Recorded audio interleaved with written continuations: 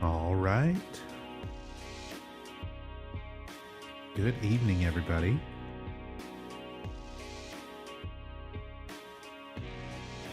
Hope everyone's doing well.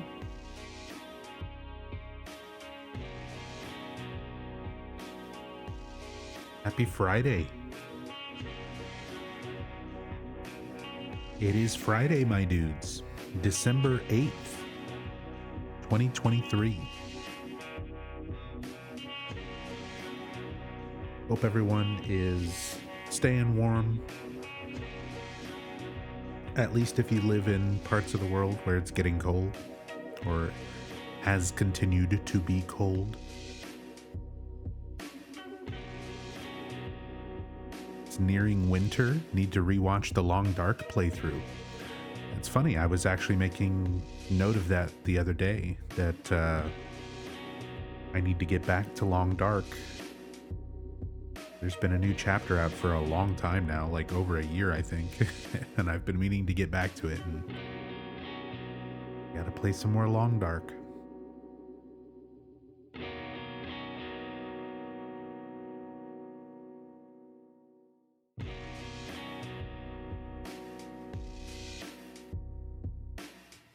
It's an amazing game, by the way. If nobody has seen it or heard of it,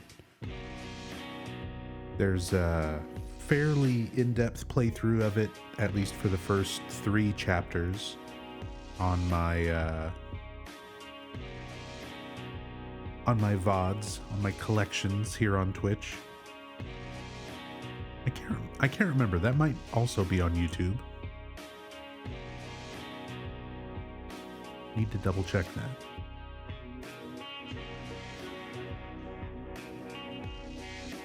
Hey, Miles. What's up, drunkard? Hope you're feeling good.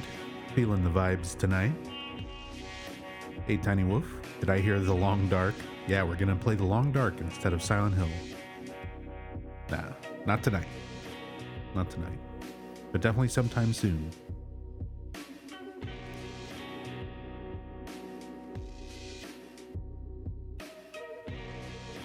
What's up, Denny? Hey, Tinkerbell.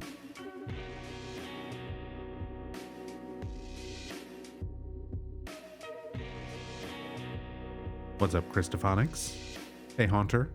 Haven't watched anything on the Long Dark. Keep putting it off because you want to play it at some point.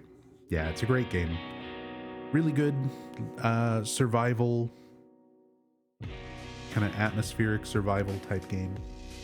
It's got some very minor horror elements to it. I mean, it has a flat out more like horror game mode where you're being hunted by like an invisible monster. It's really good. Really good game.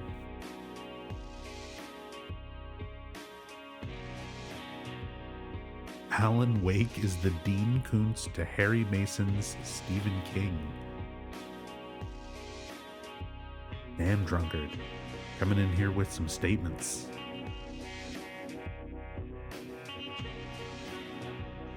Although I think I agree. It never really gets too into detail about what type of author Harry Mason is. He mentions a few different things in Shattered Memories, and they don't really talk about him being an author, I think hardly at all, if at all, in Silent Hill 1 as it is. I know they talk about it in the play novel.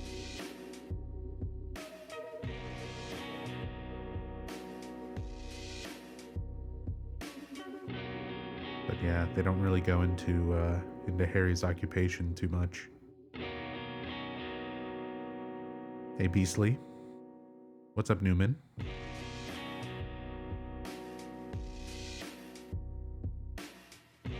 Gotta leave for work in an hour? Oh, that sucks, Tink. Well, we will probably, knowing the rate that I move at, we'll just be getting started at the 1 hour mark.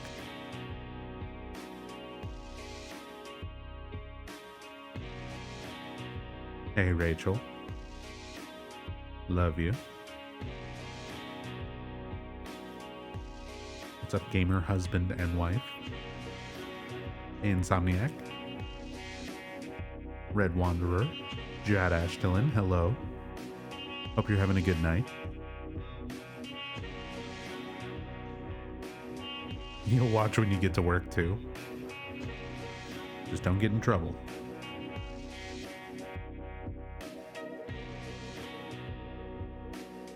Hey, Burak Auto. Christopher Judge roasting Modern Warfare 3. Nub ripping at Ascension. Yuletide carols being sung by a choir. And folks dressed up like Bubsy. Was someone dressed up like Bubsy? Did I miss something? I got most of those references. Hey, what's up, Yami? Her work's on fire. I'm sorry. Hey, Red Eye. Finally, some real Silent Hill.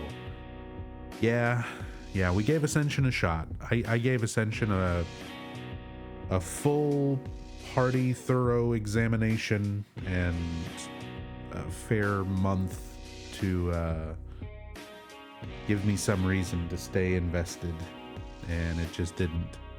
So if something that's supposed to be running for like 10 months can't really capture me in the first month, then fuck it. I'd just rather spend my time on better stuff like this. Silent Hill games that I enjoy. And people who enjoy watching me enjoy them. All the enjoyment.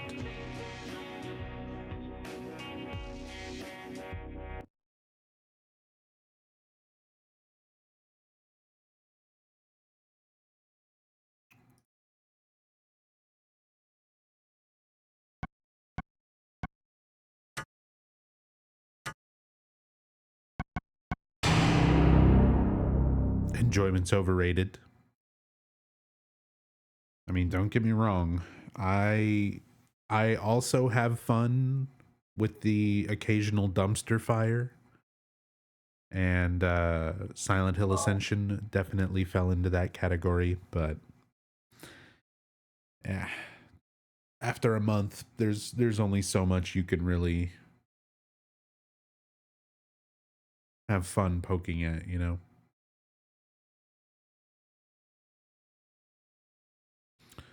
So, Silent Hill 1, I slightly changed the emulator settings since last time.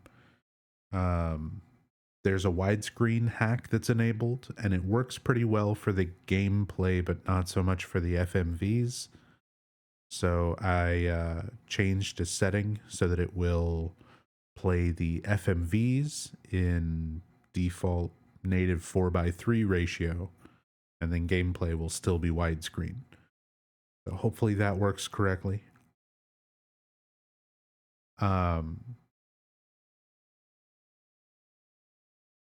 And this particular version, for everyone watching, this is Silent Hill 1, the trade demo. Despite being called a demo, this is the full game, beginning to end, with all the endings. This was a pre-retail release copy of Silent Hill 1 that got sent out to reviewers and journalists and people like that back in the day. Anybody who needed a copy of the game before it hit store shelves. So there were very few copies of this version of the game made. It circulated around between a few copies were known to exist to a few collectors, and for many, many years, unless you were one of those few collectors, there was just no way to see this. And then I think like maybe 5 years ago, something like that, 6 years ago, somebody bought an auction that contained a bunch of demos and stuff, including a copy of the trade demo. and they were willing to share it and dump the contents of it online. Other people were able to take that and make it into a workable ROM file. So that's what I'm playing through the DuckStation emulator, is this trade demo version of Silent Hill 1. It is, for the most part, the exact same game. It is not some drastically different, crazy version of Silent Hill 1 or anything. We're still doing a pretty standard in-depth story playthrough and everything. I'll be talking about the story and lore, and all of that's exactly the same. But there are some very minor differences here and there, some slightly different item placement, some slightly different enemy behavior, some slightly different mechanics. There's no difficulty selection. So yesterday when we started this playthrough, when you start the game, it just starts. There's no easy, normal, hard. The difficulty that it sets you at by default is sort of in between the retail version of the US release. It's sort of in between normal and hard mode. There's some different enemy mechanics. There's large groups of air screamers in certain parts of the town, where certain ones are sort of like boss air screamers. They don't look or act different, but they have like 10 times as much health, and they're much more difficult to kill. So there are lots of interesting little differences and changes to this version. And it's interesting because this would have gone out just a few months before the retail release. So right up until retail launch, before everything shipped out, they were pretty much still making tweaks and changes and fixes to this game. And they didn't even fix everything. So the North American release came out first, and that version had a lot of issues and a lot of bugs. There is, for example, a note regarding the Gillespie home burning down that is not viewable on the US version due to a glitch. So the Japanese version that came out after the US version, when that bug was discovered after the US release, a month later when it came out in Japan, they kind of fixed that bug. Or at least later on a re-release in the Japanese region. And then the PAL release fixed it. So anyway, there's just a lot of different little changes, little alterations from version to version when it comes to Silent Hill 1. And this is one of the earlier full game builds that exists. There actually is now an even earlier build the next than town over. this that has been going around. I haven't actually found that yet, but I've seen people who have been playing it and streaming it, so at some point I'll track it down. But yeah, this is one of the earlier full game builds of Silent Hill 1, and it's just kind of interesting checking out all these little slightly changed things right before it came out for retail release.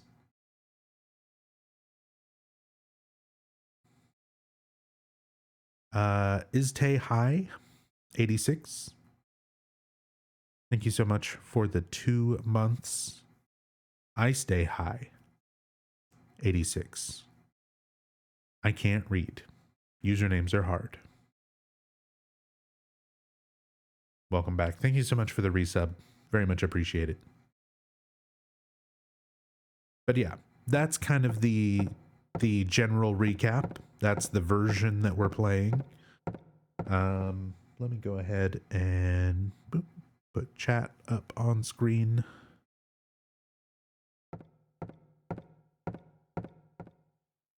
Possible to share how you got to be able to play this version. I'm running an emulator, and the files for the trade demo are available online if you look for them. If you want a link to the files themselves, you can join my Discord, and I will share that after the stream. just in case, because we don't have a chat bot currently.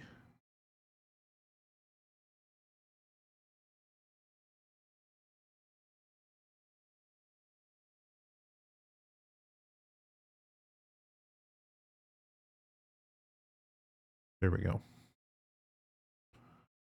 There's a link in chat for anyone who wants to join the Discord. Same thing, if anyone's watching on YouTube, you would like to join our Discord community, pause the video, visit that link there. Everyone is welcome. If you have questions about the Silent Hill series, we've got a section specifically for that.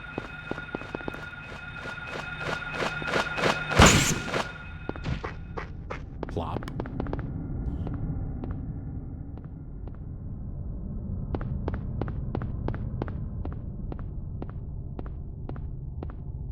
But yeah, we're a chill community. And like I said, if you'd like to know more about resources and things that I use for versions of the game, any of the games that I stream, if you have questions about that or need links to anything, be happy to share that in the Discord. I'll put that in the Silent Hill info section at the end of the stream. Really quickly, as we're moving on here, so story catch up from last time. We saw the intro of the game, Harry Mason visiting Silent Hill for vacation with his daughter Cheryl. He sees a vision of a girl in the road that causes him to crash, wakes up from the crash, and he is trapped in the town. It's strangely snowing out of season, and his daughter is missing. Cheryl turns out to have been the other half of the soul of a girl named Alessa Gillespie, who is currently undergoing a ritual from her cult leader mother to cause her to birth a god, and she needs Harry Mason's help. So she is projecting herself around the town using the other half of her soul that once was Cheryl up until the moment Harry crashed, in order to lead Harry around and kind of guide him to where he needs to go to help her. In the process of this, Harry Mason had to go through Midwich Elementary, Alessa's old school, where he encountered mumblers, childlike monsters representing the children that bullied Alessa, and all of these different creatures that represented things that Alessa fears along the way. Air screamers, which resemble dinosaurs from I'm a police officer from Brams, the next town over. Dogs that scared her. So we made our way through Midwich. We fought one of the larger manifestations, the split-head lizard, a creature from a fairy tale that Cheryl most likely knew, and possibly Alessa as well. And now, after making our way out of Midwich, Harry Mason sees a vision of Alessa and starts to hear a church bell. So we're now out of Midwich, on the streets of Silent Hill, on our way to the source of that sound, that church. Chaos Joe, thank you so much for the resub. Very much appreciated. Welcome back. Thank you, thank you. So now, while we're on the streets of Silent Hill, on our way to that church, I just want to stop and, look at a couple of interesting things in the environment on the way. Pepsi logo there. It's not the widescreen hack or anything from the emulator.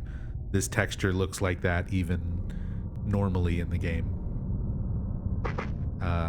In fact, I can show you just as a little reminder.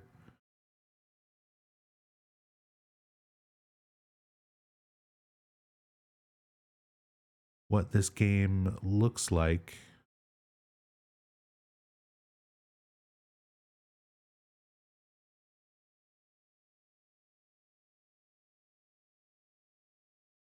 Oops.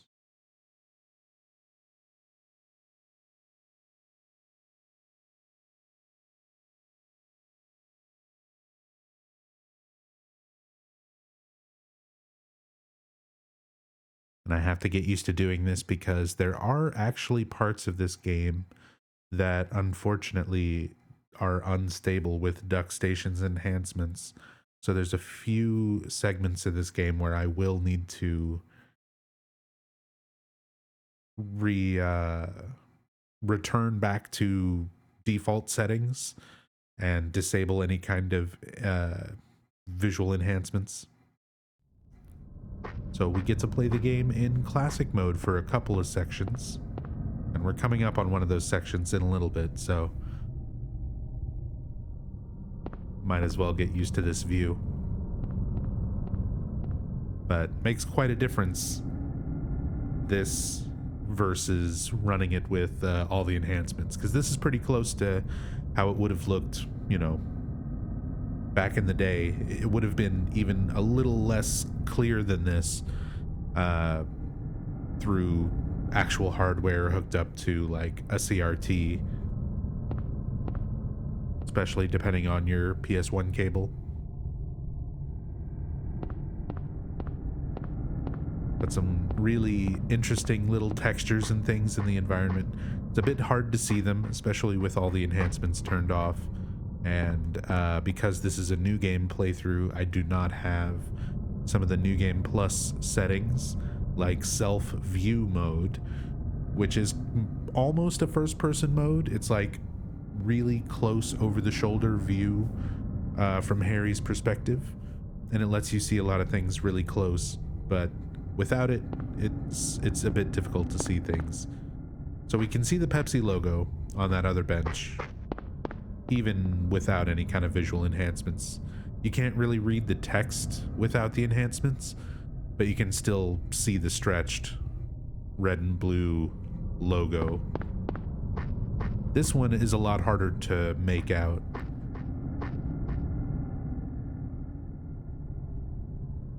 So let's actually see how much better it comes through.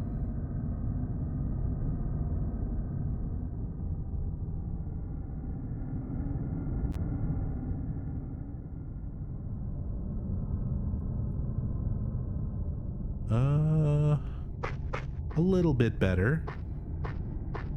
Can you read what that bench says? It says Gangusta Paradise, which is kind of a Japanese mispronunciation of Gangster's Paradise. Gangusta's Paradise. A reference to Coolio, rest in peace, in Silent Hill 1. It's a real thing. That's not modded in. That's not part of the trade demo. That's in the retail version as well.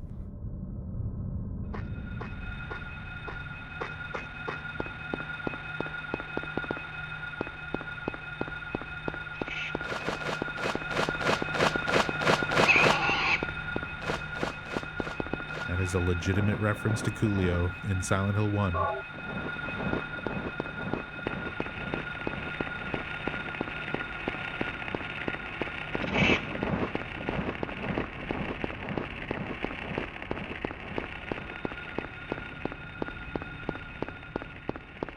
Yeah, Coolio is canon to Silent Hill. Somebody should have made a Coolio account for Ascension. Try and get him to show up.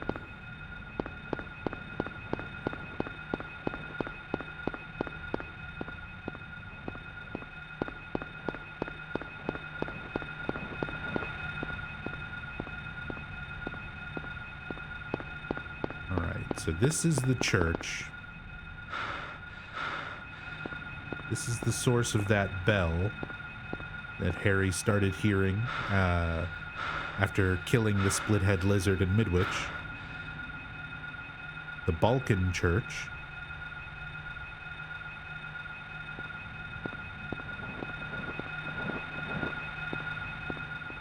If you're a fan of Shattered Memories, they reference the Balkan Church, but instead of it being a church, it's a nightclub.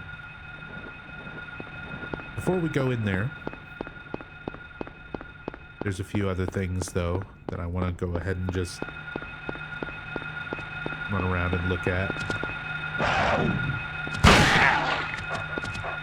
I am wasting my shotgun. My shotgun. What are we doing on ammo? 91, 16. Not bad, not bad. We'll be able to save a lot of ammo with melee. Technically, we can already, but I showed how terrible the knife is in this game during the last stream. The steel pipe is better. You can pretty much beat the whole game with the steel pipe, like, relatively consistently. It's a little bit harder on the trade demo, just because enemies are a little bit tougher than normal on retail release, and ready animations for weapons are slower. So the ready animation for Harry to, like, bring the gun up and then actually aim and fire is a little bit slower than it is. Same thing with the shotgun. Little bit slower than it actually is on retail. And with the guns, you know, you're attacking from at least even a small distance, so it's usually not too bad, and you don't really notice that difference in longer animation.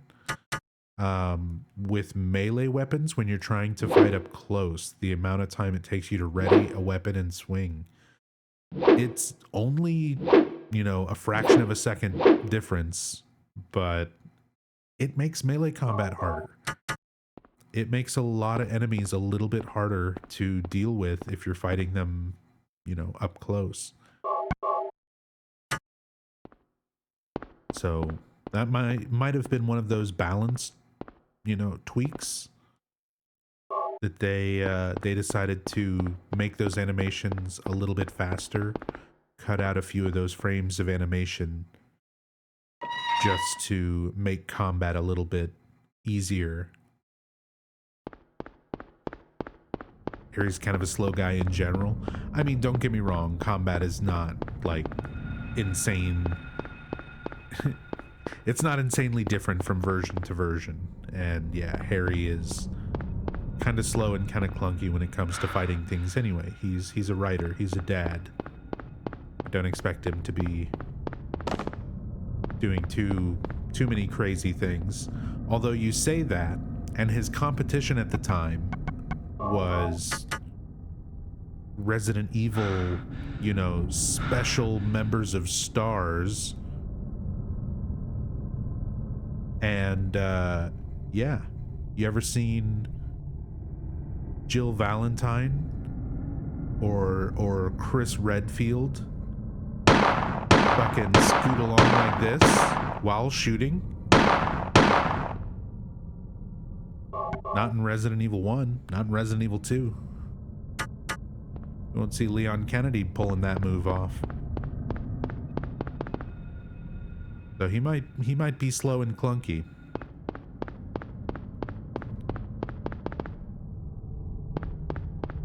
But he's pulling off some moves. He's got techniques that even Stars members don't have. Good luck. It's Super Tuesday.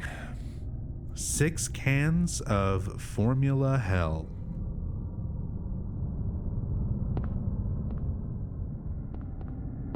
Super Tuesday's coming. Did you bring your coat? So here we have a Shell station. You can see the S is especially worn off so that it looks like it says hell on a few of the signs.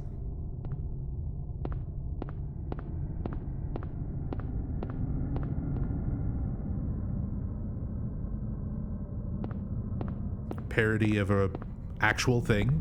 There are Shell stations. It's a gas station, pretty popular, pretty common in the US. I think they're still around. But the logo is different, rather than being, this is sort of almost like a snail shell.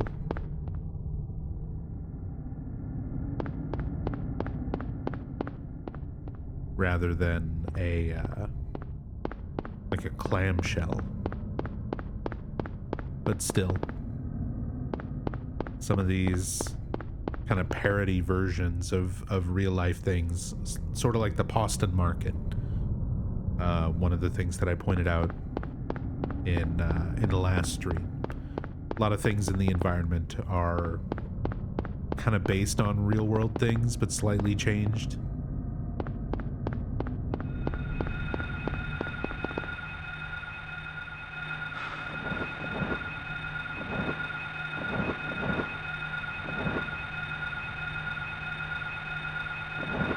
What's he doing?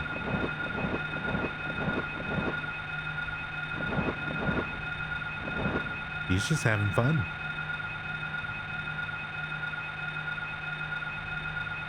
Get a good look at these animations.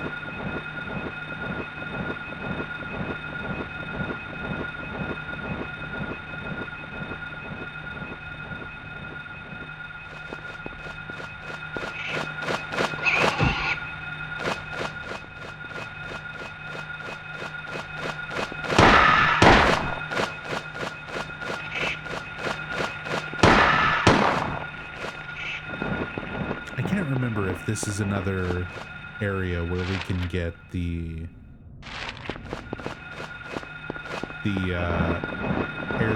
air screamer swarm.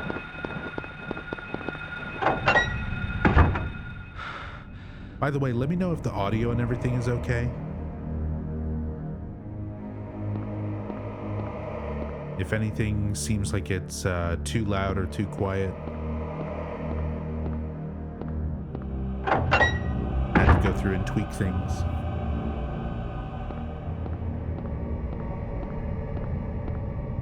All good? Everything sounds great? Awesome.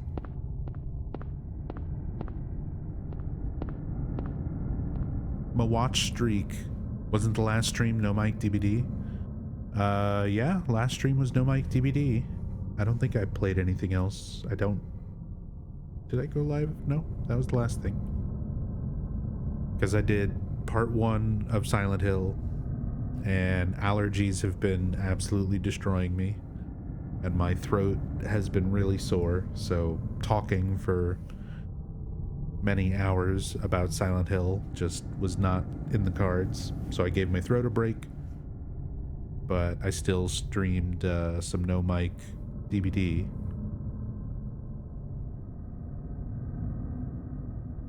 And then took it easy, got some rest. That brings us to today. That should have been it. Either way, rest in peace. Watch streak, the scam streak.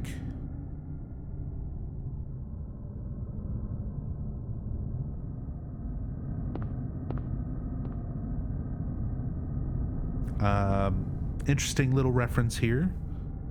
So the Orage Bridge control room.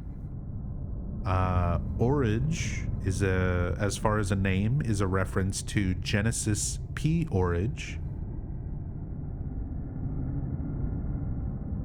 And Genesis P. Orage is an industrial, one of the original industrial musicians, formed a band called Throbbing Gristle, and also had a project known as Psychic TV, often abbreviated as PTV.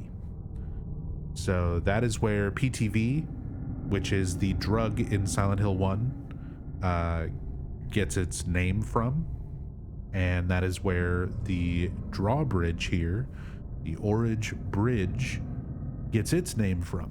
It's from Genesis P. Orage, Throbbing Gristle, and the Psychic TV project. And considering all the industrial music elements in Silent Hill 1, I would say it's fair to assume that Akira Yamaoka most likely took some influence from Throbbing Gristle in the sound design and music influence in the more heavy industrial aspects.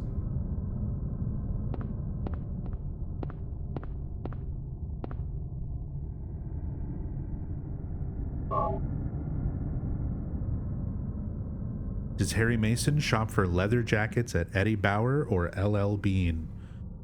I went to Maine, and when I was in Maine, I was in Freeport, and there is like a giant fucking LL Bean that everyone talks about how nice the giant LL Bean is.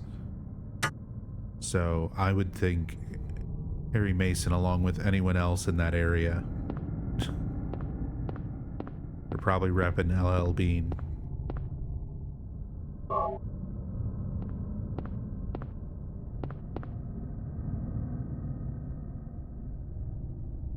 There's a keyhole on the control panel. We'll be back. We'll get that key eventually. Love all the little details of things. Just stuff sitting here. This little control room could very easily just be the switch and nothing else, but they put the newspaper, the bottles, the TV, the radio, little pictures. There's like little framed pictures and stuff down there.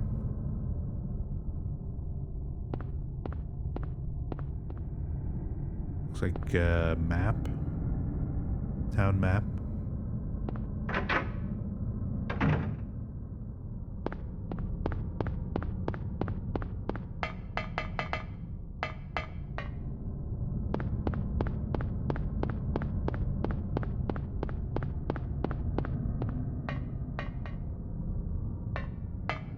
Surprised Harry doesn't have some dialogue.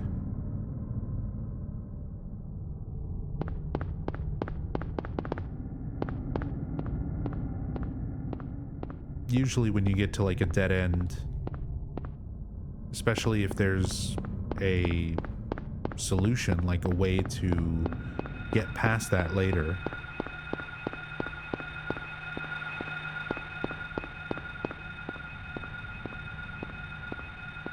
usually he's got something to say.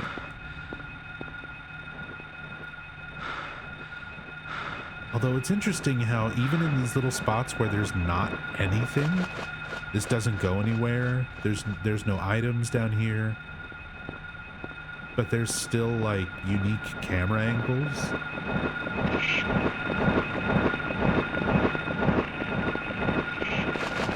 Well, we might have an air screamer gang.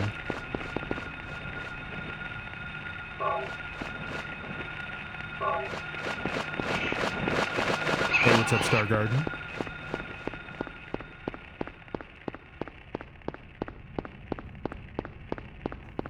You know it. It is Silent Hill 1 time. Going in depth, continuing our discussion on Silent Hill and the trade demo specifically.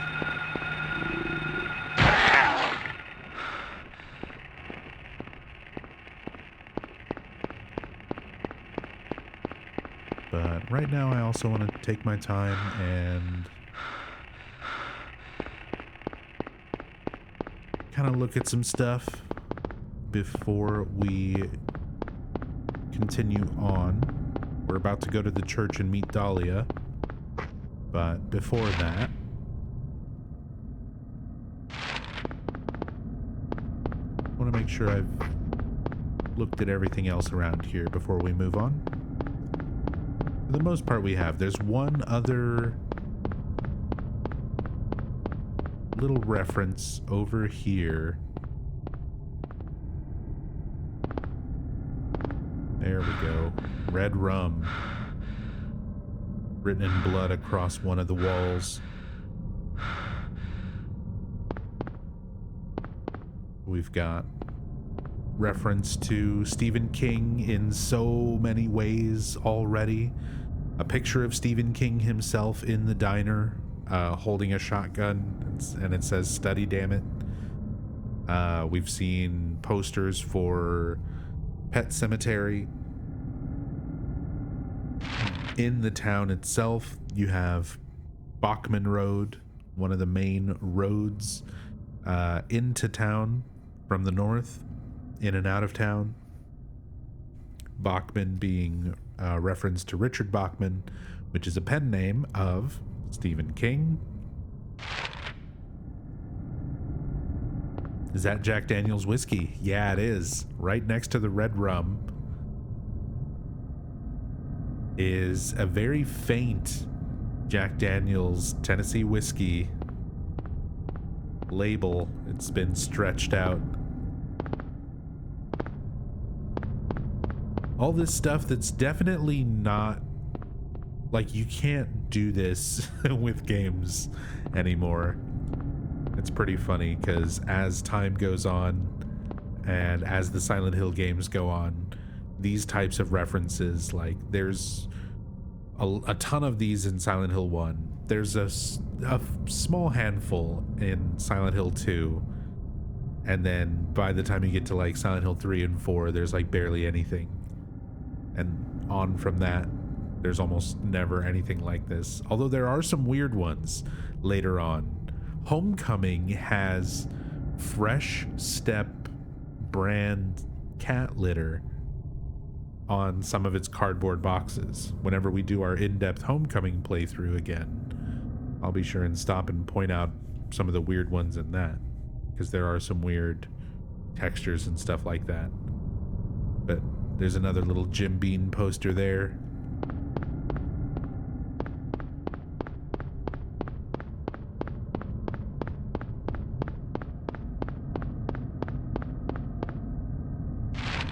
Legally distinct Jim Beam whiskey. All right, that looks like that's everything that I want to stop and talk about. So I need to really quickly adjust my settings, and I need to make a save state here just in case. So there's a few problematic areas if you're running Silent Hill 1, and this is not the trade demo, this is even retail copies of Silent Hill 1. When you're running them on Duck Station, there's a few different places where if you have any sort of visual settings turned on, enhancements turned on, the game will just freeze or crash. And there is, in the Duck Station settings, if you click on the advanced setting tabs, there's a little check mark for a tweak/hack that says disable all enhancements. So for these sections of the game, you just want to make sure that that's enabled. Or if you want to manually go through and disable everything, you can do that too. That's just a nice fast way to do it. That way the game won't crash. And then we can re-enable it after.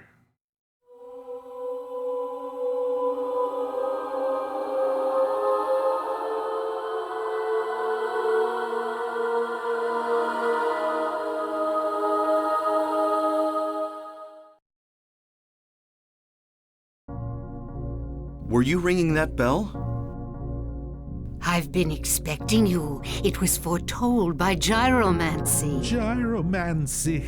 What are you talking about? I knew you'd come. See, that's way better than a You withering. want the girl, right? The girl?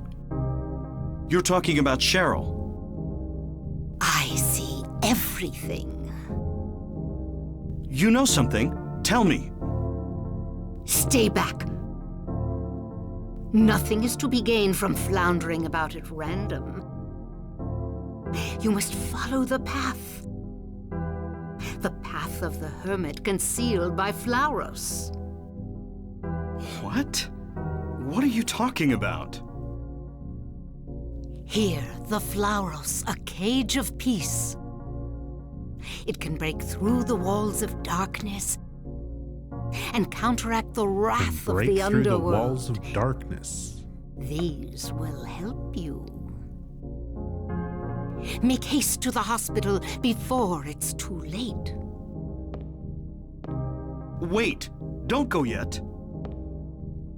Not listening. She just leaves and locks the door behind her. If you try to run after her here, it won't open. Must be locked from the other side.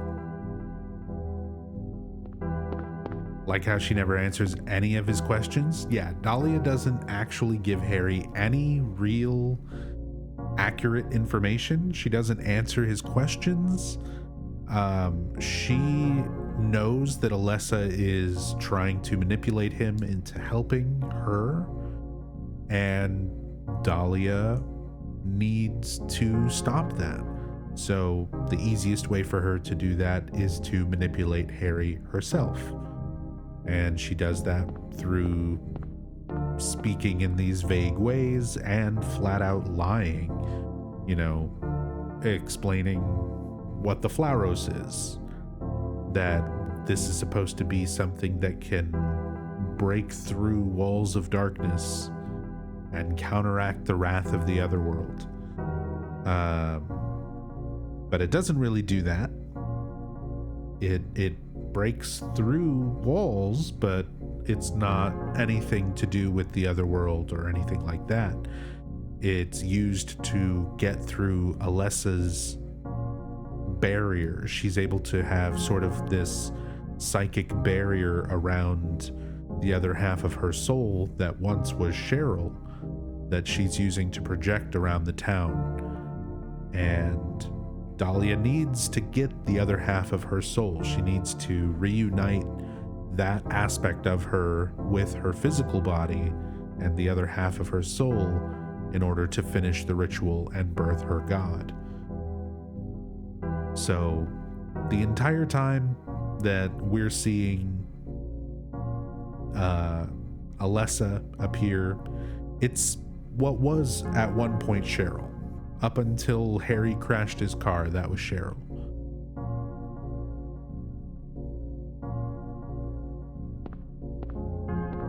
And Dalia leaves behind the one thing that can break through that psychic barrier, that spiritual barrier that Alessa is able to protect her projection with, the Flauros.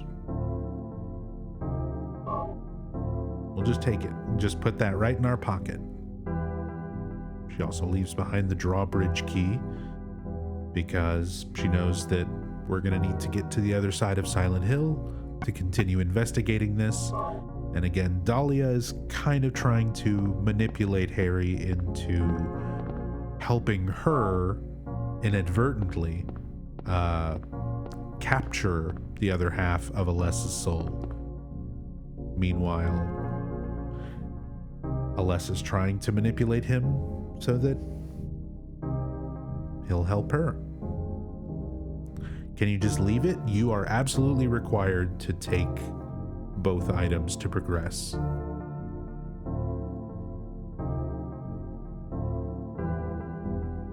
Bible. Some of the best commentary. All these different things that you can examine in the environment, and Harry kind of gives you his thoughts on it, to give you some inner monologue, or at the very least tell you I don't need this, or it's not important. This one, Bible. That's it. Not a Bible, not here is a Bible, not it's a Bible, I don't need this right now. Just Bible. Just Bible. And a pixely Jesus. Speaking of pixely Jesus,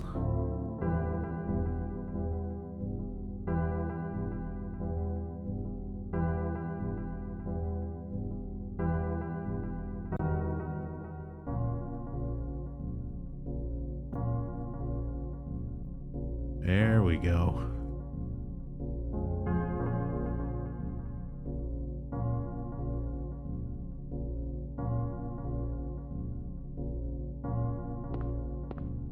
There's the HD Bible. Does this version have the glitch with the newspaper clipping in nowhere? Like in the NTSC version. Newspaper clipping in nowhere.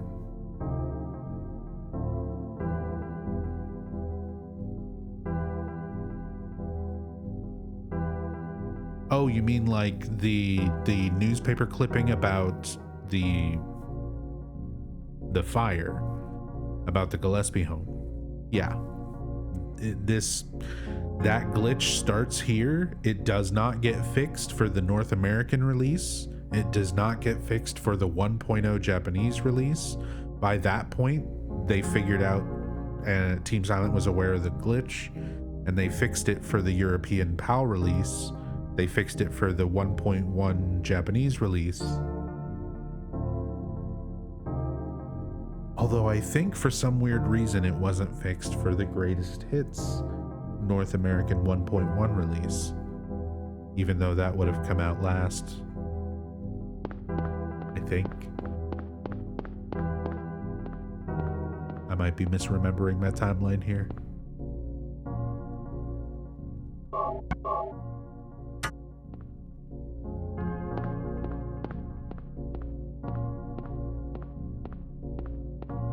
There's a picture on the wall. Nothing special. Nothing special. Just Jesus. See you later, Jesus. I'm gonna go stop a demon from being born. Or I guess kill it slightly after it's kind of born.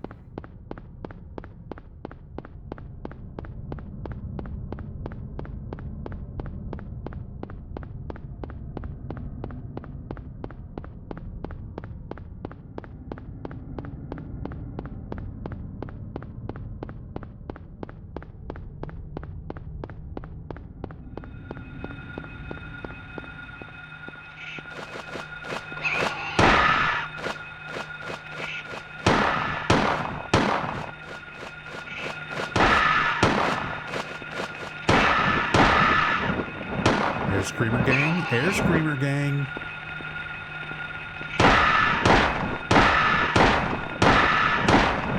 Oh, that's the boss. Look how many shots it takes. See, the regular one died in like 3. And then you have this one doing a shit ton of damage. And eating all of my ammo. Yeah, Air Screamer gang. This is one of those things that this enemy behavior is not in the retail version.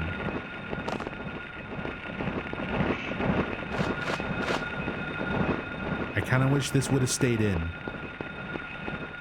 I like the roving Air Screamer gangs.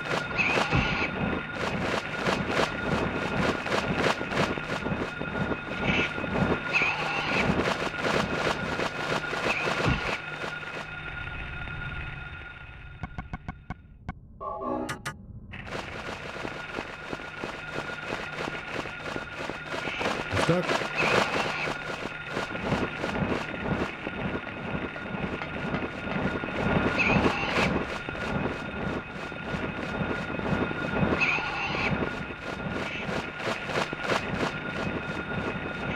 Isn't this one on the bridge still in release?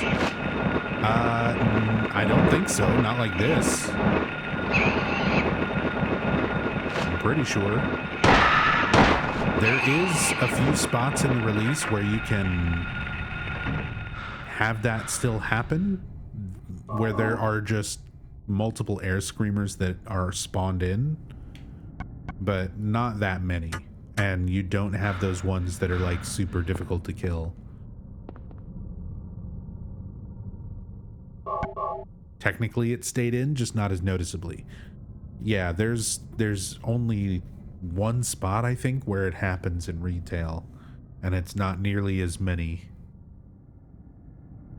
Whereas in the trade demo, there's a bunch of spots all over the town where that can happen.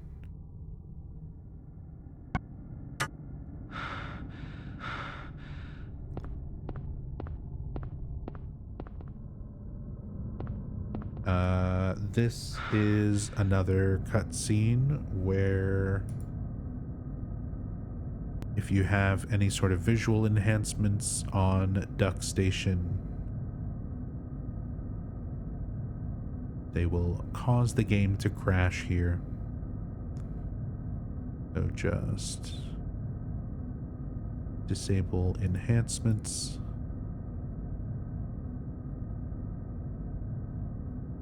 Switch back to 4.3.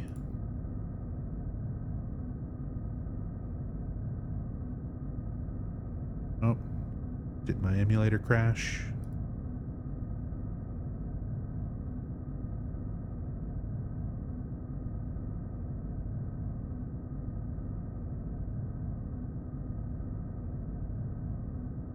I think the emulator crashed.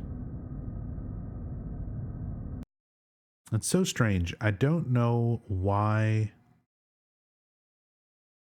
Duck Station has such a difficult time with these spots in Silent Hill 1. Because I used to use a few different emulators in the past.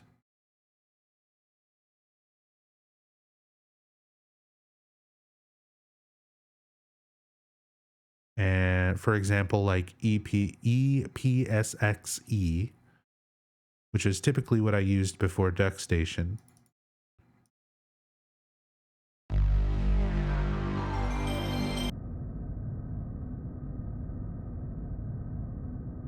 Oh no. Even when I load the save state, it does not work.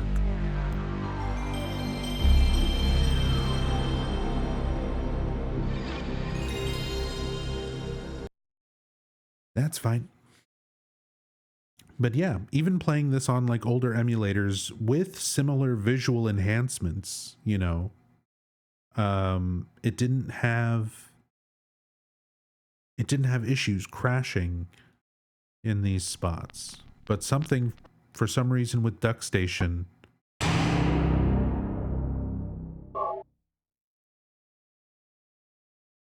always tends to crash.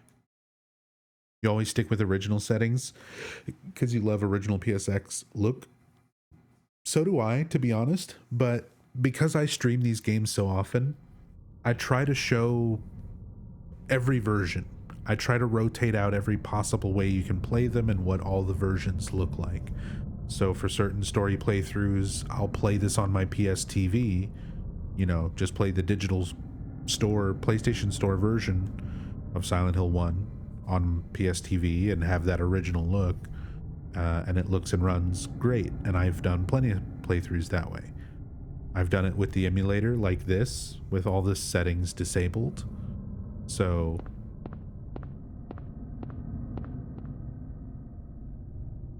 this time I wanted to do it with all of the settings on.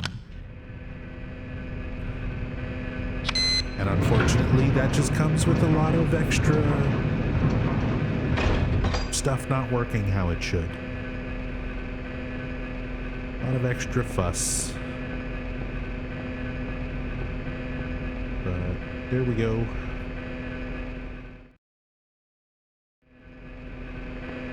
Let's just make an actual save.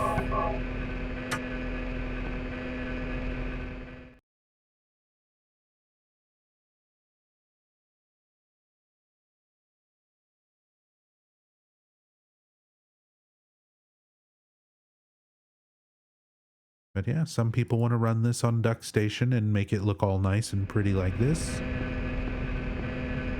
So I want to try and offer a playthrough that shows what you'll get if you do that. All of the pros and all of the cons. The pros are, for the most part, it looks and plays really, really nice. But there are a few troublesome spots. Whenever you first meet Dalia in the church, for whatever reason, that cutscene messes stuff up. That cutscene of the drawbridge, for whatever reason, messes stuff up. And then later on, there's a cutscene with Lisa. We're good until the amusement park, I think, before we have another spot where we need to change the visuals, disable everything.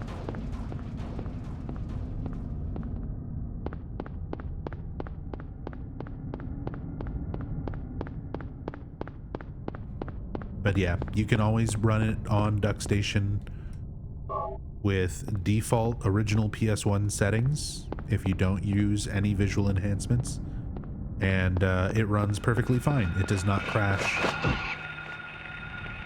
and you can play the full game without any issue.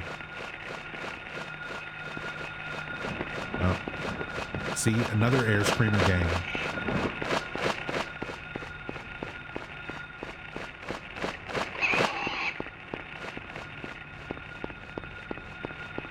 So many Air Screamers. Slap. And now we have rompers. I love the animation for when the rompers pounce Harry. And it's a different animation depending on what direction they hit you from. So if they hit you like head on, Harry does this like slap across their face to get them to stop mauling him, and they just sort of stop. It's really funny.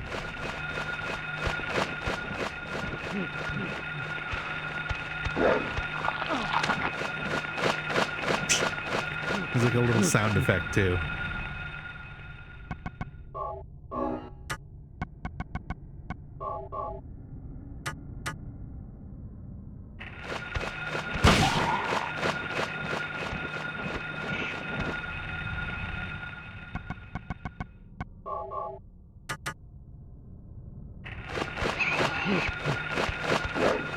Here.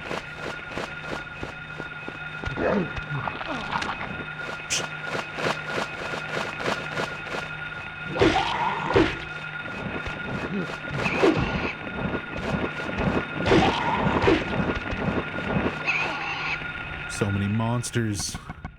There's no reason to sit here and fight. I never tend to take my time and fight things when we do these playthroughs. A lot of times we just kind of run around, and I mean, that's the idea. More so focus on the story, just getting from place to place, but sometimes I also want to mess around and show off combat. Not exactly great.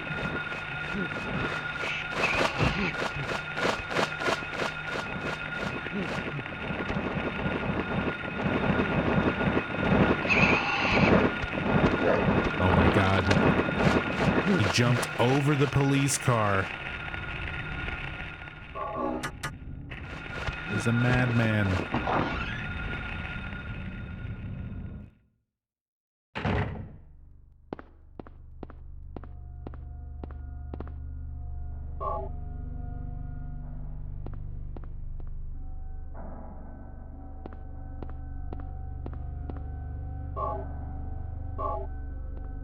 Crime in Silent Hill is out of control.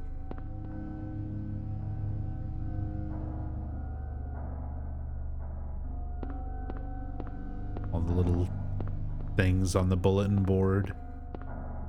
I love the guy who looks like Two-Face. Like half his head is a skull. And it just says drug in the bottom right of the poster.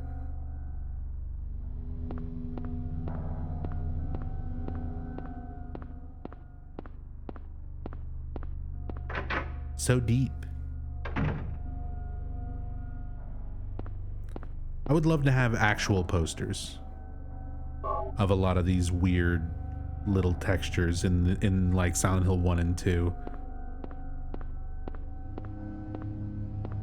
I would like to have a poster of Drug Two-Face I would love to have a poster of Hype, which we're about to go see Hype. We can go see Hype now. We're on the side of the town where Hype is.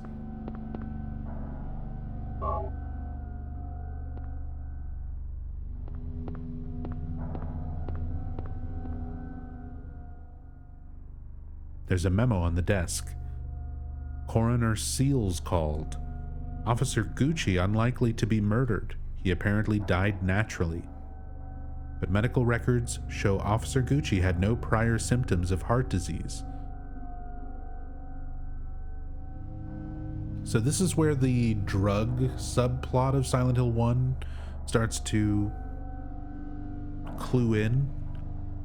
You're kind of getting some more hints to that aspect of the story, where there is a drug called PTV that's being manufactured and sold in the Silent Hill area that is, you know, highly hallucinogenic and used by the cult either for rituals or for drugging and inducting members into their cult, into the order.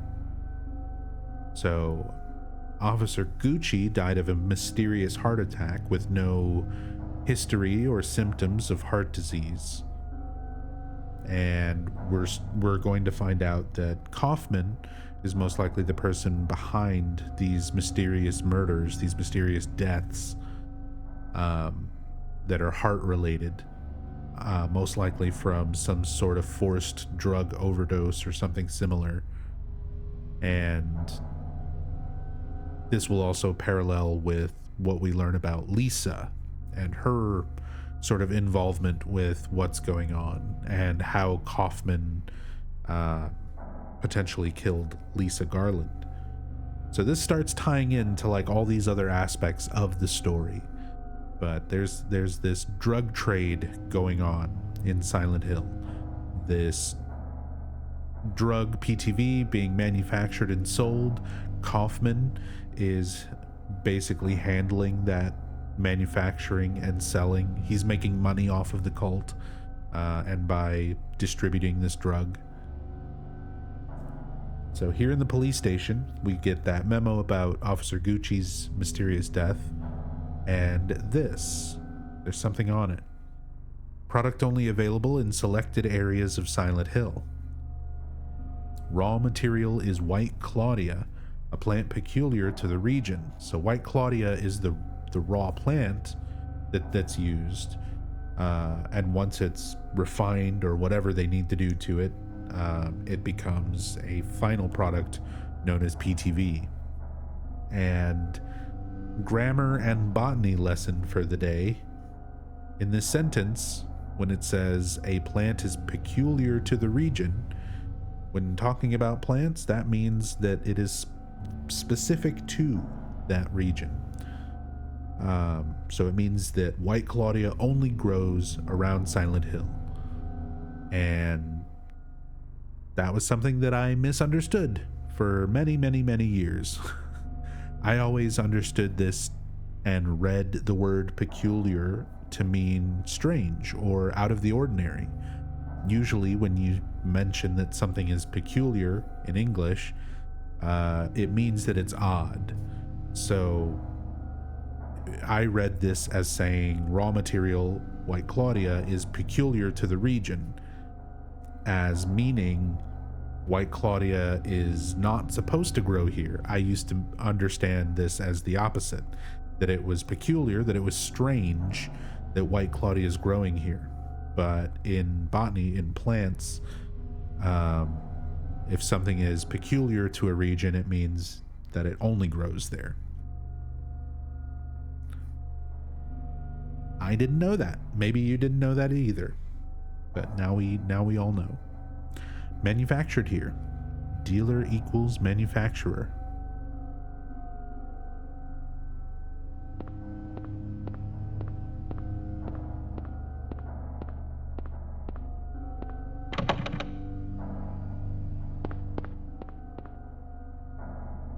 Whoops. Wonder if the police station is meant to be a subtle jab at the one in Resident Evil. I mean, this game borrows very, very heavily from Resident Evil, mainly in its survival horror structure, but at the same time, you know, Resident Evil didn't invent police stations.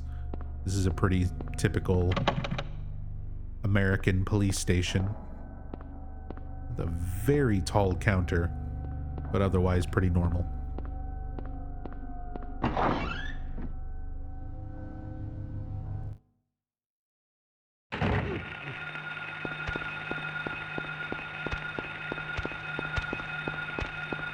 Leave me alone. Leave me alone.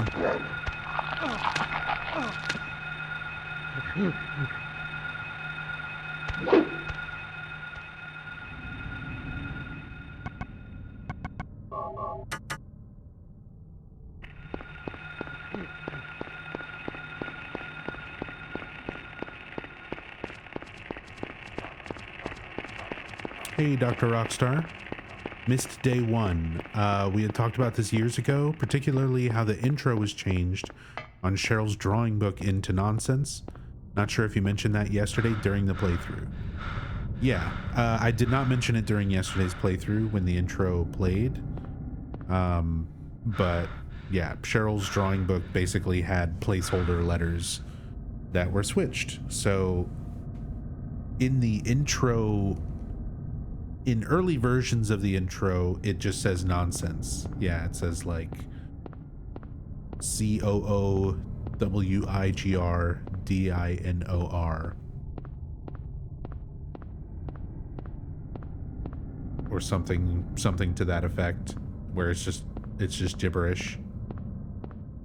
And then that's changed to say drawing block, but you still see that nonsense writing on the in-game model when you go into the alleyway and look at the drawing block. It still has the gibberish on it, even in retail.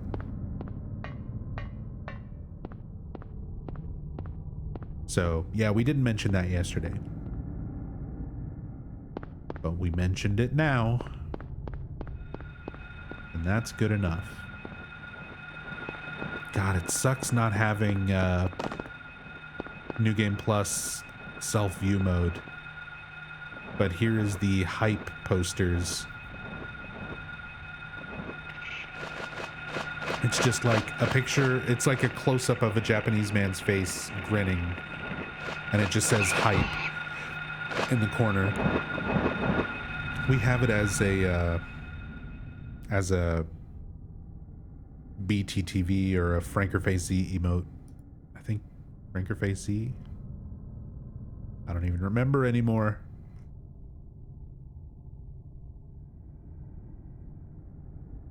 We have a hype emote.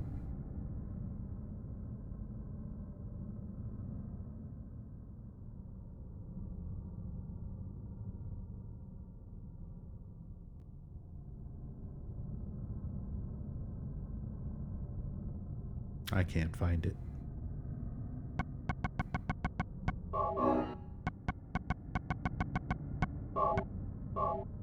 I hate the new BTTV, like, advanced emote layout thing on Twitch.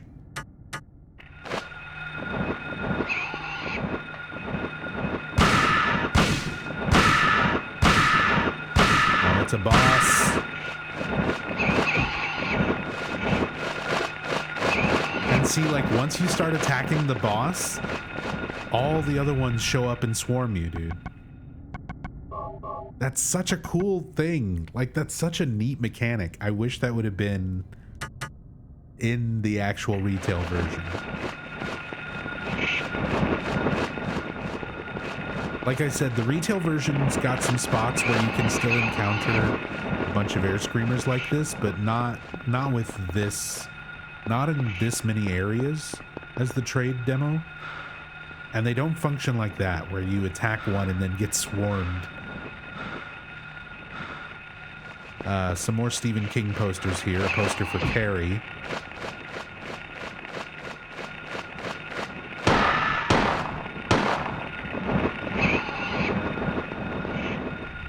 Don't care if the game's considered dated, the environments still look great and are fun to explore. I agree.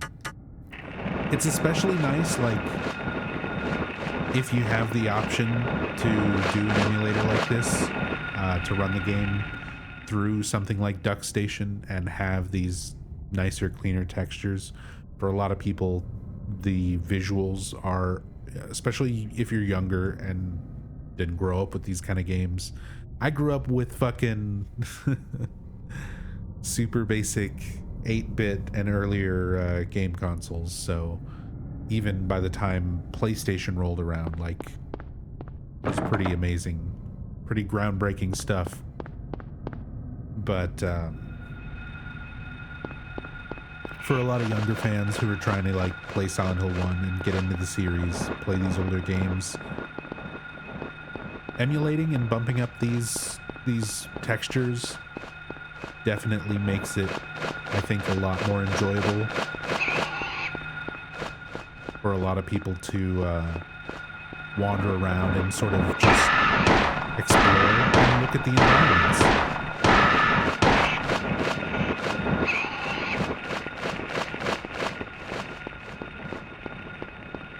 Prefer this game over 2, partly because of how much more open world exploring the town feels. I do like that aspect of this game more than really any of the sequels.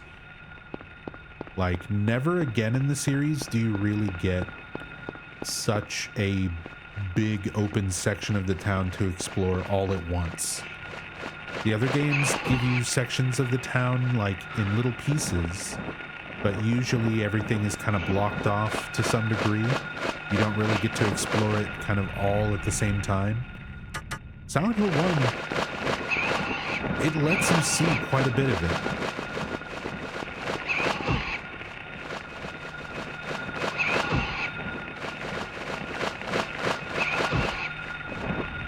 And more than just letting you explore it, there's enough unique assets. Oh my god, this fucking gang, dude.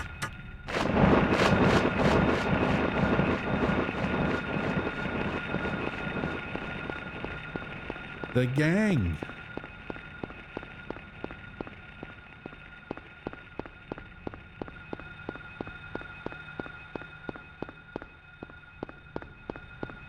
But yeah,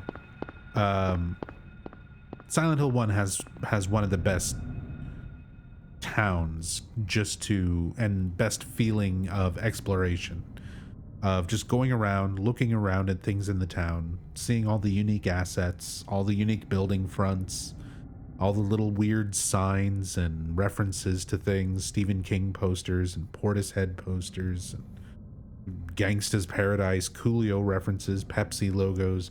There's all sorts of weird little things in the environment. Storefronts with weird names, parodies of actual things like Poston Market and the Shell Station. That exploration and the variation of everything in the town so that it feels like a town. It doesn't feel like everything is copy pasted around, because I've heard that argument from a lot of people who are fans of Downpour. A lot of people who really like Silent Hill Downpour, who are like, yeah, but you get to explore so much of the town. And I'm like, who cares? Yeah, you can explore a big chunk of Downpour and you can look at a bunch of fucking copy pasted asset buildings with the same exact windows and the same exact boxes and the same exact desks with the same exact placemats and pencils on them, and the same exact coffee boxes and the same exact tea boxes, like copied over and over and over, building after building after building. Every pile of garbage is repeated. Like, I don't mean garbage as in something that looks bad. I mean actual assets, piles of garbage in the street where it's in front of the building. It's the same thing in front of every building. So yeah, you can look around and explore stuff like the town in Downpour, but you don't get the satisfaction of exploring in like Silent Hill 1 and looking at all these unique assets. In Downpour, once you look at one building, you've seen every building. Once you've gone through one interior, you've seen almost every asset that you're going to see in the entire game, because it's all just reused over and over and over with very, very few exceptions. There's like a handful of unique locations that are worth going and looking at in Downpour. There's like the theater and probably something else that I'm forgetting. Mostly just the theater. That's like the one that really stands out in my mind as being kind of neat. Kind of something cool. But running around with Silent Hill 1, like Tramp's Bar, the Die Die Restaurant, Nail Nail Nail, like you never see the same thing twice. None of these buildings, none of these like store signs, none of it's repeated. The Green Pharmacy, even if it's just little background details like that, it's satisfying that you can run around the town and explore and find different things. Even if it's not something you can interact with, you just get something different to look at. Not just copy-pasted building assets. Not to mention, one of the best things in the entire world. Just cats.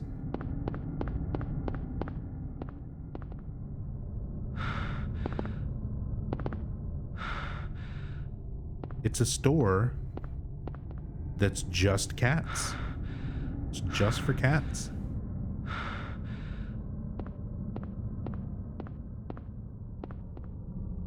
They reused so many textures in Downpour. The weather aspect of it was cool though. They never did anything with it.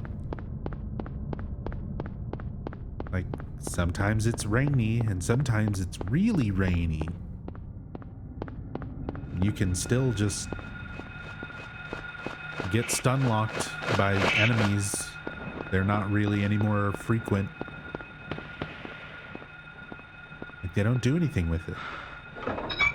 Sometimes the spooky lady yells at you in the rain. Yeah, sometimes the police car full of dirty ladies will cause your screen to fade out and fade in, and then they will scream at you and it will get rainier. They put all this emphasis into the downpour is the name of the game. They put all that emphasis into the rain and the water attack, like the water effects and textures and stuff in Downpour look pretty nice, especially like fabrics and objects that are affected by the rain that have like a wet texture applied to them look really good. And then they don't do anything with it. They don't have any sort of interesting like dynamic thing going on with the weather transitions. Downpour is a lot of wasted ideas. Downpour is one of those games where I hate all of the, like, it could vary with a little bit more work and a little bit of changing stuff out. It could have been really good, but it handles the few interesting things that it does have, like, in such a bad way.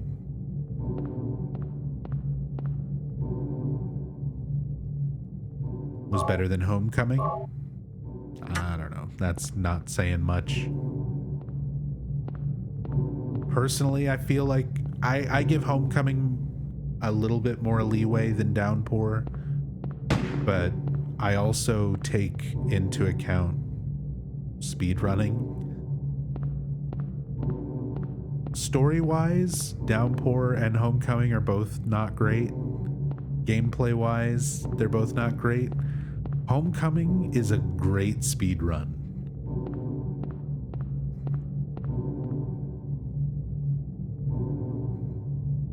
Homecoming is probably the best Silent Hill speedrun. It's the perfect amount of broken to make for a lot of interesting categories and to make for a really, really cool speedrun. So, since I'm kind of getting off track here, really quickly, all I will say about Homecoming is once you get a gun in Homecoming, walls don't matter anymore. So you can clip through just about any wall, any door, but things don't always load in the way that they're supposed to. So you can't just do that everywhere, because if you do it in the wrong spot, you just fall through the ground and die. So once you get a gun, you can clip through anything, but you can't clip through anything. You can only clip through certain things that will actually benefit you. So the route is all just optimizing what walls you can go through and going through them. It's great. It's an amazing speedrun. If you've never seen a Homecoming speedrun, look one up. They're awesome. But yeah. Silent Hill 1. We've made it to Alchemilla Hospital.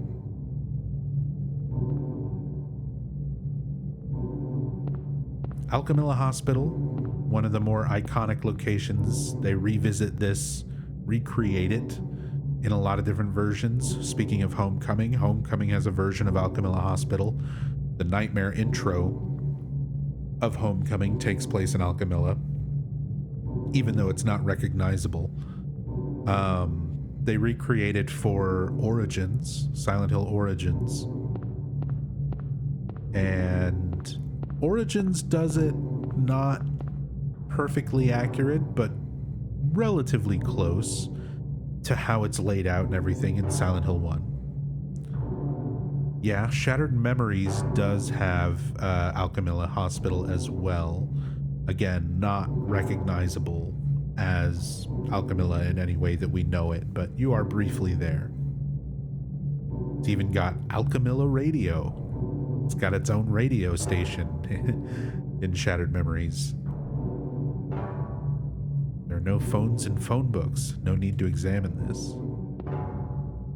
Wait. There are phones and phone books. No need to examine this. I just can't read. Don't worry. Don't mind me. This is a full game? This is the full game. It's called a trade demo, but it's not a demo. It's just an early release version of Silent Hill 1 that went out to journalists and reviewers before the full game went on sale. Back in the days, before like you just digitally send out something, you had to release a physical version of it early for reviewers so that they could have magazine articles ready by the time the game comes out a few months later. So there's a few subtle differences and changes in this version compared to retail versions.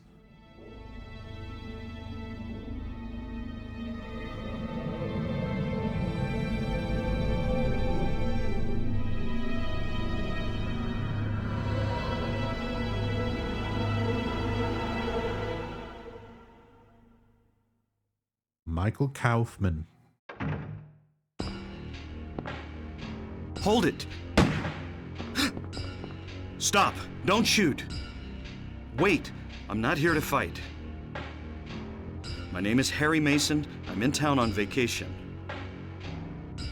Thank God, another human being. Do you work here? I'm Dr. Michael Kaufman. I work at this hospital. So maybe you can tell me what's going on. I really can't say. I was taking a nap in the staff room. When I woke up, it was like this. Everyone seems to have disappeared. And it's snowing out, this time of year. Something's gone seriously wrong. Did you see those monsters? Have you ever seen such aberrations? Ever even heard of such things? You and I both know creatures like that don't exist. Yeah. Have you seen a little girl anywhere? I'm looking for my daughter. Cheryl? She's only 7. Short, black hair. She's missing. I'm sorry. But with all those monsters around, I highly doubt that she's... Sorry, I didn't mean to alarm you. Your wife, she's here with you? She died 4 years ago. Now it's just me and my daughter. I see. I'm sorry. Well, I'd better be going. I can't Yeah, I just love sit the around music here here. doing nothing. So long. Good luck out there. Silent Hill 1 has such a varied soundtrack, and I love all of it for different reasons. Used to think Kaufman was a bad shot, but then I read others interpreted it as a warning shot, which kind of makes more sense. I just think it's funny the way it all plays out, you know. He's in there, he's clearly distressed, he's already killed a fucking monster. He's already shot one of these air screamers, which it's never even explained how that got in here. And the fact that Harry opens the door, he just shoots. He doesn't say anything. Like, usually if it's a warning shot, you might shout something and then shoot, like, clearly at the floor or at the ceiling.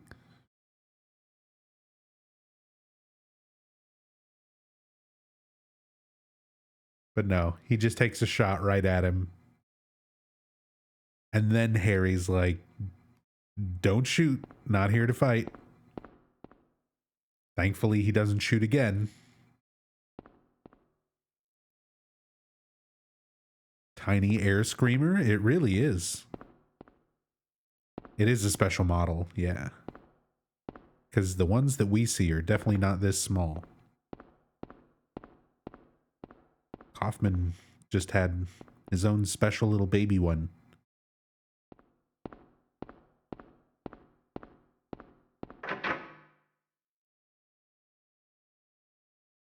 Silent Hill 1 has such a dreamlike feel to the dialogue, like something that makes sense at the time, but really doesn't if you think about it. Yeah, and a lot of that is not intentional as much as a lot of fans will want to tell you. There's a newspaper. This article's been clipped out. Like, there's definitely a certain degree of the acting that is part of the voice actor's direction. But also, for Silent Hill 1 in particular, and this is taken from excerpts from an interview with Michael Gwynn, who voices Harry Mason, who talked about kind of the recording process and things like that. And mentioned that, you know, you've got a team of Japanese developers. You had Harry Inaba, who was fluent in English, but, you know, not a native English speaker. So certain tones and intonation and dialogue, the direction that he was able to give, the voice actors wasn't necessarily clear or accurate. And then all that audio had to be recorded and broken up into smaller bits of audio, a few words or a word or like maybe a sentence at most, as one audio clip that would be coded into the game. And you had the audio engineer who didn't speak English putting that audio into the game and didn't know exactly where to put pauses, didn't know exactly how long of a beat to wait in the dialogue between certain words and between characters speaking to each other. So you get a lot of that weird, dreamlike, stilted feeling to the dialogue, partly through direction, but also partly as a result of just kind of limitations, language barriers, and recording and hardware limitations.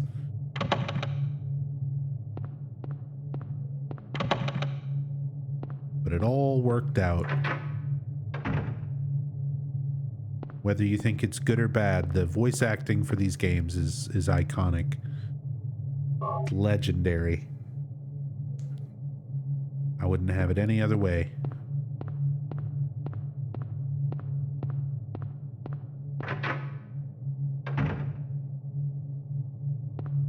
can't be hardware if MGS did what it did. Yeah, Metal Gear Solid, they used some kind of voodoo magic doing the way they handled their audio, their dialogue and stuff, compared to the way a lot of other games were doing it at the time.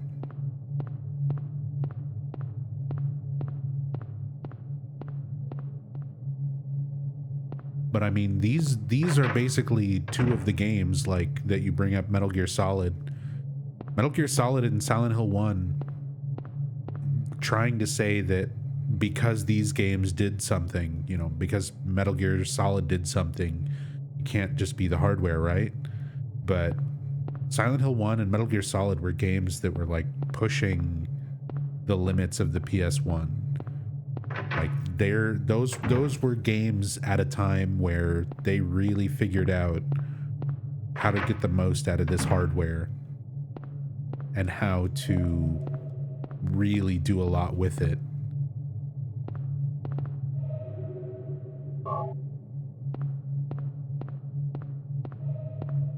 So Silent Hill 1 and Metal Gear Solid figured out ways to do things on this hardware that like no other developers could do.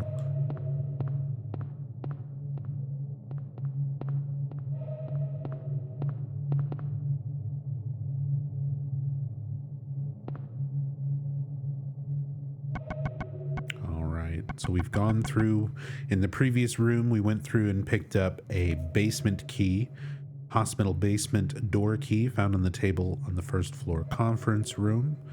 And just now in the hospital kitchen, we picked up this plastic bottle, which we're going to actually need. We did a vote during the first part of the stream, day 1 of the stream, to determine what ending we're going to get. And good plus ending is what won the vote. So for the good plus ending, we're going to need this plastic bottle, and we're going to need the Glophitus in this room.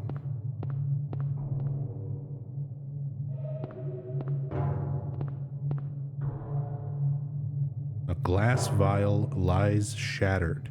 It's not just broken, it looks smashed on purpose.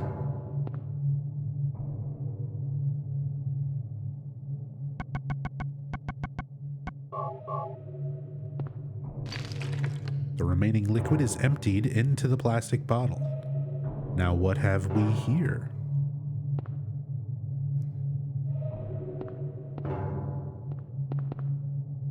Glass vial lies shattered.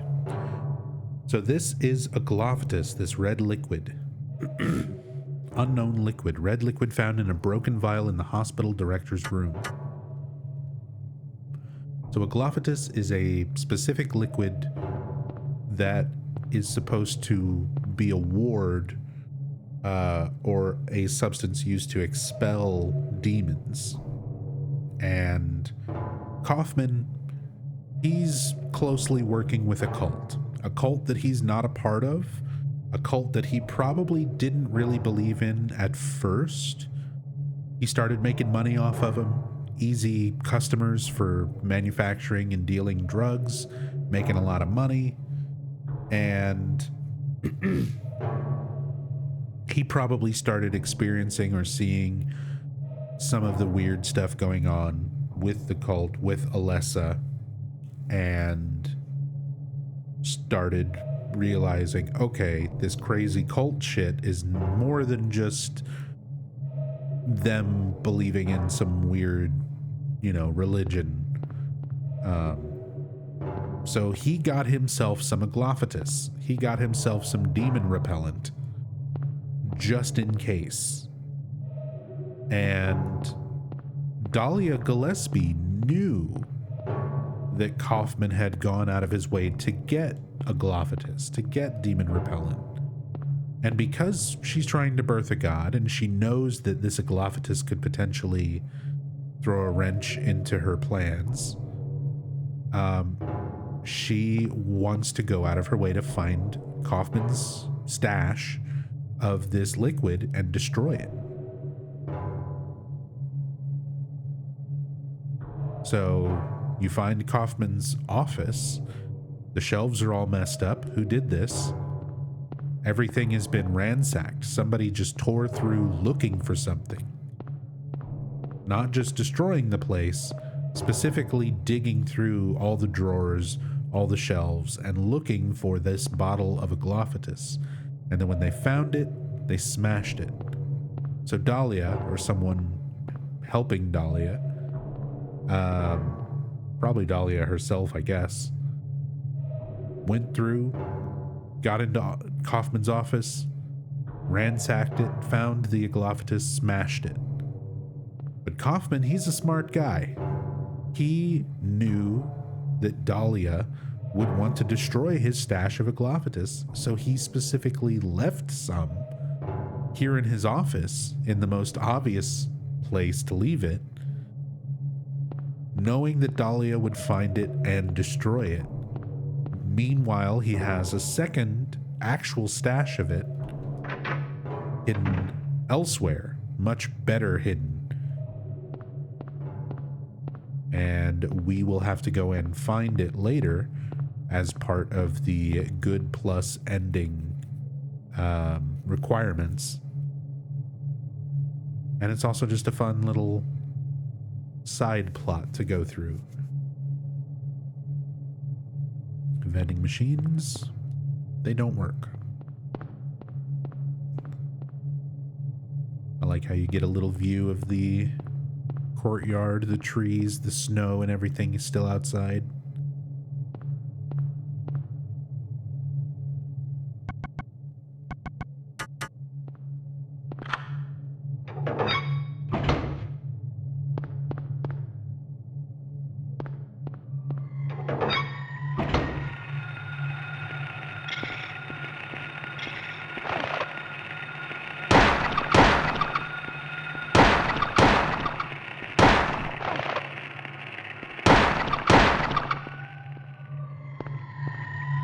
Silent Hill and Metal Gear Solid use the same engine? No.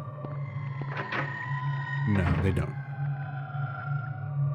They both had their separate individual in-house engines.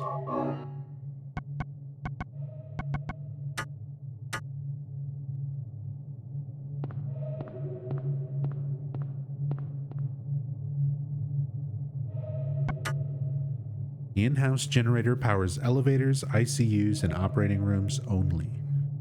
Do you want to press the switch?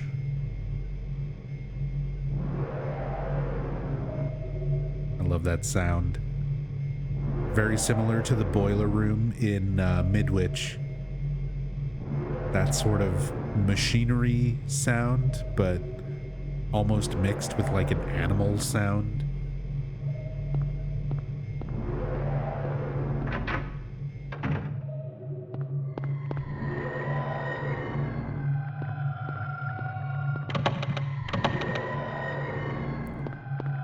Yeah, wonderful audio design.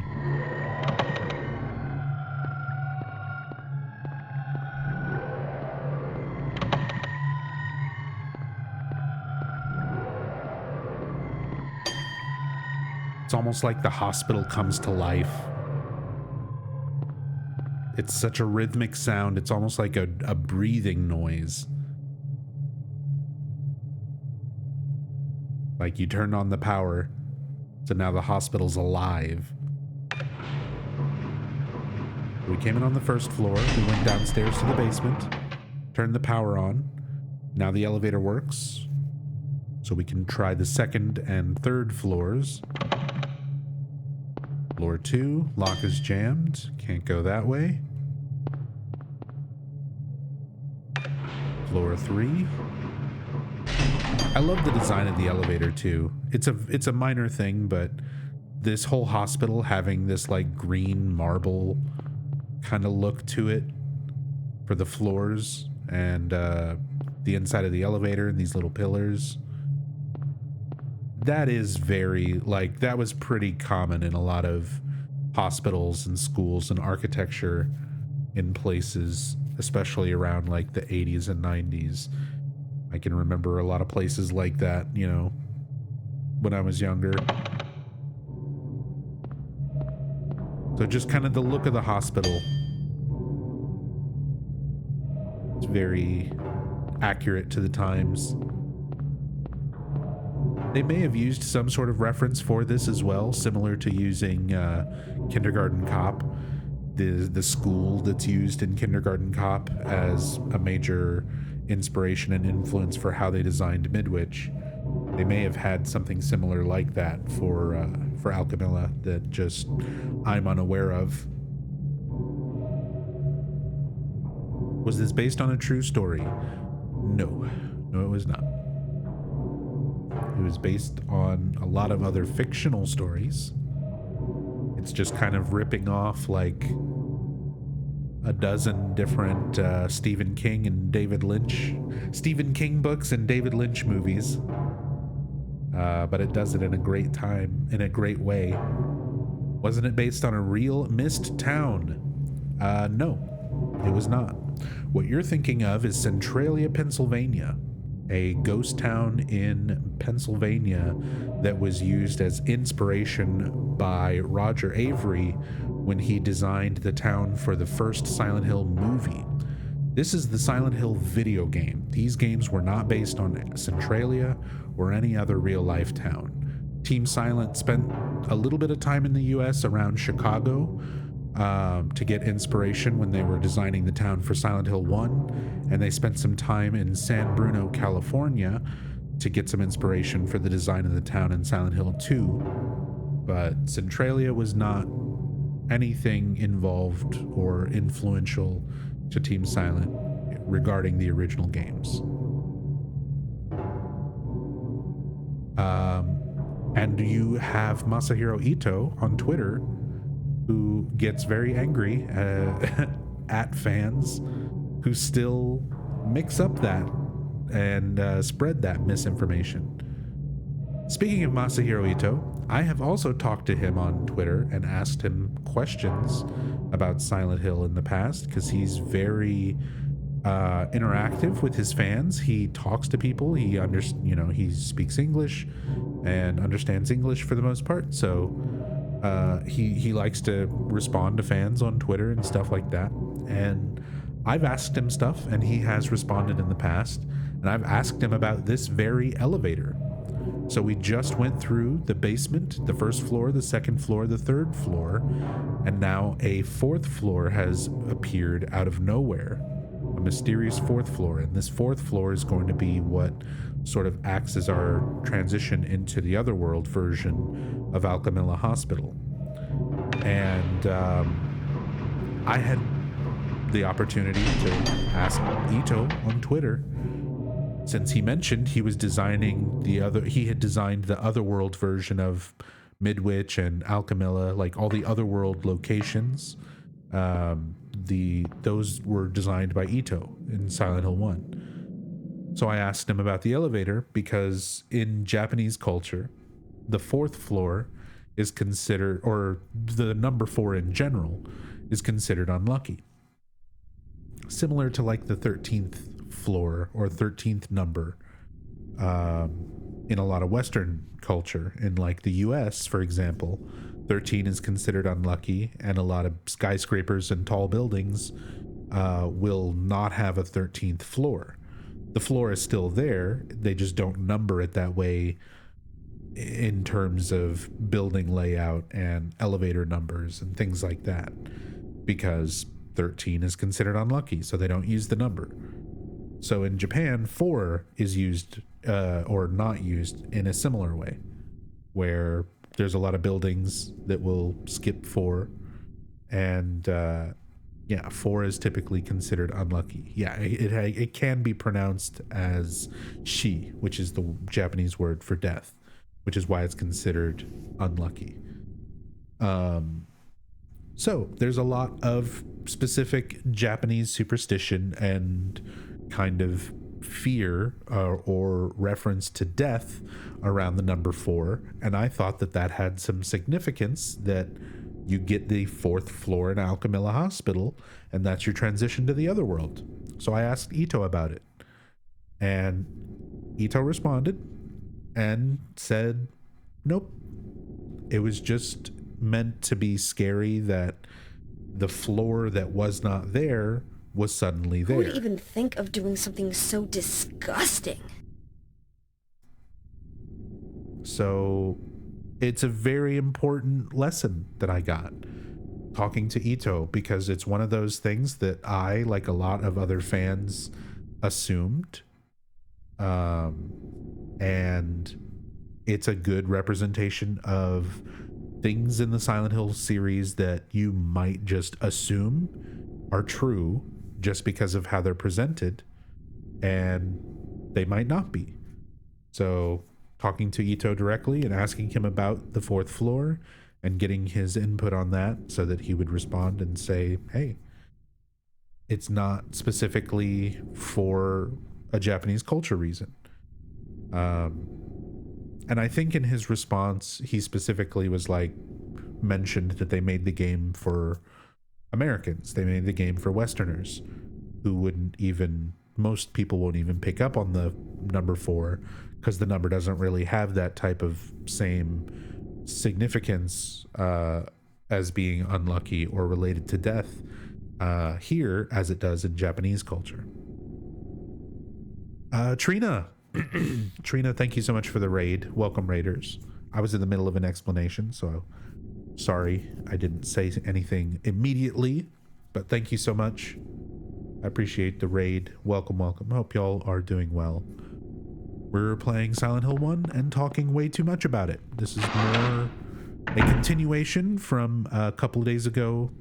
This is the Silent Hill 1 trade demo, which is a fully playable, despite being called a demo, it's the full game, but it's a pre-release version of Silent Hill 1 from before the game was sold. And this was the version that went out to journalists and reviewers and stuff like that. So it's mostly the same game, but there's a few minor little tweaks and changes.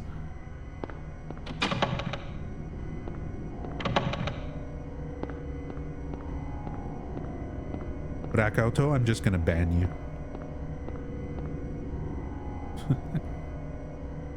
After having just sat and explained that for 25 minutes.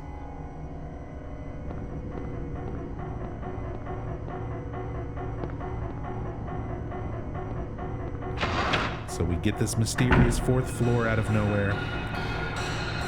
Now back down to the 3rd floor, into the Otherworld version of Alchemilla.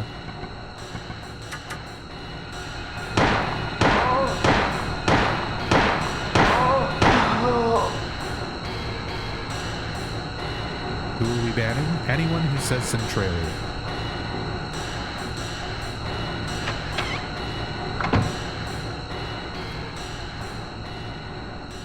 Let me ask you this, Nub. Do you think knowing everything to a T makes understanding of the game better?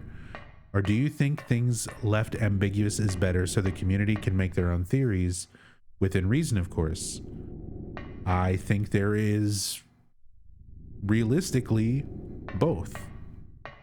Like, this is not just my opinion on it. There is both. There are so many things that you can learn about the game. You can learn about everything that's in the game by playing the game over and over and reading every little bit of dialogue that's in the game. And you can do that for every version of the game. Look at all the differences between the PAL version, trade demo, Japanese release, original version, greatest hits version. So there's that sort of level of understanding, right? Then there's the next level of understanding, which is learning things that are not in the game directly. So that's going out of your way and reading interviews. Reading an interview where Team Silent says they came to the US for the first time for E3 and they spent time in Chicago and went to some nearby areas and towns near lakes to take reference photos. You start reading interviews and learning all information that's outside of the game. You read strategy guides and the manual that comes with the game, and there's different bits of information in the manuals and different region releases and different guides, unofficial guides, official guides, interviews. And then you get to a point where, like, you know, even Masahiro Ito is on Twitter answering questions and stuff himself. But there are questions that even Ito himself won't answer.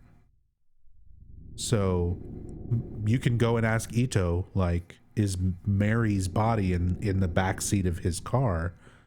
And Ito will tell you, yes, for sure, it is.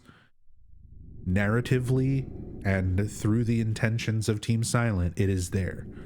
It is not physically rendered because it's not ever meant to be seen by the player, but it is their intention that it's there. That information does not hinder or take away from your understanding of Silent Hill 2. It enhances the experience, and it makes you notice and understand things that you wouldn't have noticed or understood previously. But, for example, Ito will also talk about what's under Pyramid Head's helmet. He said that he is the designer of Pyramid Head, and he has specifically said that underneath Pyramid Head's helmet, he has envisioned a face, a head for Pyramid Head, but that he will never ever show it. He'll never do art of it. He'll never really talk about specifically what it is. In some later descriptions and interviews and stuff, he said that it's meant to be sort of a version of James, not necessarily James himself, but otherwise it's left to the imagination, like what specifically is Pyramid Head's head, because it's not the pyramid, despite that being general fan information from the making of Silent Hill documentary a long time ago. Ito corrected that in more recent years. So certain things, even from the developer's standpoint, are meant to be left ambiguous. So with Silent Hill, it's a mix of the two. There is the satisfaction of learning more about it, either through information in the game, extra media outside of the game, or from directors and developers and artists and stuff directly. But there will always be things that are unexplained and things that are left ambiguous and left up to interpretation. And a good Silent Hill game is going to have both. It's going to have a satisfying narrative that you can investigate and learn more about and piece together and make sense once it's pieced together. You have the deeper mysteries, the meaning behind symbolism and things like that that is sometimes given away through developers and sometimes left ambiguous. And for a good Silent Hill game, you need a good mix of all that. You need a good mix. It can't just be all mystery with no answers. And it can't just be all plot dump exposition and super obvious symbolism. You know? It can't just be an open book, and it can't just be mystery nonsense with no meaning. You have to have that balance. You have to have the presented narrative, the discoverable narrative, and the ambiguous left for interpretation elements in detail. Any of those is missing, you don't have a good, satisfying Silent Hill narrative.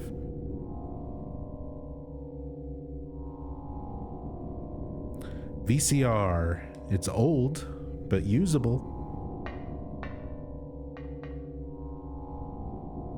Don't have the map for this place, that's okay. We don't need it.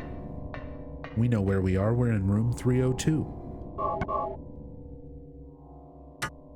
A room that becomes a lot more significant later in the Silent Hill franchise.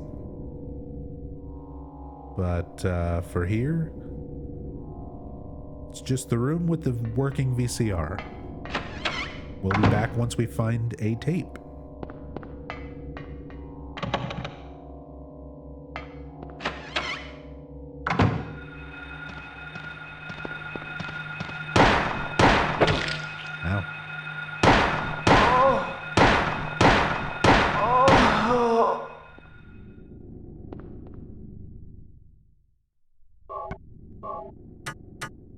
Fuck is a VCR? Get out. This is an 18 and over stream only.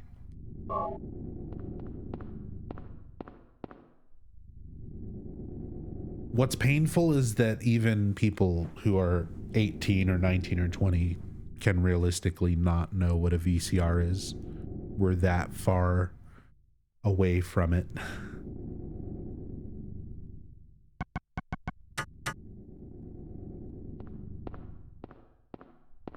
What about that Betamax, though? Yeah, that wasn't around as long. That didn't stick. VHS won out on that media war.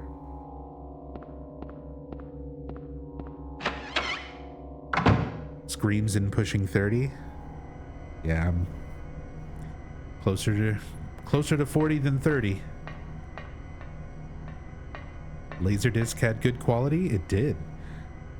I've got anime on Laserdisc. Gather round, young'uns.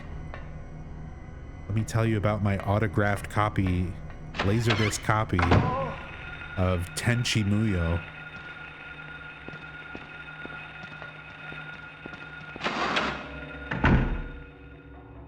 Signed by the entire Japanese cast.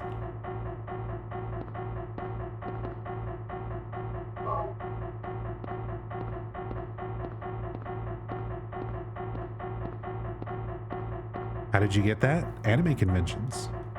I spent most of my life going to anime conventions. I started going when I was like 13, and the last anime convention I went to was in 2019, right up until COVID hit. I was the night events director for San Japan in San Antonio, Texas.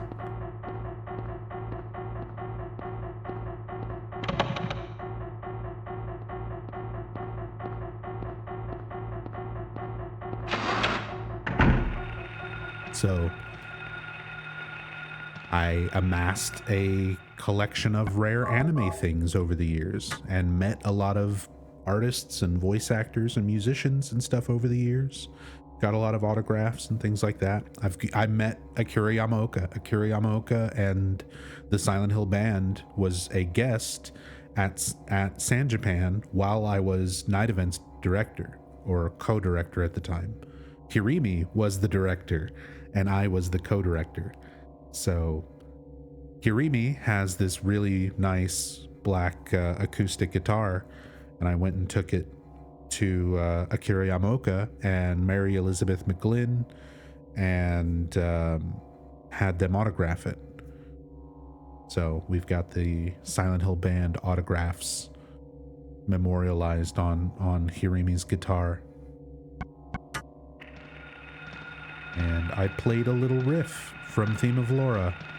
I've actually played Silent Hill music for Akira Yamaoka and Mary McGlynn after they autographed it.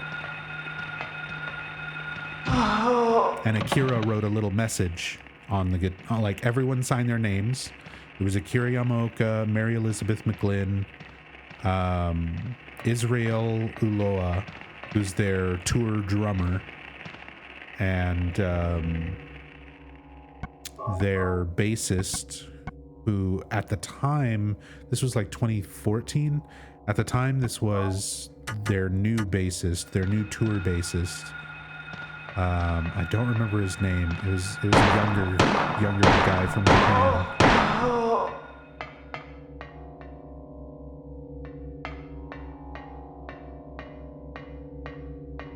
But we got everyone to sign it, and underneath his name, Akira Yamaoka wrote, in katakana, he wrote "Gita," which is just guitar. I I don't know why, but he did. And I love it.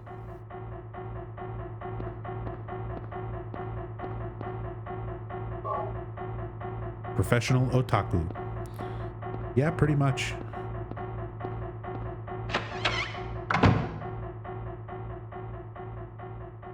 Have you ever done a no radio, no flashlight run before? We've done no radio through glitches and stuff, especially. You can... Oh, speaking of glitches. The menu thing is... doesn't work right. That's a trade demo thing. I don't think that's an emulator glitch, because it works fine here. I'm pretty sure that's a trade demo thing. But yeah, you can turn the radio off and on. You can't do no flashlight, because the flashlight has to be on in order to interact with certain things. You could do like minimal flashlight where it's off for most of the time, and then turn it on only when you're interacting with stuff. But I don't know. There's not really any challenge to that. I speedrun this game, so it's not... I don't need my radio or my flashlight. Like, it wouldn't affect a playthrough. It would just be worse to look at. I have it memorized enough to know where I'm going in the dark, but everyone else, I guess, would just be staring at kind of a dark screen for most of it, so it probably wouldn't be very fun to watch.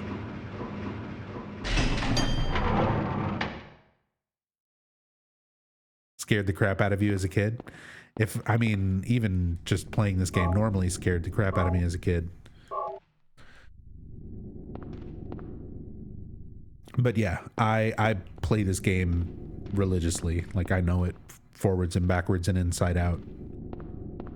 So turning off the light, doing that, like, that doesn't really mean much when I've done knife only and 10-star and katana only and speed runs for various categories.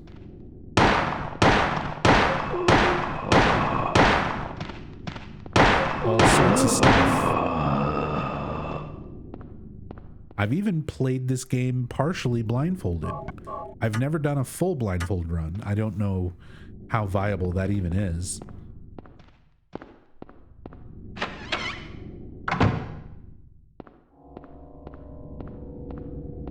But for a charity event called the Scarathon,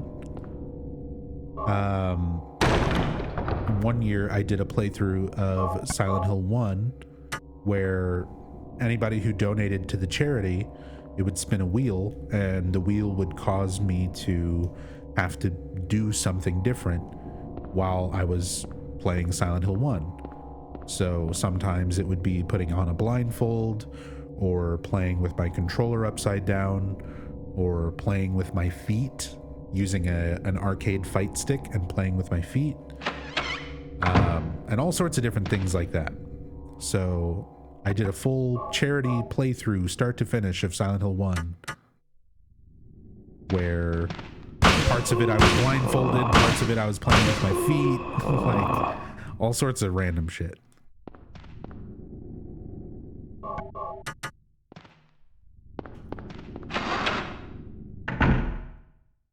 So, no radio, no flashlight. It's not much of a challenge. Not anything too different. Just for the sake of it, though, like, I'm glad. Thank you for bringing it up, because we'll just play with the radio off. It definitely is a little bit of a weird, different experience when you don't always have that radio sound going off around enemies, so...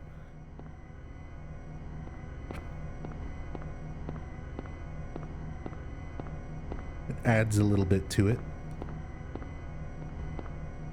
Something not everybody always sees during these playthroughs. See? No radio sound, just creepy doctor stumbling around. A very different vibe.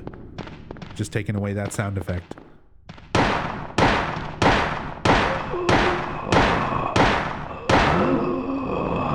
Why is Is the doctor in the kitchen? I'm a doctor and there's no time to eat lunch at work. He's possessed with a parasite. He's being puppeted. The puppet parasite things are forcing the doctors to be lazy and eat lunch when they shouldn't be. Audio jump scare. Again, this game, they don't do a whole lot of jump scares.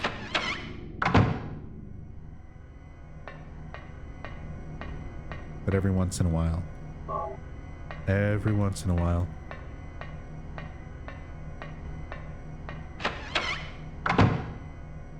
JJ Fox Legacy is the master at this game in speedrunning. He's got a 29:48. You're at 34:14. Oh yeah, I didn't say I was a world record holder. But hey, I mean, I'm within 5 minutes, 6 minutes of world record. That's not fucking bad. Pretty good out of all of the people in the world. Even if it's not particularly high up on that leaderboard.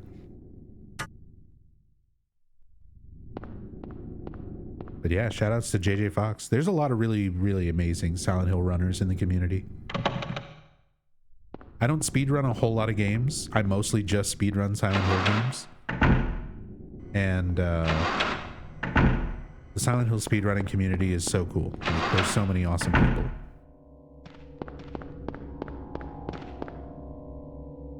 It's a very chill group of people. Almost everyone is like really, really nice, really approachable. You can always ask about like strats and information and stuff, and people don't, you know, bullshit you. In some other communities, people are really stingy about that kind of thing. Haven't seen a Nub speedrun stream, I think. Yeah, I don't really speedrun very often anymore. People don't like it as much as story playthroughs.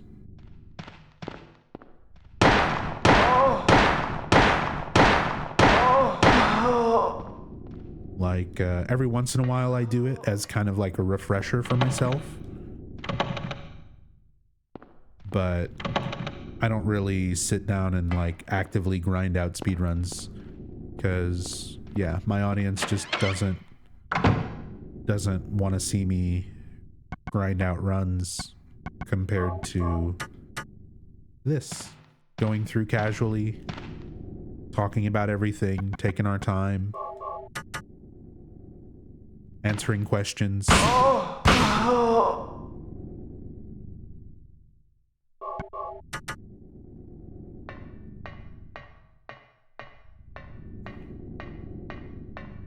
Because the alternative would be watching me start a run, do a run up until Midwich, and then resetting over and over at various points in Midwich.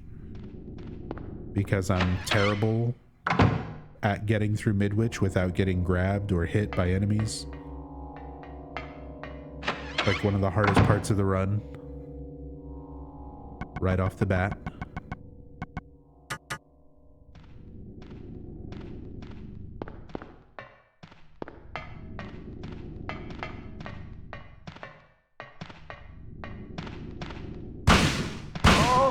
No one likes to watch Harry tire himself out from running so much. People do actually. No, people do like watching speedruns. Here's the thing. People like watching good speedruns. People like watching like Borizzle or Punchy or Aaron. People who are really actually good at running this game are really entertaining to watch. People who are mediocre at running this game, like me, it's less fun. It's less entertaining.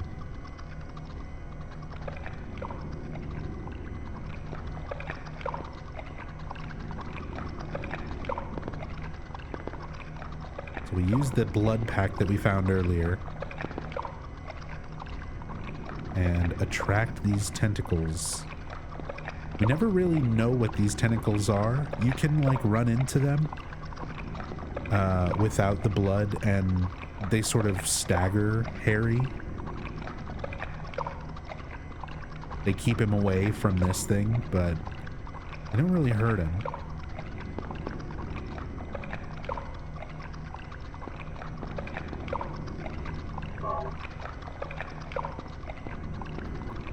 And we get a callback to a lot of this stuff in Silent Hill 3. 3 has its own tentacle monster that you kind of have to deal with at a certain point. Yeah, Denny Streams, JJ Fox, Aaron, Ed the Rando, Borizzle, Punchy, Death Tropes.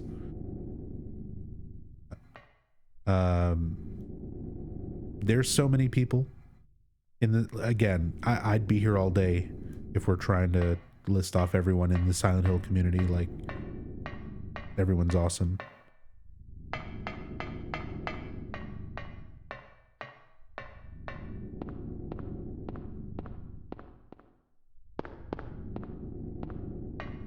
And there's so many good runners too, like, because I haven't really actively been speedrunning the games. That's what I did from like 2015 to 2017, early 2018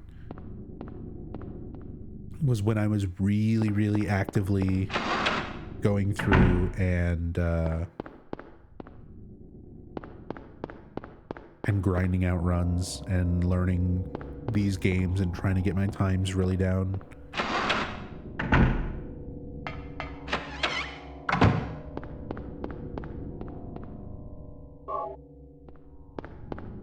And there's so many newer runners that are part of the community, that have been part of the community for like years, that I'm less familiar with just because I haven't been as active. But anytime I tune in and watch anybody who's picked up the game and has been running it for the last, like, even just a year or two or three,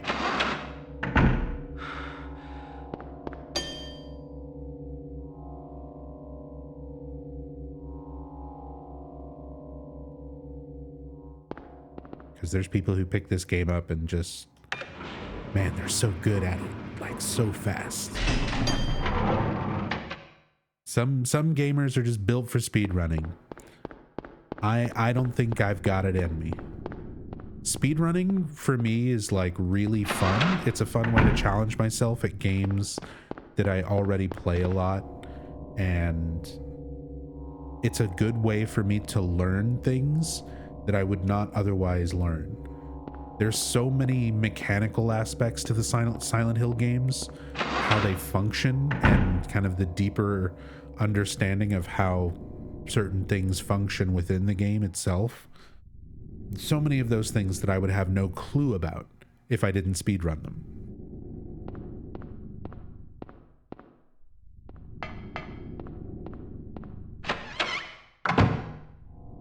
Because I can sit here all day and tell you about the lore.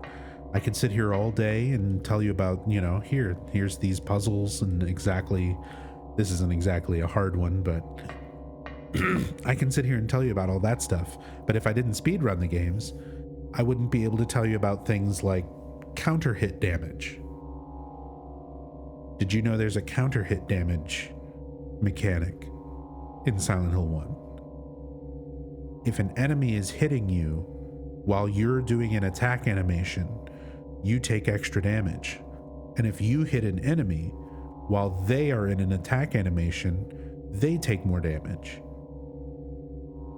It's utilized in the speedrun because in the final boss fight, whenever the final boss, whether it's the incubus or the incubator, Alessa or the god with the wings and everything, the boss has the same attack. It's got a lightning attack where it charges up lightning and then strikes you. So that entire time where it's charging up lightning counts as part of its attack animation.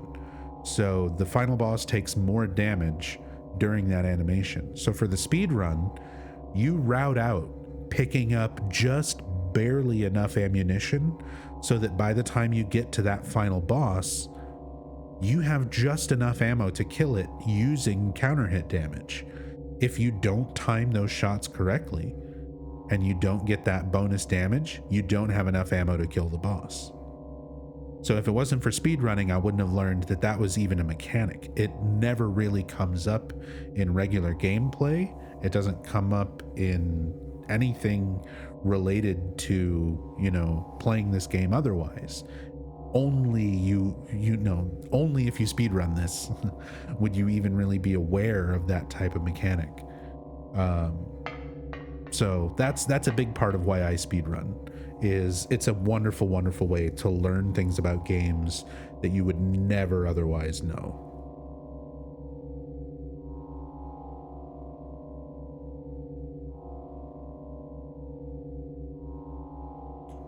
All right. Clouds flowing over a hill, sky on a sunny day, tangerines that are bitter, lucky four-leaf clover, violets in the garden, dandelions along a path, unavoidable sleeping time, liquid flowing from a slashed wrist. Just like Ascension, except the visuals were so bad there wasn't any blood.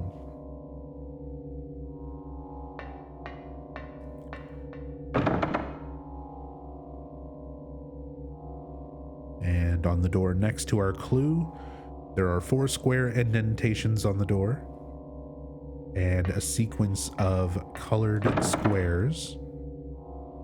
We have white at the top, orange at the right, purple at the bottom, and black on the left, along with 4 empty slots in between each color. So we're looking at this in a clockwise order. We're starting with the first thing here, clouds flowing over a hill, which would be white. So up at the top is white, and going clockwise around, you just need to place in the plate for each colored object or reference from the poem.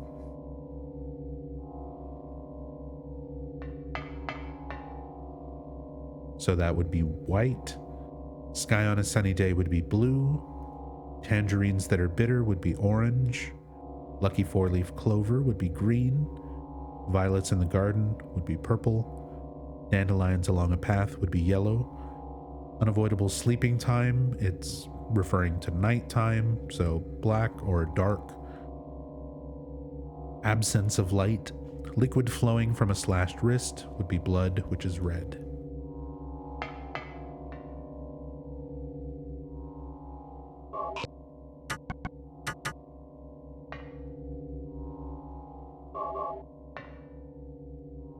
So we have our white clouds, our blue sky,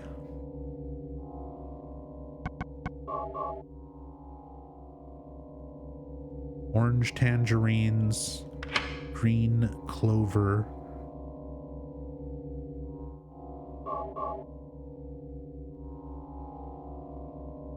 purple violets, yellow dandelions,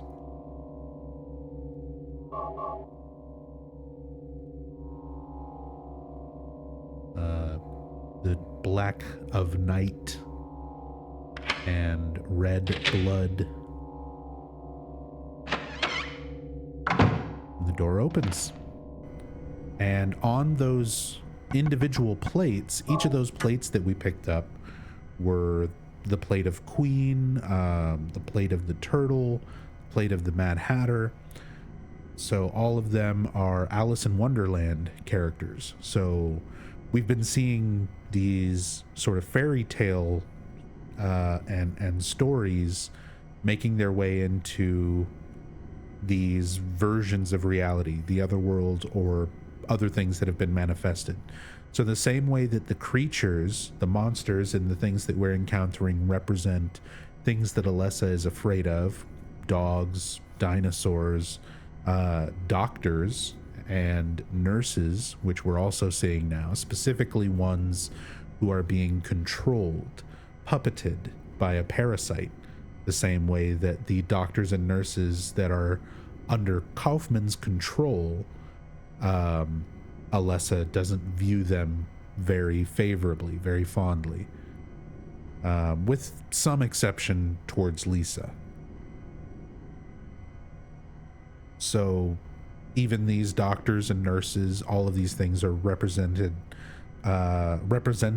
these various fears in Alessa's subconscious. But other elements of her subconscious are there too, not just fears, but storybooks and fairy tales, things that she remembers and things that she likes are represented in these puzzles. So I always thought that was an interesting thing, that one of those aspects that seems to be lost on later Silent Hill entries is that even when there is otherworld representations and things being manifested from somebody's mind, even in the case of Silent Hill 2, where a lot of it is related to some form of trauma, it's not just trauma. It's not only that. There are other aspects of these characters. They're multifaceted people. They have things that they like, things that they dislike, and reasons, you know, for their preferences or fears. And all of that being represented is just a small part of it. A small part of understanding these characters. But a lot of that gets kind of overlooked and instead replaced with very surface level, just this person's mother was abusive, so she has trauma. So we're gonna manifest her trauma. She's gonna have a vision of her mom going, meh, like Skeletor. I feel like I'm going crazy. Because that's what Silent Hill is. Adana, thank you so much for the Prime. Thank you for the resub. Welcome back. Glad you're doing, well, I hope you're doing well. And I'm glad to see you. Thank you, thank you.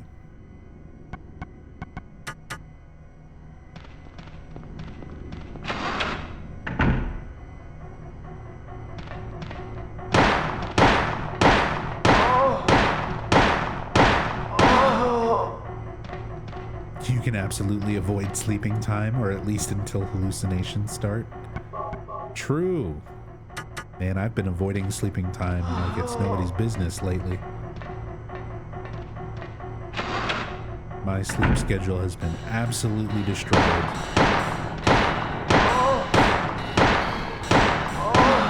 Although not really by choice.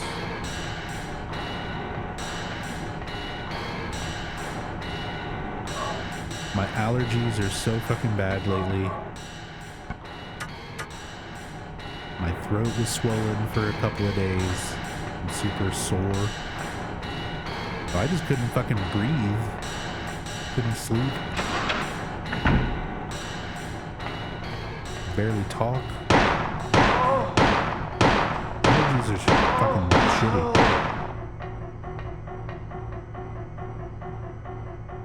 Don't take it for granted, people who can go outside.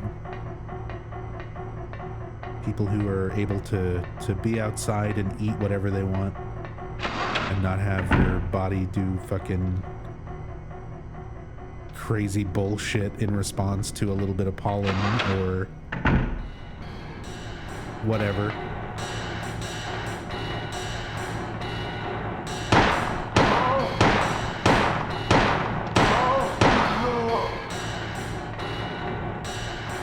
Right now I'm allergic to these nurses.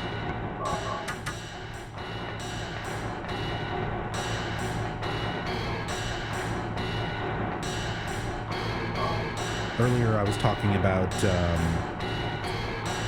industrial music, specifically Genesis P. Orange and Throbbing Gristle, and how they may have had some influence on Akira Yamaoka and his use of more industrial tones in a lot of his song composition for Silent Hill 1. And this song right here is a great example. Any of the music in Silent Hill 1 that sounds like this? It sounds like a guy wearing pots and pans falling down the stairs. You can thank Throbbing Gristle for that.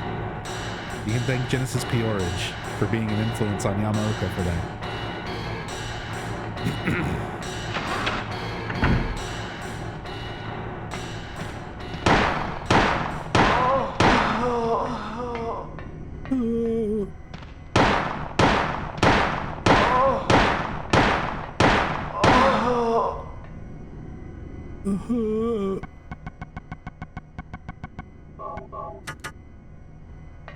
Are the nurses different in this trade demo? Difficulty and quantity.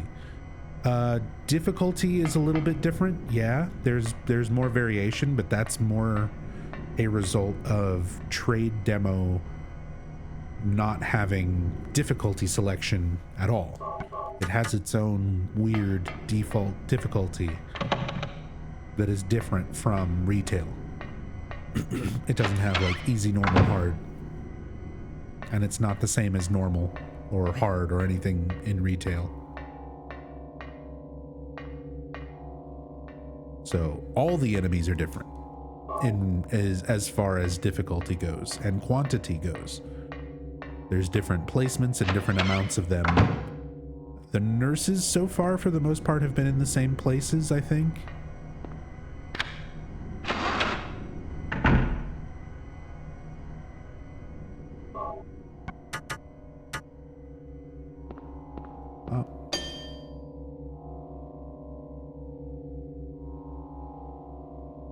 Hi stumbles bumbles.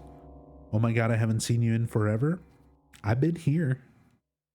I streamed almost every single day from Halloween until December 1st. I only took like one weekend off and Thanksgiving, but every other day I was streaming Ascension. I've been here. Oh, excuse me.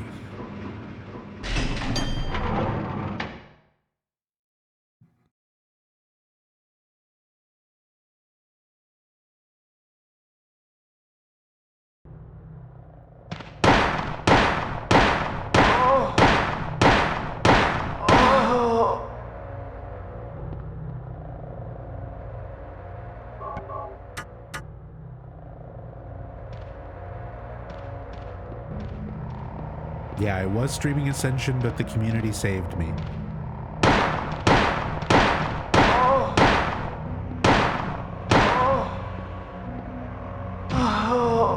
Because I dealt with it for a month, and it was horrible. Absolutely terrible. And at the end of a month, I think we extracted all the possible entertainment we could really get from it.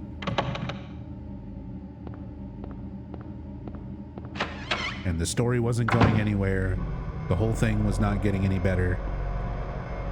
So I just asked everybody, honestly, I was like, hey, do you want me to keep doing this, or do we go back to doing actual Silent Hill things? And people were like, nope. The majority of people voted for moving on. It was not unanimous. There was a lot of people who wanted Ascension to continue. There were some people who wanted us to keep doing Ascension just on the weekends, or like once a week or once a month or something.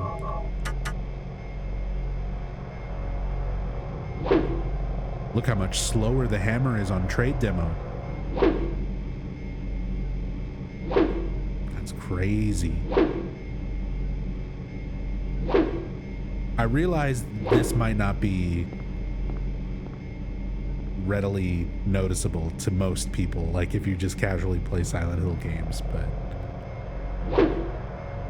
this is very slow compared to retail.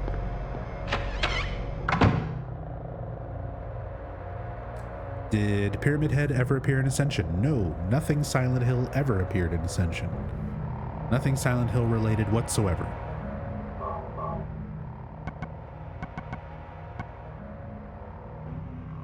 That was part of the reason why I wanted to know if people wanted me to just drop it, because it was basically unrelated. Actually, I need to take a quick break. So before we continue on with the rest of Alchemilla, I'm going to take a little bit of a break here.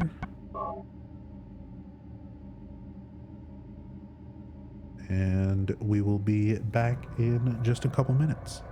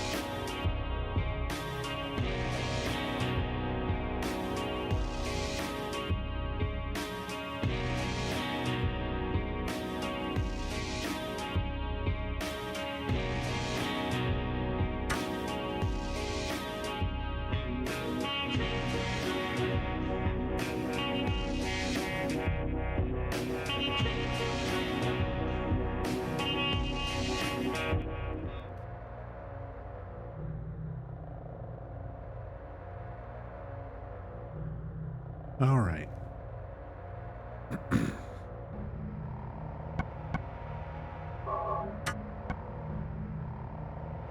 We'll try using the hammer for a bit.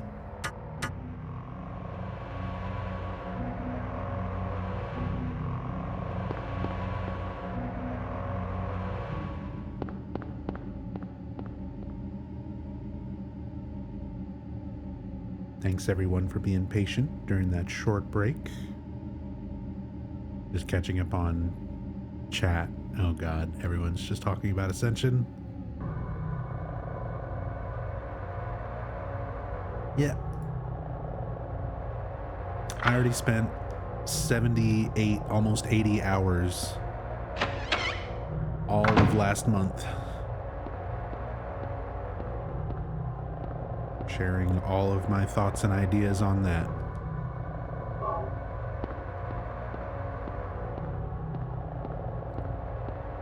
We'll see what'll happen with F. Yeah, hopefully. Hopefully everything else from this point onward will improve. Maybe Ascension was just especially horrible. There's some empty bottles. There's a bottle filled with some kind of drug. Better leave it.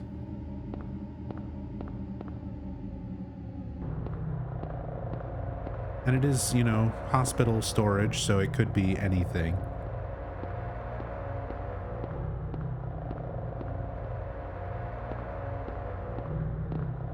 Nothing inside.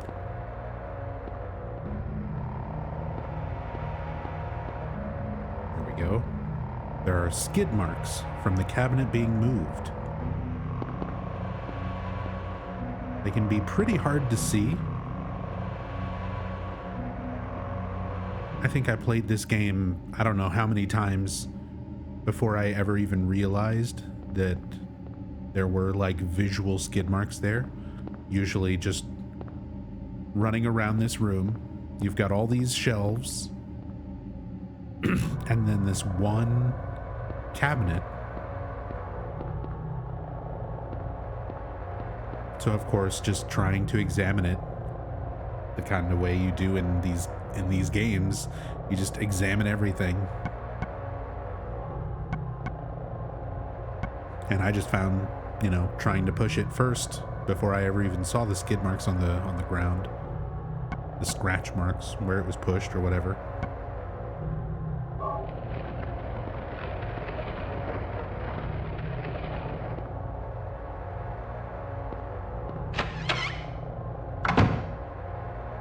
Although what we're hearing about the short message, yeah, I covered all of that during one of the Ascension streams. Because the entire Silent Hill The Short Message demo description leaked because it was included in the publicly viewable Australian Game Rating Board PDF that went out.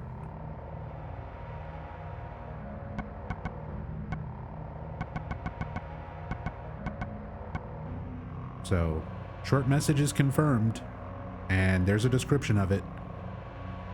And guess what? It's trauma.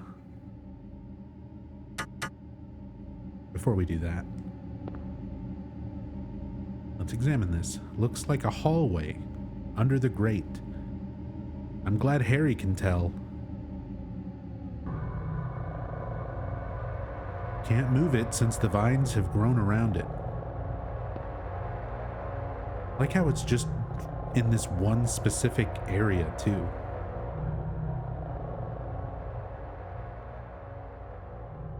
So we've got the alcohol.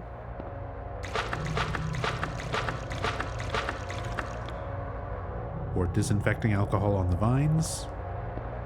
You get some different dialogue each time you examine it. The vines absorb the alcohol. And the oil lighter found in room 201. This is, I think, In the nightmare intro of Silent Hill 1, I mentioned that he uses a lighter or a match. It's hard to tell from the sound effect, but to me, it sounds more like a lighter as a light source. You see like little bugs flying around you and following your light source, and he goes through that whole alleyway sequence holding a lighter rather than a flashlight. This is the only other time in the game where you have a lighter and you don't get to use it as a light source. You light it, like you use it to light this, but you never get to use it as a replacement for like the flashlight, which would have been neat.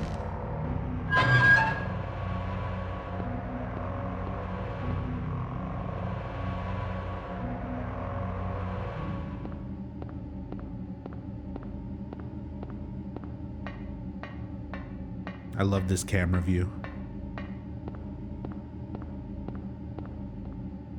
Just that long, narrow corridor with Harry's flashlight sort of centering that super low camera angle.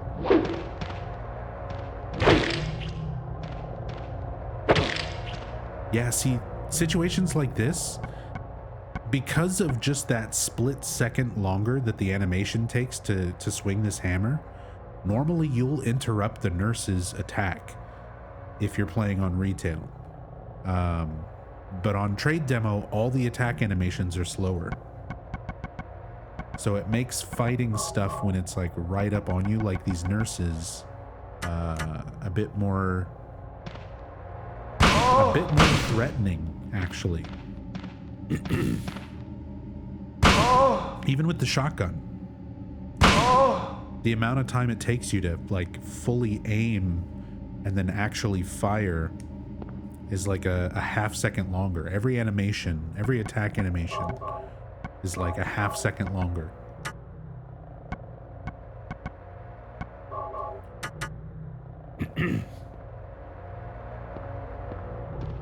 Secret basement is scary, not gonna lie. You know, Denny, you're right. And this is one of those areas, it kind of feels like the prison in Silent Hill 2, where in my head, thinking about this area as like playing through it as a kid, it felt much longer. Like it felt like it was a much bigger part of the game than it actually is. It's a relatively short, little condensed segment, but the darkness of it, the enemies, the music always plays a huge role. This sort of experience of like opening a door and just immediately being ambushed.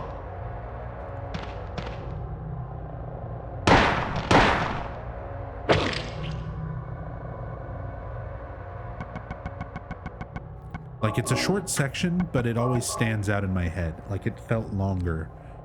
And that's how the prison feels to me in Silent Hill 2 as well, where it's a short area, but because it's so narrow, because it feels so claustrophobic, and then it's so just scary, there's so much going on with the audio, everything is so distressing. It's a very impactful little segment of the game, even though it's short. There's a lot going on.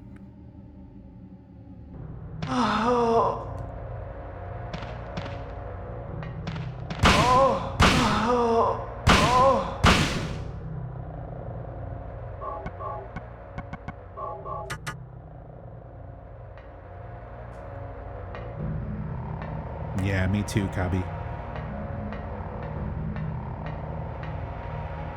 They intended it to be unsettling, but you find it weirdly calming. That is one of those things that has changed over time.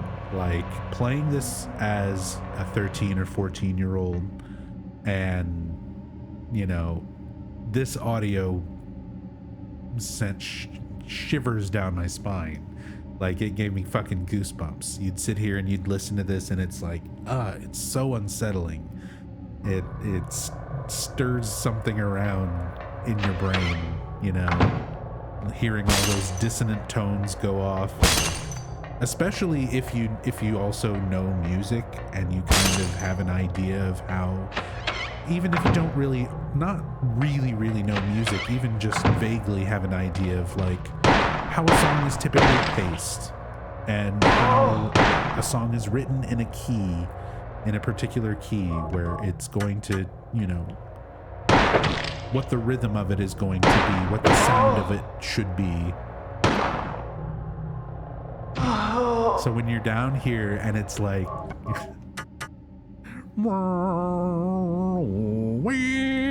and it's just all over the place and you're like, oh my god, and it's going back and forth between that and this like really, those deep rumbling noises.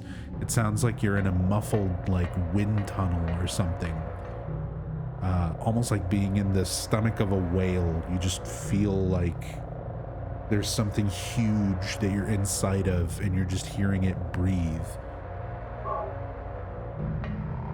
That deep rumbling kind of underlaying everything else.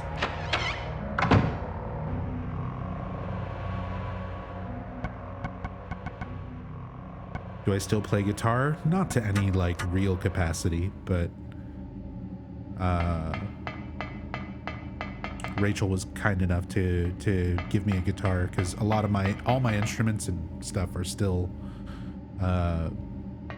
packed up or in storage or at my mom's house back in Texas. So Christmas last year or the year before, last year, What's Rachel this? got me an acoustic electric. So like I still pick it up and practice every once in a while. Looks like someone's been here.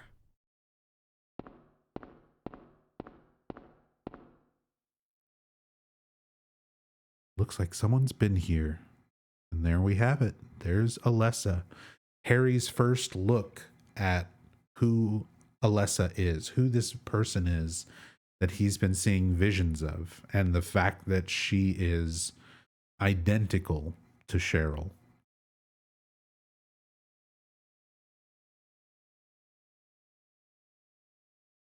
Alessa? There's an examination room key. Take it. Oh yeah, and since we're talking about references, influences, and things that Team Silent used when it came to like designing the characters and stuff, for example. Let me show you a screenshot from a movie. So there are certain situations where I mentioned the number 4 earlier, where I thought that it had significance, and then Masahiro Ito, a member of Team Silent, confirmed for me that it did not have significance. And there's a lot of times where that happens when you're trying to think about Silent Hill and when you're trying to piece together elements of it. Same thing goes for when you're trying to figure out influences. That you can look at it and say, well, this feels like David Lynch, but can you point to an interview or can you point to an example that clearly shows, you know, that it is something from David Lynch? Well, here is Florence Tanner.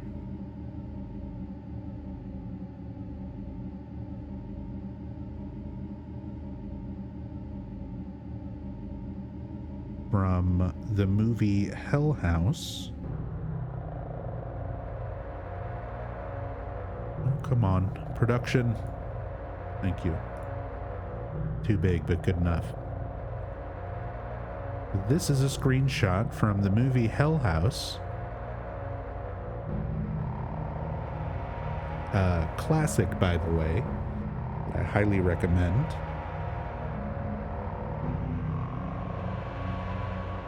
Now, there's a lot of movies and a lot of things that they mention specifically that they pull in from influence from.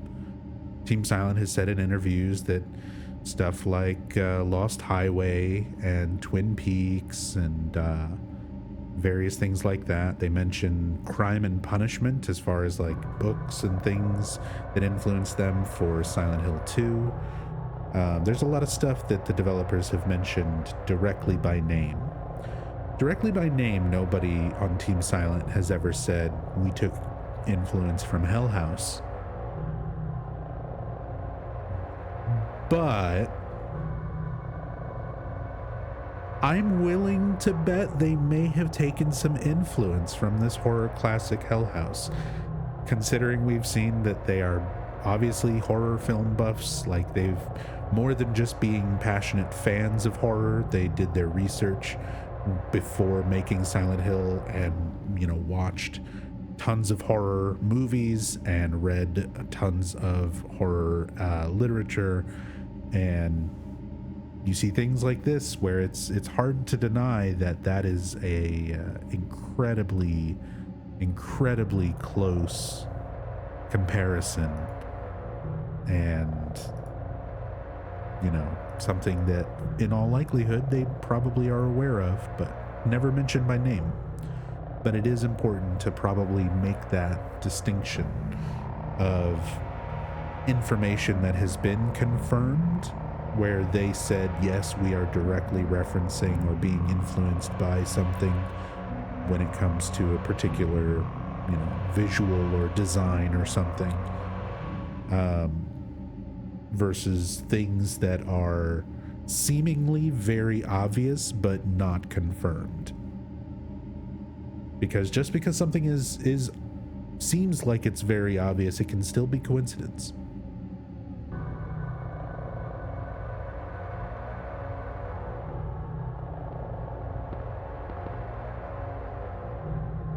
A bed? What's it doing here? Who would sleep in a bed? But yeah, this awful room being one of the rooms that Alessa was kept in. Basically the main room that Alessa was kept in. Down here in the basement of the hospital, hidden away. Kept alive for the purposes of the cult.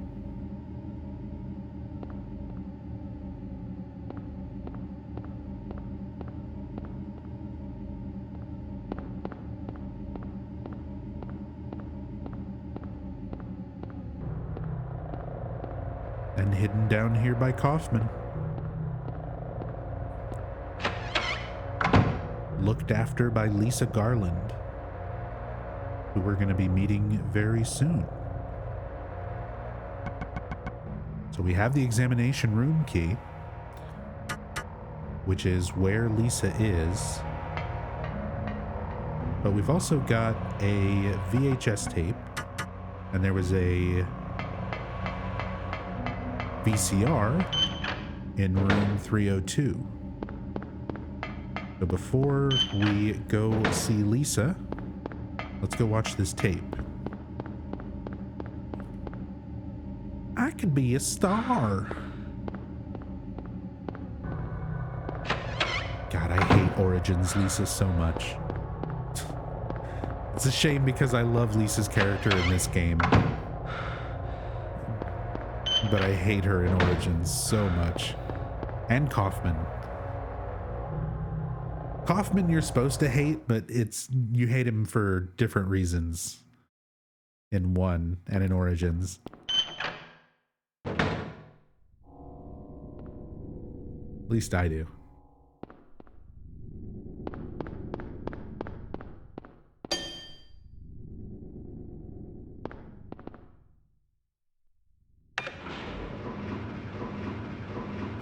Do you think Carrie's look is influenced by Lost Highway?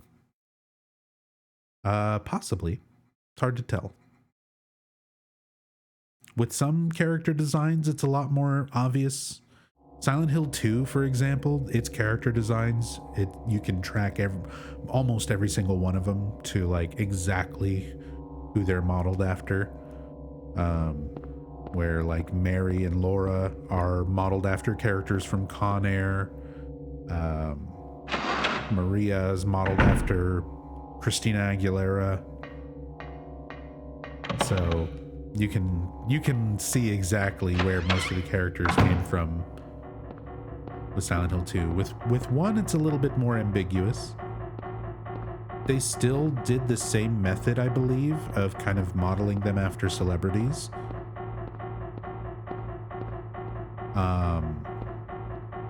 But I think just also with PS1 visuals versus PS2 visuals, PS2, it's a lot easier to make things more accurate. PS1, it's like, yeah, Harry resembles a human. I can suspend my disbelief and buy that as a face. A human being.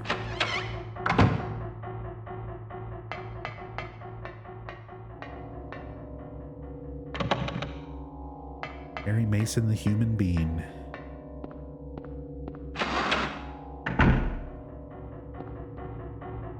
Just trying to make sure I didn't forget anything.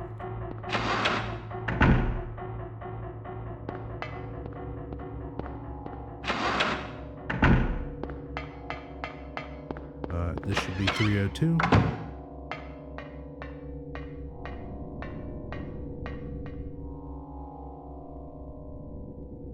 Nothing on the label. Found on second floor hospital basement. Fun fact, this bloody VHS tape, or at least a badly traced version of it, is a sticker in Silent Hill Ascension.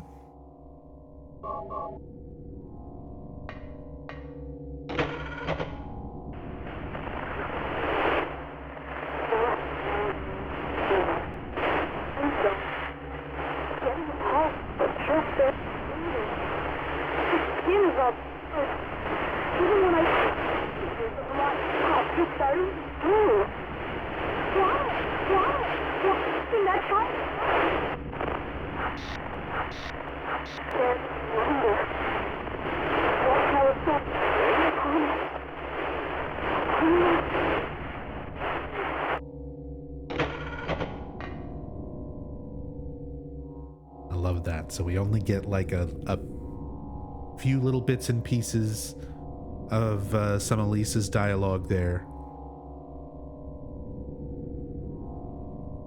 The audio starts like breaking and looping. I like that it like stops and loops when she says why. Yeah, haunting. It's very disturbing. But that's all we can make out of the tape. We'll get an opportunity again at the very end of the game to watch the tape again. But you see everything unscrambled.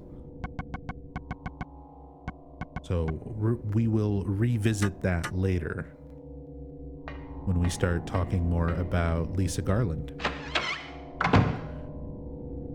Speaking of Lisa, she is waiting for us on the first floor.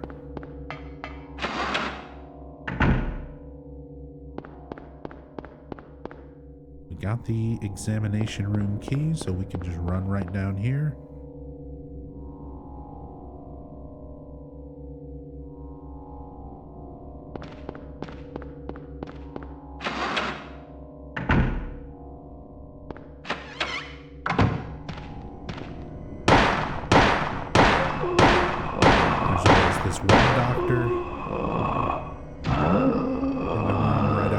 From where she is. And I always forget to show this before you pick up the examination room key. If you come to the examination room early before you pick up the key and try to open the door, you'll hear the sound where you like jiggle the handle and it tells you the door is locked.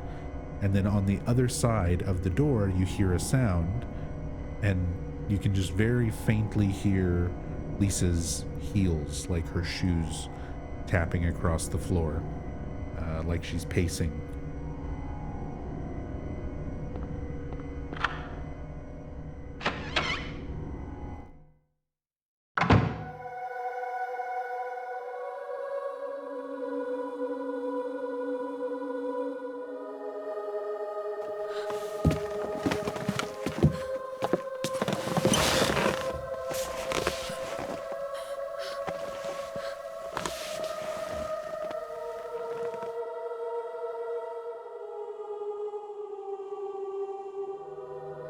Finally, someone else who's okay. Who are you? My name's Lisa Garland. What's yours? Harry Mason. Harry, tell me what's happening here. Where is everybody? I must have gotten knocked out. When I came to, everyone was gone. It's awful. So you don't know anything either. Great. I just don't get it. It's like this is all some kind of bad dream. Yeah, a living nightmare. Let me ask you, have you seen a little girl around here? Short, black hair, 7 years old? A 7-year-old girl. What, she's your daughter? Yes. A 7-year-old girl. I can't say that I have. I was unconscious all this time. I'm sorry. That's all right. Do you know anything about all that weird stuff in the basement? No? Why? Is there something down there? You don't know? Don't you work here? We're under strict orders never to enter the basement storeroom. So I really don't know. What did you say was down there? Well, it's... Damn! My head. What's wrong? Harry? Harry, let me help you. Harry? Siren sound. The otherworld goes away, along with Lisa. Was I dreaming? You were too late. It's you. Good music here, too. Yes, Dalia Gillespie. Tell me everything you know. What's going on? Darkness. The town is being devoured by darkness. Strength must overcome petty desire, childish sleep talk. I knew this day would come. What are you talking about? I don't understand a word of this. Believe the evidence of your eyes. The other church in this town, that is your destination. This is beyond my abilities. Only you can stop it now. Have you not seen the crest marked on the ground all over town? So that's what I saw in the schoolyard. What does it mean? It is the mark of Samael. Don't let it be completed. Hey, wait!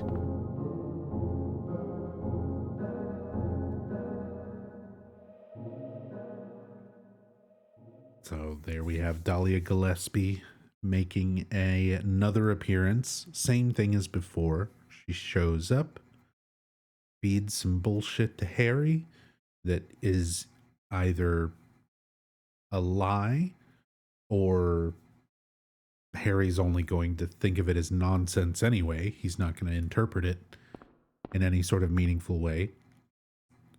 And leaves behind something necessary for progression. Before, she left behind the Flauros and the drawbridge key. Now she's leaving behind the antique shop key. And thanks to the emulator, nice up-resed textures and everything, you can even see just from the rotating model that it's got a little emblem of a green lion on it. And that's our next destination, the Green Lion Antique Store.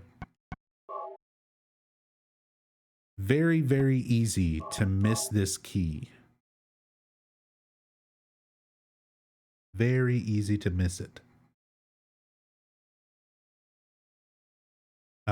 The image of the Green Lion also, I believe, was like an alchemical thing. It was like related to alchemy or something. The lion devouring the sun. It's an actual piece of Yeah, suns in alchemy.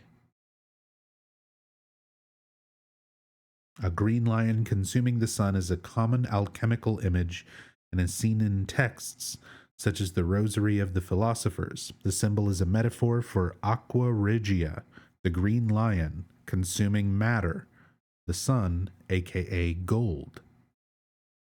So it's a reference of matter being consumed and converted into gold in alchemy.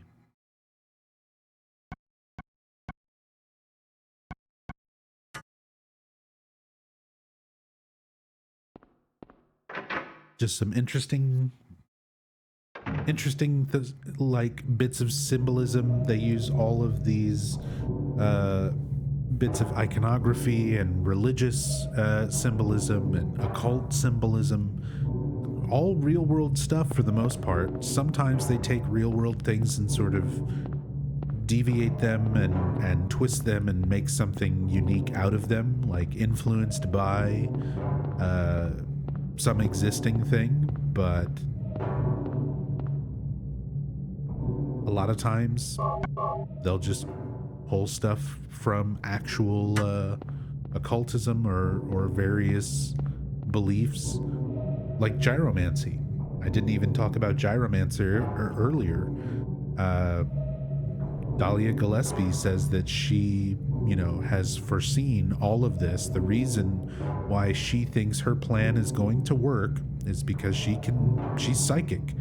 She used magic to summon Cheryl here, Was it coincidence that Cheryl told her adopted father, Harry, to, take a vacation to Silent Hill, and then they show up here and everything happens? Or was it actually through Dahlia's magic? And you have to assume that it's foretold by gyromancy. She can see somewhat into the future through methods like gyromancy. So what is gyromancy? It's a real thing. It's a real, well, quote unquote, real thing as far as within psychic scrying and divining methods. Historically, a person performing gyromancy would place letters or images or runes or whatever around in a large circle and then spin around while walking around that circle until they got so dizzy they fell over. And then you fall over on the letter or rune or picture or whatever, and you write it down in a sequence, and then you continue doing that over and over until you have a full message or whatever for the future.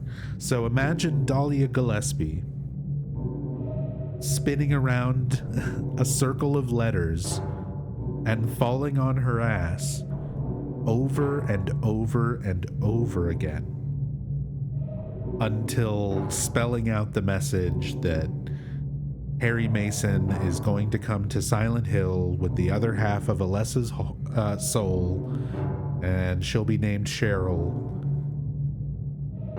and you'll be able to trick him into taking the Flauros near that half of Alessa's soul to break through her psychic barrier so that she can be captured and her soul can be reunited and the ritual can be completed. Dalia has to know all of that. And presumably she learned it all through gyromancy. So give her some credit. She had to fall on her ass a lot to learn that message. Oh, speaking of banger music tracks.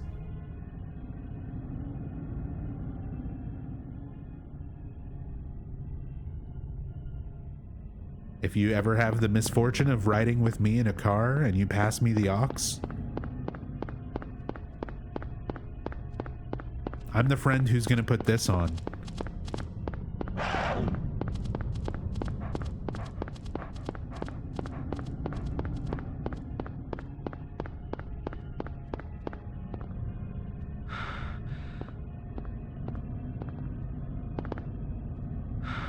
Downtown Fashion Center.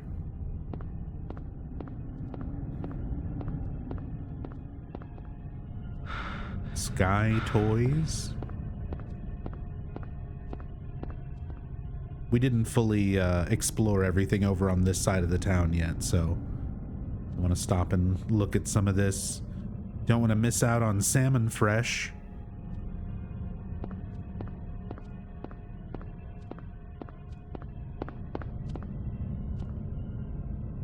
Or hot dog.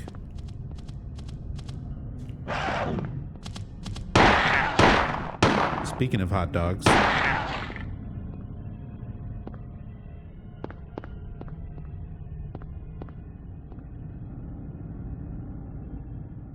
Flowers on Lexington.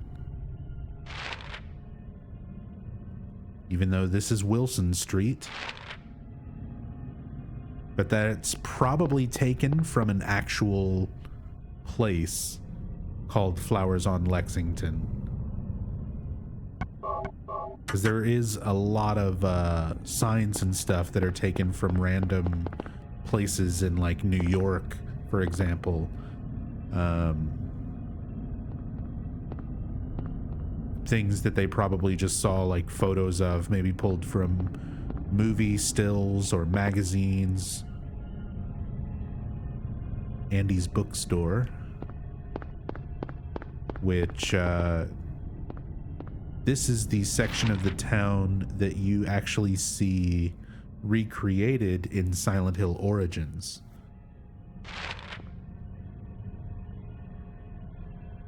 So you actually wind up going inside of Andy's bookstore in Origins. And you get an assault rifle. Because it's fucking Origins. And of course there's an assault rifle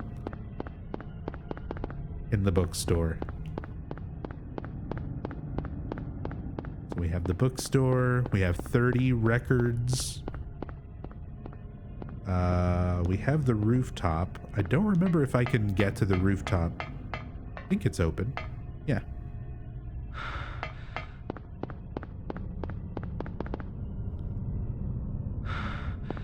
Where we will come up here later and fight the float stinger, the giant moth.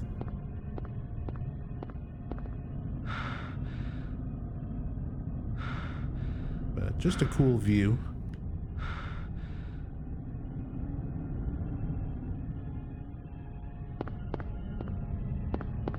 All this stuff that you can actually run up and explore. There's no real reason to. But I like that it's here.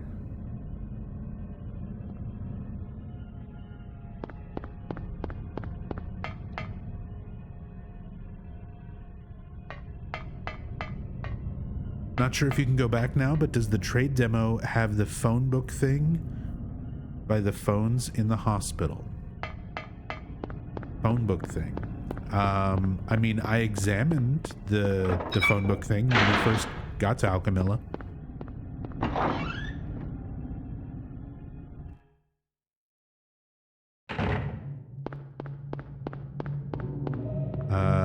This right here.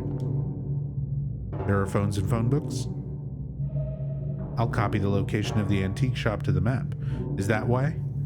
I did forget to look at this, because each location has something that kind of gives you a note, a clue for where to go next.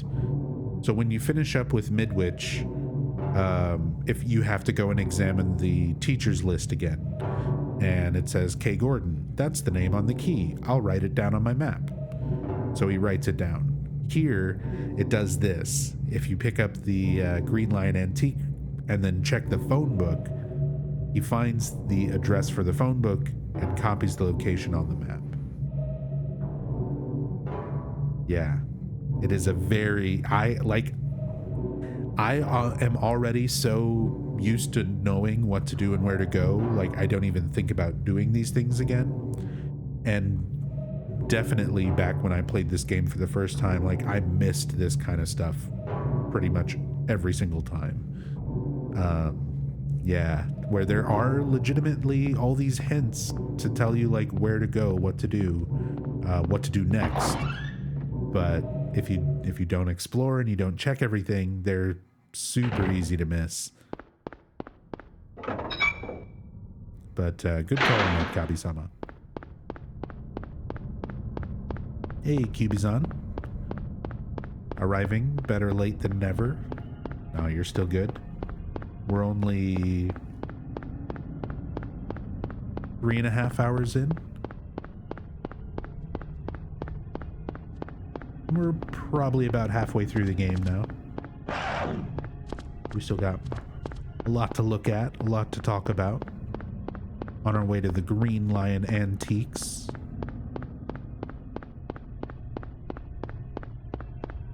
We kind of ran over here and explored early before getting the key. So we looked at the carry posters, the hype posters, some of the little references and things that are over here. There's Mushnick's Florist, reference to Little Shop of Horrors.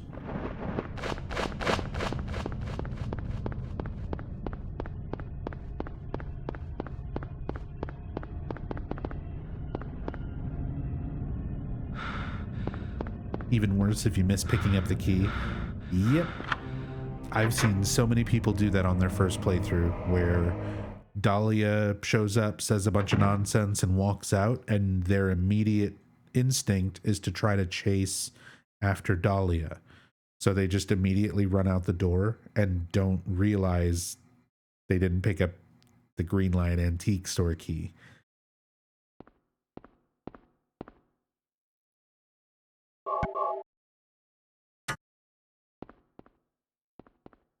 So then you just wander aimlessly until you go back into the hospital, into that room, and realize you left a key on the desk. There's a clock. Nothing special.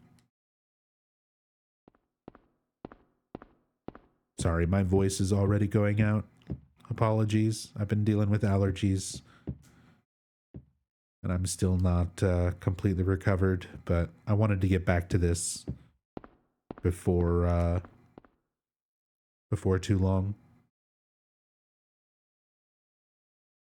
There's a trace on the floor that somebody moved the cabinet.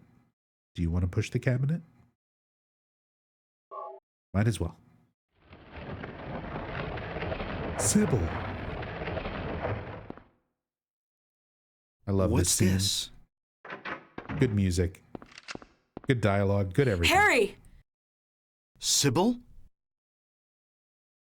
I'm glad you're okay. I shouldn't have left you. Things are worse than I thought. It's nuts. What are you doing here? I thought you left town.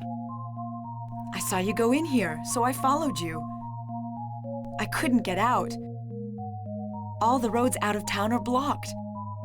Cars have completely stopped running. The phones and radios are still out too. What about my daughter? Did you see her? I did see a girl. Was it Cheryl? I only caught a glimpse of her through the fog. I went after her, but she vanished. I don't know about your daughter, but... And you just let her go? Where was it? On Bachman Road. She was heading towards the lake. Now don't get excited. It wasn't like she ran off exactly. There was no place for her to go. The road has been obliterated. What? So then Cheryl... It was like she was walking on thin air.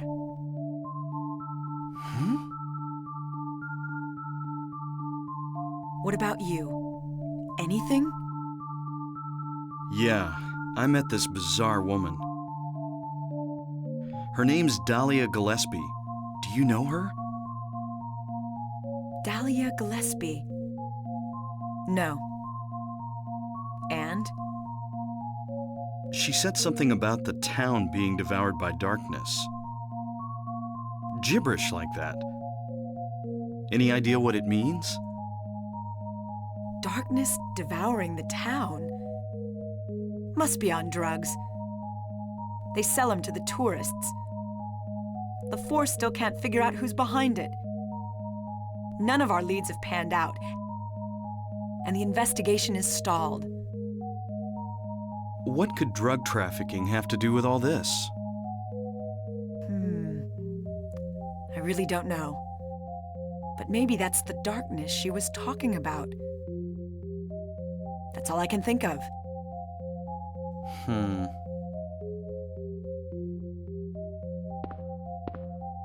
What's this? Just discovered it. Maybe there's something back there. Let's have a look. Wait. We don't know what's back there. I'd better check it out first.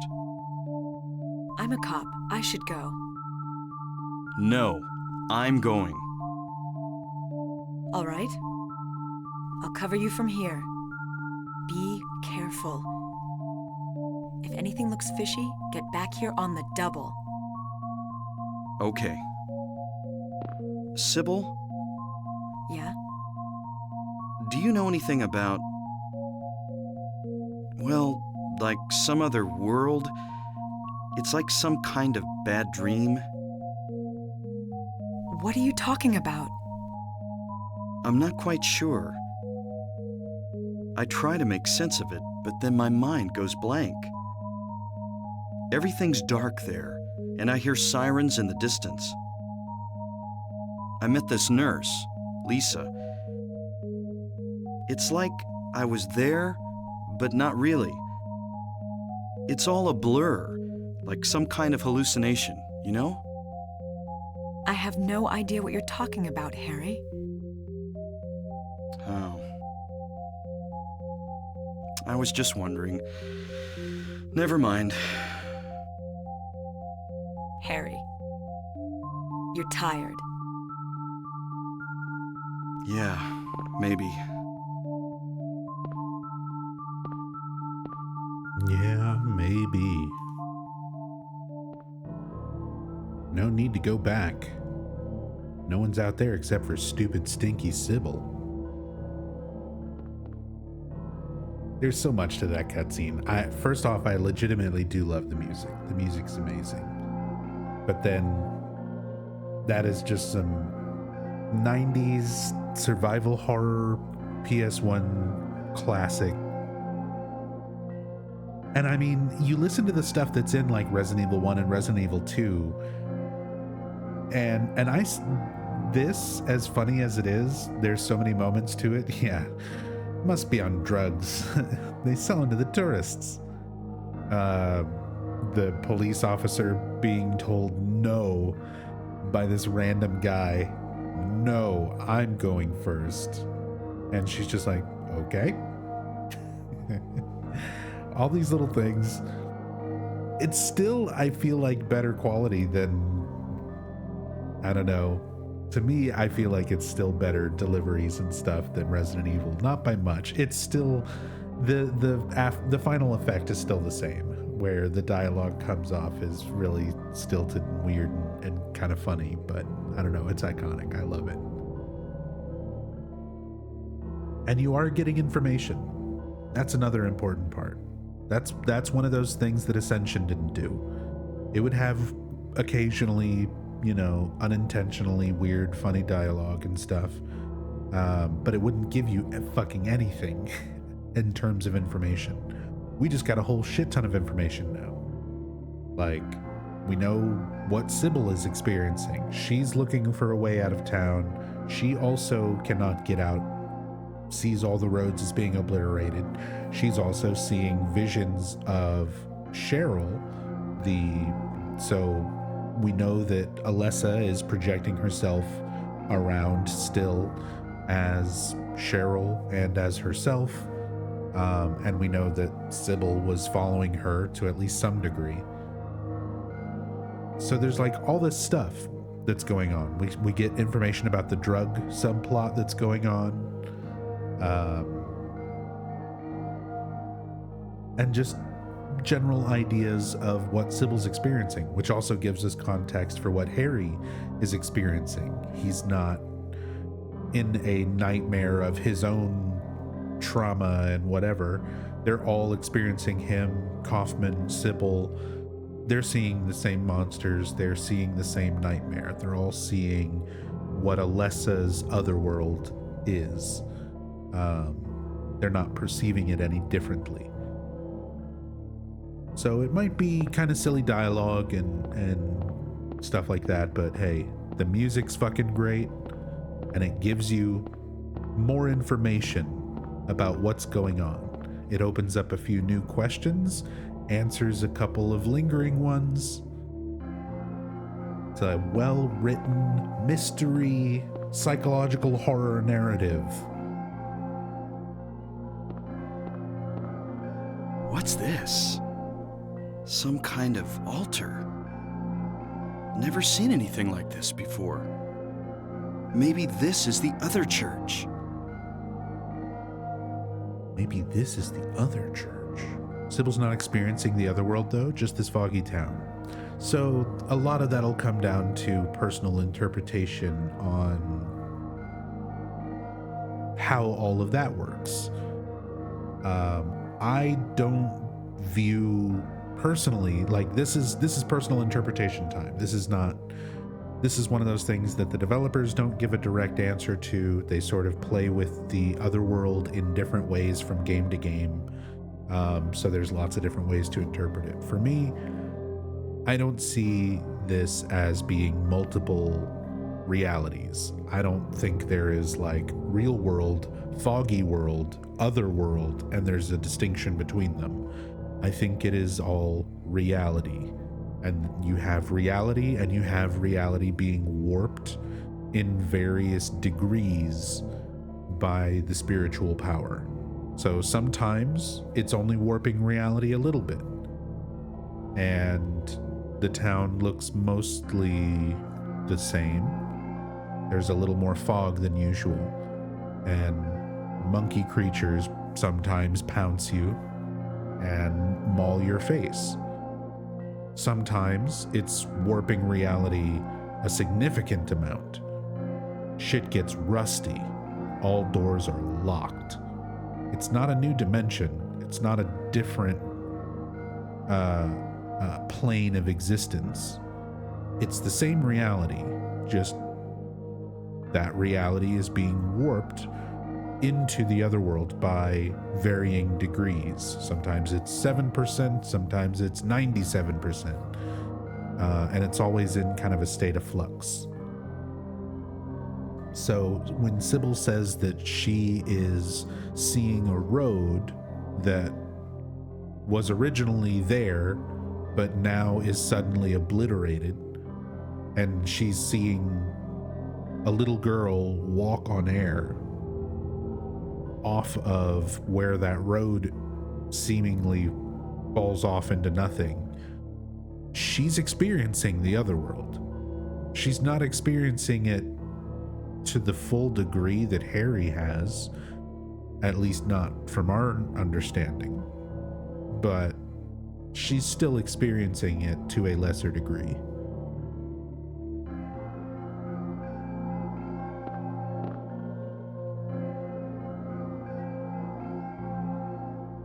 Some kind of powder is left in the chalice.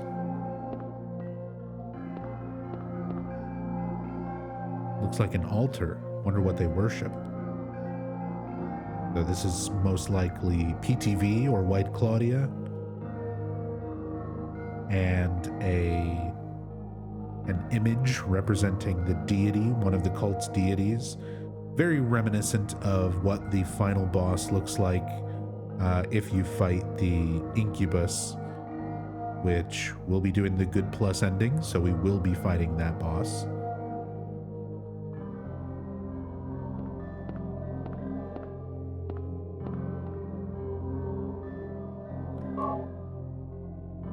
Get the axe,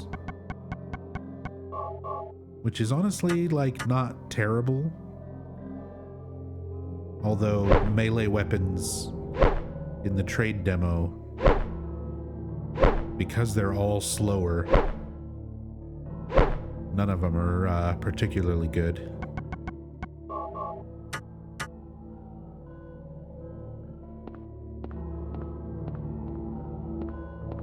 see there's some graffiti on the wall here as well that says "No God."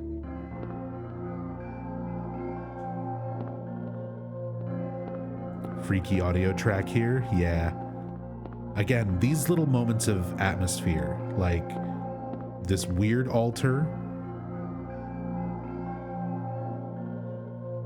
just this weird altar, the image, this little claustrophobic kind of hidden away space, and this music. It does a lot. It does a lot to sort of build up that tension. What the?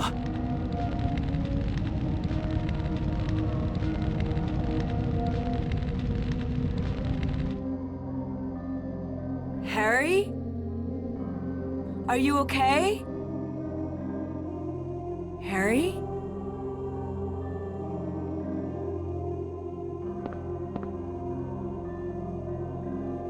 Harry?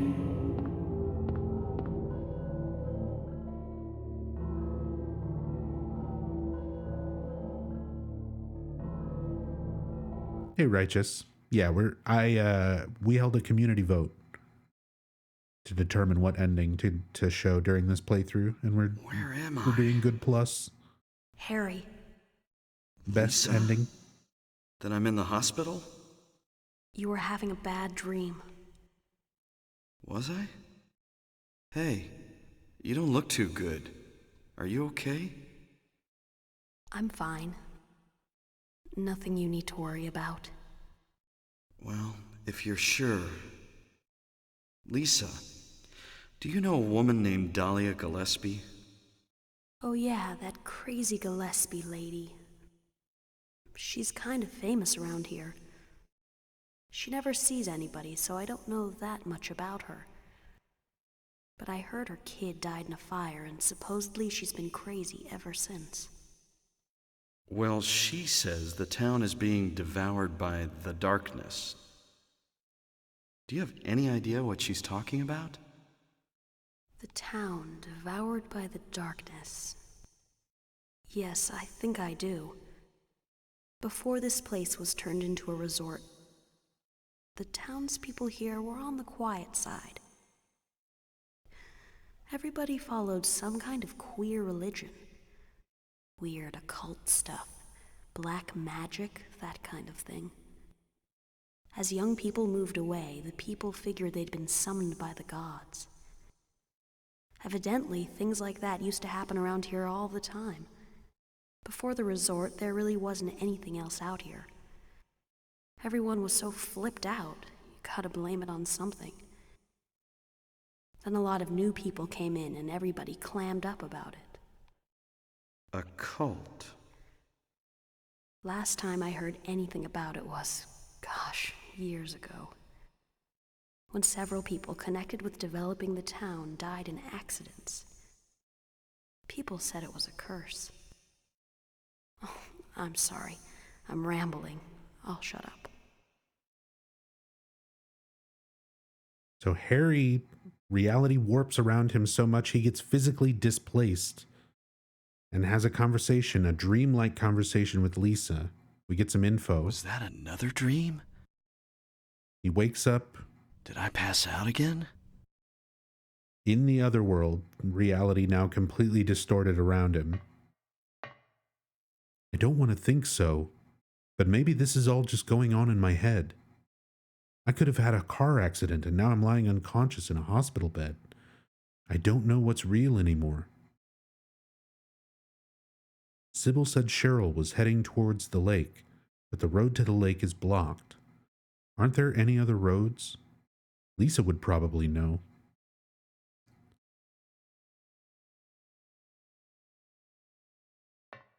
So we start having more and more clues about Lisa not being real necessarily. The way that we first meet her in the other world in Alchemilla Hospital. We hear the sirens. The other world subsides. Harry wakes up. He's still in the hospital, but Lisa's gone.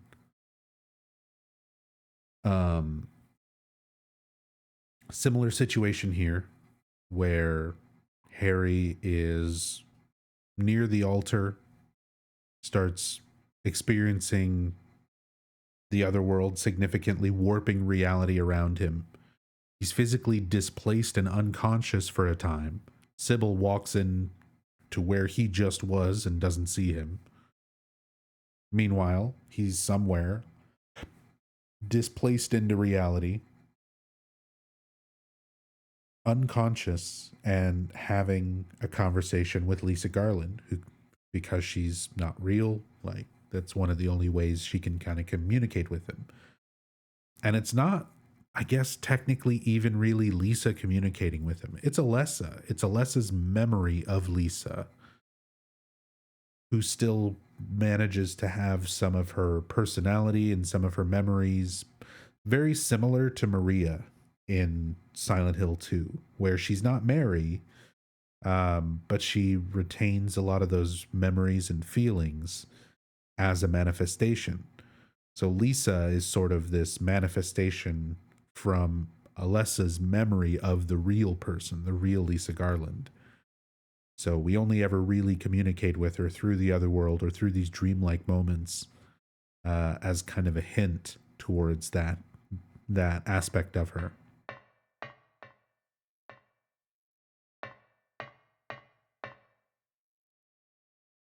All right. And you can see, even with the save point, you walk up, you save, you're still here in the antique store. You haven't gone anywhere. This is where you would walk down the stairs. This is where the clock was, where the shelf was. The couch is moved. And behind the couch is where the altar and everything would have been. You're still exactly here. Reality has just shifted around you.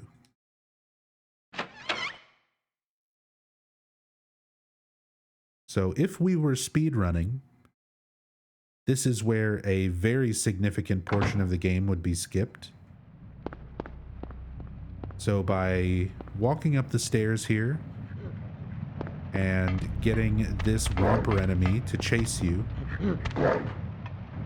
if you pounce him if you get him to pounce Harry in just the right way at the top of the stairs, you'll be able to clip through the wall here, and you can just run straight to Alchemilla Hospital, to where Lisa is, and trigger the next story event without going through the Silent Hill Town Center Mall. But we're not going to be doing that. This is a thorough, in-depth playthrough and analysis. So we're not skipping anything.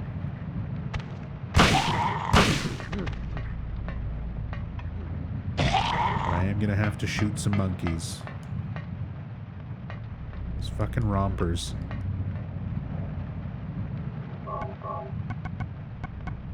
Do a lot of damage on this version too.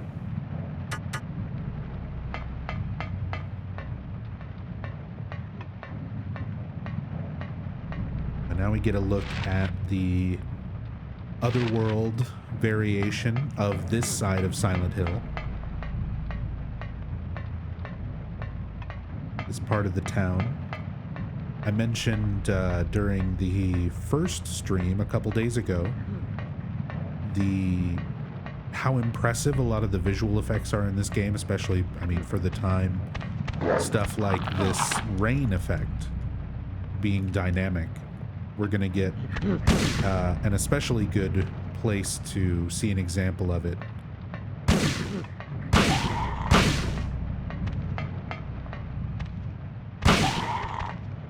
Die, romper. But the rain, so this rain effect, someone earlier, by the way, in fact, mentioned in chat that they liked the weather effects, the rain effects and downpour. The rain and downpour doesn't even do this. So in Silent Hill 1, this PlayStation 1 game from 1999, depending on the surface the rain hits, changes the effect of what it does. Like what effect on the ground you get. So right now the rain is falling on this chain link fence floor, this sort of metal grating, and you can see the water droplets sort of gather on the metal grate, that chain link, and then holds there for a second and then drips off of that. But if you get to an area where there's like concrete or dirt or sand,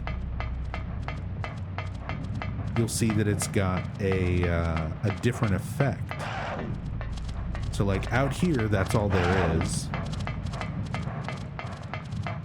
But we'll see this rain effect when we get through the town center, falling on a bunch of surfaces simultaneously and doing a different effect for each of them.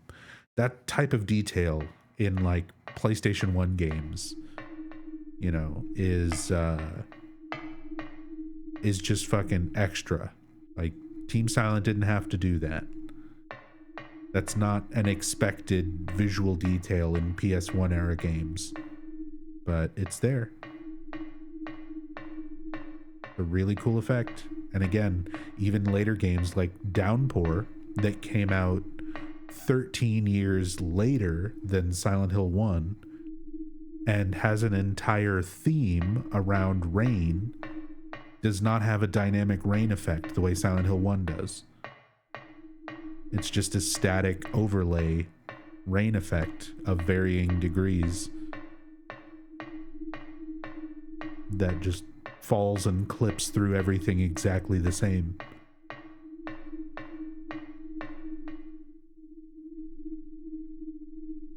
Some more parodies of actual properties.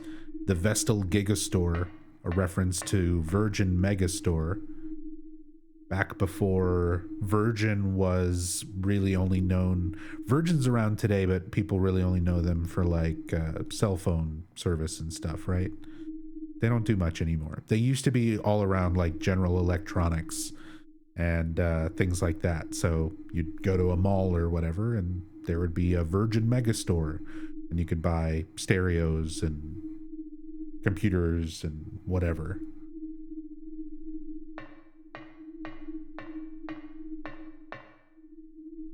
Nothing unusual. Big stack of TVs and monitors. If I recall correctly, Virgin ported RE1 to Saturn. Yeah, they actually did. They've done a few different game publications, published games, or helped with ports of games. They've done things in the video game world, which is probably why Team Silent didn't want to use Virgin directly and instead made up Vestal Gigastore.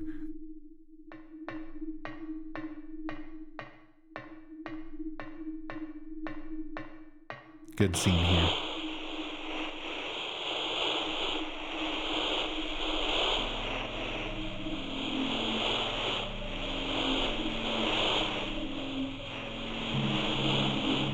Daddy, help me.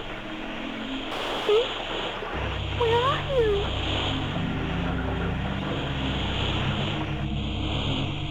Cheryl! We see Cheryl, and then we start seeing a bunch of symbols. I'll talk about those in a moment.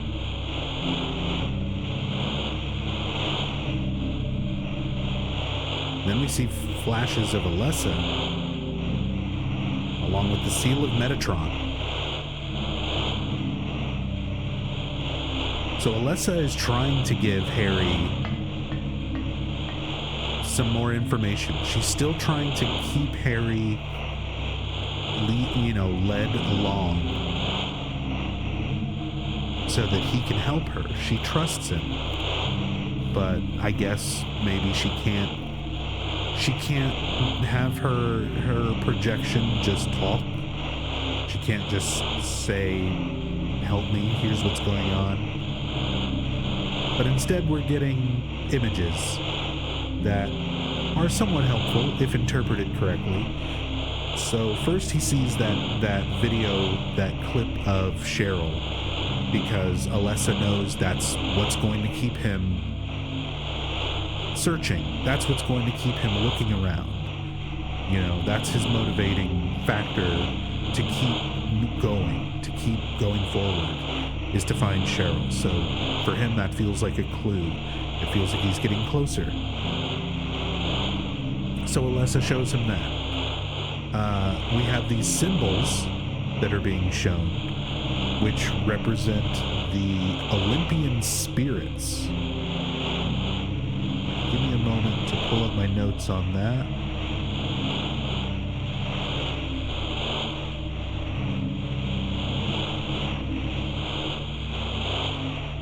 So the Olympian spirits refers to 7 or sometimes 14 spirits mentioned in several Renaissance and post-Renaissance books of ritual magic and ceremonial magic, such as the Arbitel de Magica Veterum, the Secret Grimoire of Turiel, and the Complete Book of Magic Science.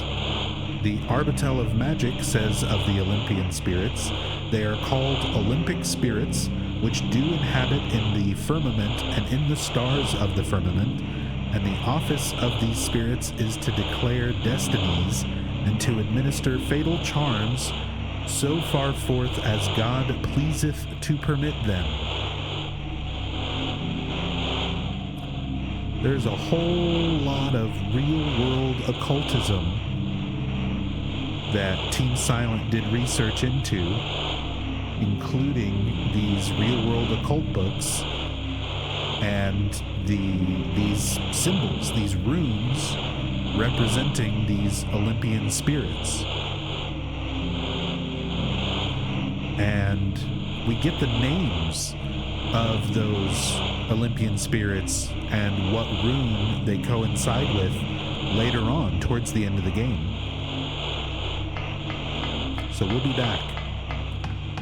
We'll bring this conversation back around in a couple of hours once we get to nowhere at the end of the game.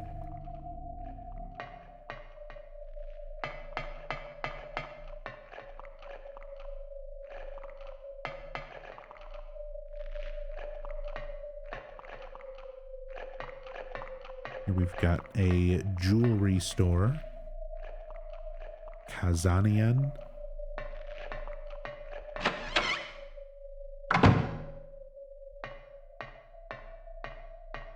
Hey, what's up, Mr. Edward Hyde? Hey, Nub, what was the deal with the phone call in the school from Cheryl? Sorry to go back to that, but is there significance to it, or just to drive Harry along? Never understood that, because she just said, Daddy, help me. Yeah, same thing. By that point, like, Cheryl stops being her own person, pretty much right after Harry crashes the Jeep. At that point, Alessa is in full control of the other half of her soul, the other aspect of herself. And she's using that to project herself around, because she presumably has all of Cheryl's memories. She has anything that Cheryl knows, Alessa knows. So she trusts Harry, because Harry has been a loving father to Cheryl for the past 7 years since he adopted her. He found her. Didn't even really adopt her. He just found her on the side of the road, and still lovingly raised her.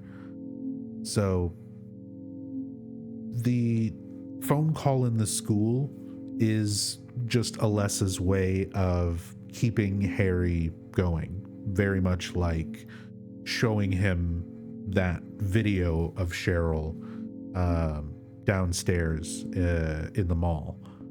So it's a way just to keep him motivated, to keep him looking for Cheryl, because as long as he keeps doing that, he's going the way that Alessa needs him to go.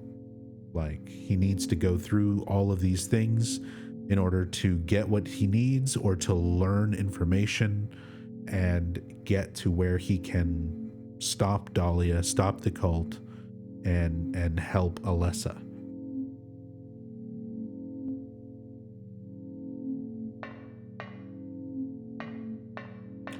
Alessa loves her dad. I love my daddy. We'll get to Shattered Memories. First, we're going to do the original Team Silent games for story playthroughs.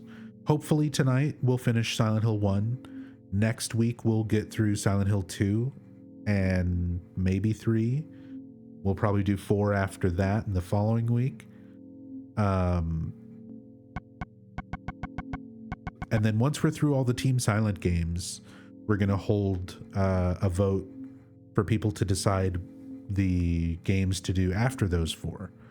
So people will get to vote what order we do those in as well. So if you want to see Shattered Memories first, if you want to get through something like Downpour or Origins first, you'll get to vote on it. But not today. Right now, everything is voted for.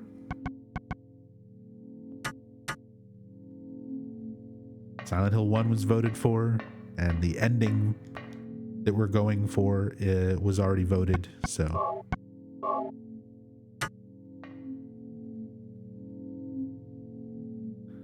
All right. Nothing else in the jewelry store. We got some supplies, some ammo, a little bit of a foreshadowing with the ammo, since it gives us rifle shells just before the room where we're about to pick up the rifle.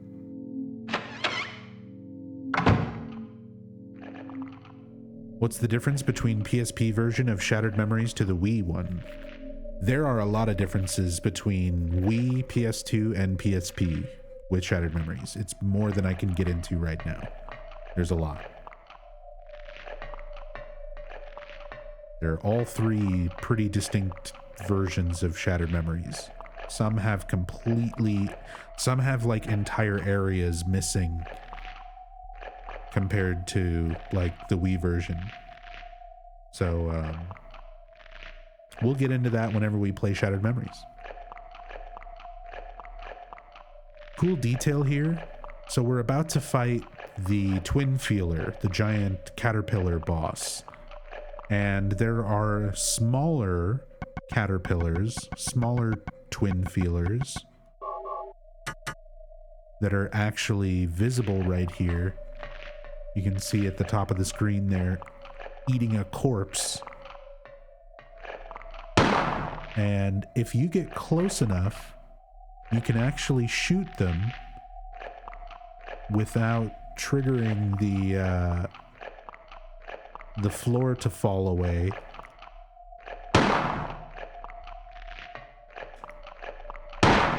There we go. You can see the blood coming off of it, and it curls up. Same for that one.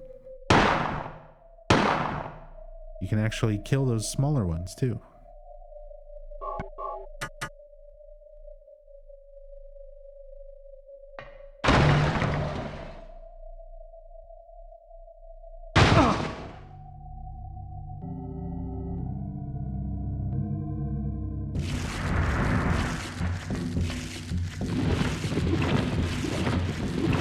Boss here. I like this boss fight, and the setup for it is I always thought really clever. The idea that you've got this metal grating floor from above that falls down, and that chunk of the floor becomes a significant part of how you fight the boss, which is able to burrow into the ground. You can't attack it, you can't do anything. It can pop out anywhere, spray acid at you, and then just burrow away. So it's like, how are you supposed to deal with this enemy? Well, you position yourself on the metal grate, you move when it pops up, and once it's on top of that metal grate, it can't burrow. So if you can just bait it, you'll get the opportunity to attack it.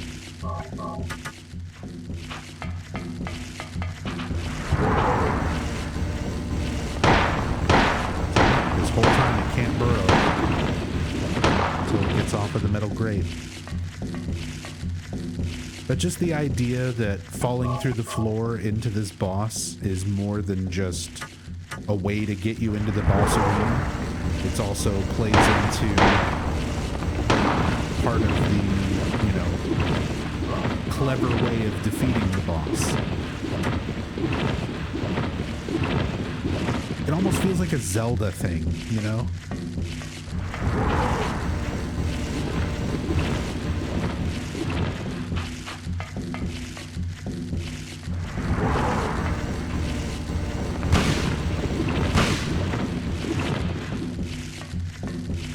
Also the music, just this drum. Boom, boom, boom, boom, boom, boom.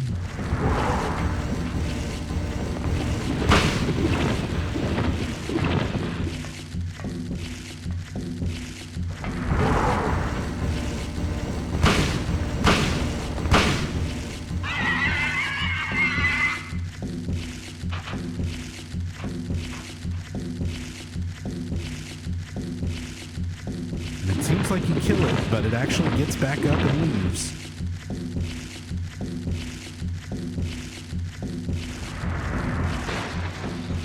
It just smashes through the door, and it's gone.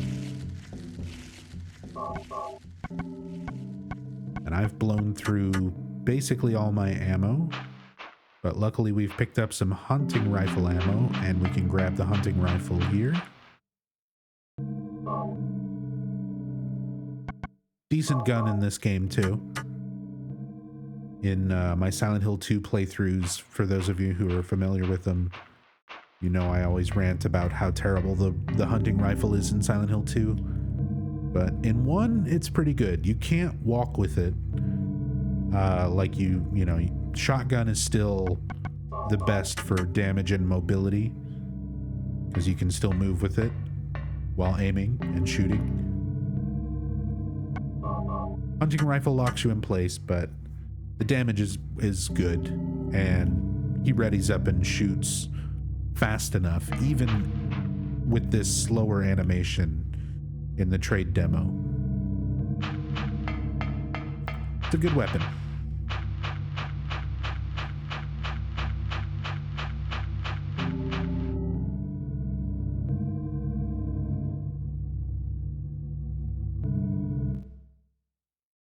And we will encounter Twin Feeler in a new form a little bit later.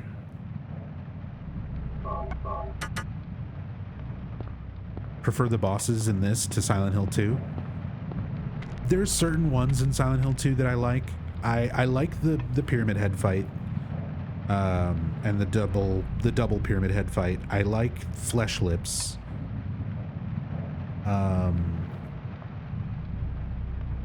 Abstract Daddy is okay. It's just an annoying tiny room, which is part of the whole idea, I guess. But I would say overall I probably prefer the bosses in 1. Yeah. They actually feel interesting. The Twin Feeler has the whole thing with the way it burrows and having to figure out how to shoot it. There's like a cleverness to it. There's a strategy to it. The bosses kind of feel like puzzles themselves. Whereas a lot of the rest of the series bosses are just like, do all the damage. Just do the damage while it tries to hit you. Although it's got some cool ones. Silent Hill 3 has the giant worm and Leonard. Kind of the equivalent to Leonard burrowing and getting to where you can't do anything to him whenever he dives into underwater and starts swimming around. Going back to the rain effect discussion from earlier, this is the perfect place to show off like the rain effect as an example. So you can see the rain falling and hitting the pavement, and it just leaves like a little circle, a little splash where the ground looks wet because of that effect. And this is a PS1 game, you know, it doesn't need a whole lot, but it's enough to give you the impression that the ground is wet and it's like a little splash of water where the drop is hitting the already wet pavement. Then you've also got these little spots where it's hitting the dirt or the sand, and you can see it just makes like a dark spot that absorbs and dries. So you can just kind of see it hitting the concrete, making two distinct animations, two distinct effects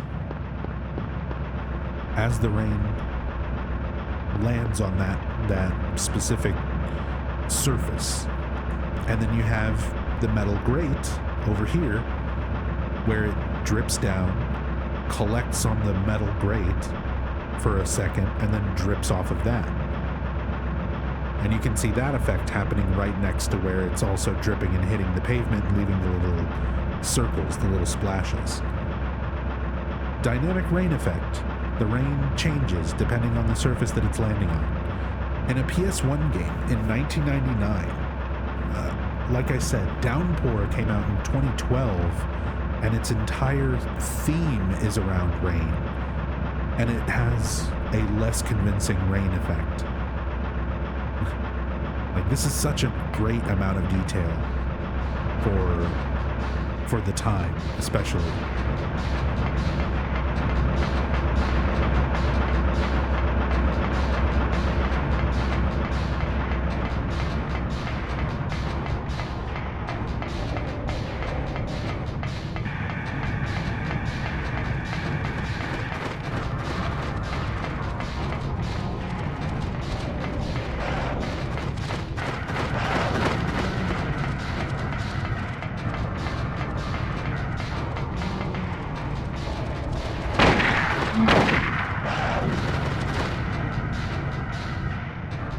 I actually want to try and kill enemies here because I want to show off the celebrity cameos.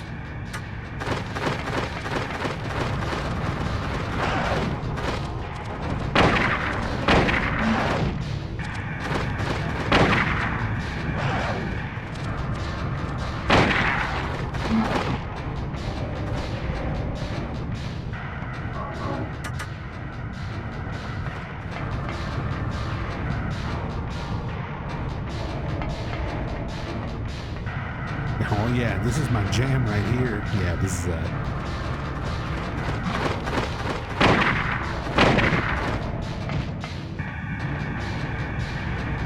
fantastic music track. All right, here we go. So if you look at the top of the screen, I'm actually going to turn the audio down just a little bit here while I explain stuff. So if you look at the top of the screen, you can see this is the movie theater, Silent Hill Theater. And there are some movie posters for what's showing at each screen. So on this side, we have Shoot. And that artwork behind that title of Shoot is Raiders of the Lost Ark. That's Indiana Jones.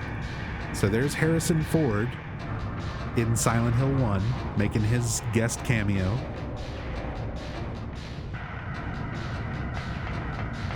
And then in the other side here,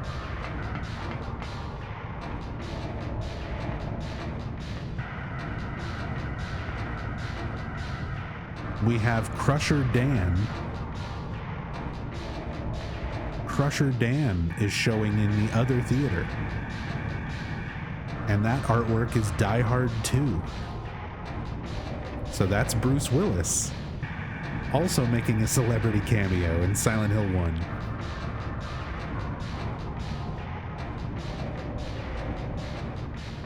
There's also a third movie poster here. The title of it is Ezekiel, but the image, even up-resed and like isolated and everything, it's too hard to make out the image. I haven't figured out what that texture is supposed to be, if it's a cover from some other movie or something like that, but You can definitely make out the other two. That is definitely Raiders of the Lost Ark and Die Hard 2. Which is just pretty funny, just to see stuff like that stuck in. So I mentioned the Seal of the Metatron in the last stream, but just to go over it again here, for anybody watching today who missed that, the Seal of Metatron, Dalia lies and calls this a mark of Samael, says that it's a mark of a demon, but it's actually the other way around. The Seal of Metatron is something that Alessa is actively using to try to keep the Otherworld from spreading. It's a good thing. It's supposed to be a ward against the effects of the nightmare. And she's been trying to spread it, and we've seen it spread around town, where most of the time, up until this point, it's always in an area where there aren't any enemies. Now, Alessa's powers are getting weaker, or the Otherworld is getting stronger, or both. And we're starting to see the symbol is spread around to more locations, but clearly there are enemies and stuff around here. So it's having less and less effect.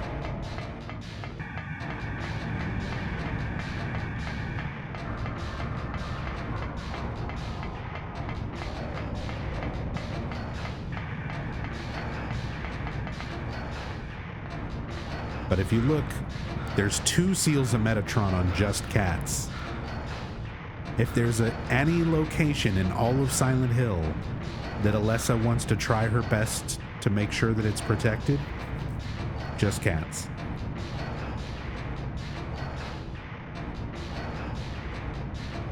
Yo, what's up, boys? Since you're playing trade demo, have to ask if you were made aware of the 2 prototypes that were leaked last month.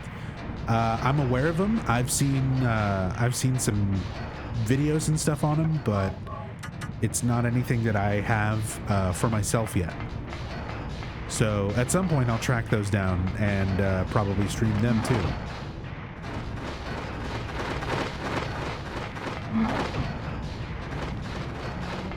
We've got an air screamer gang.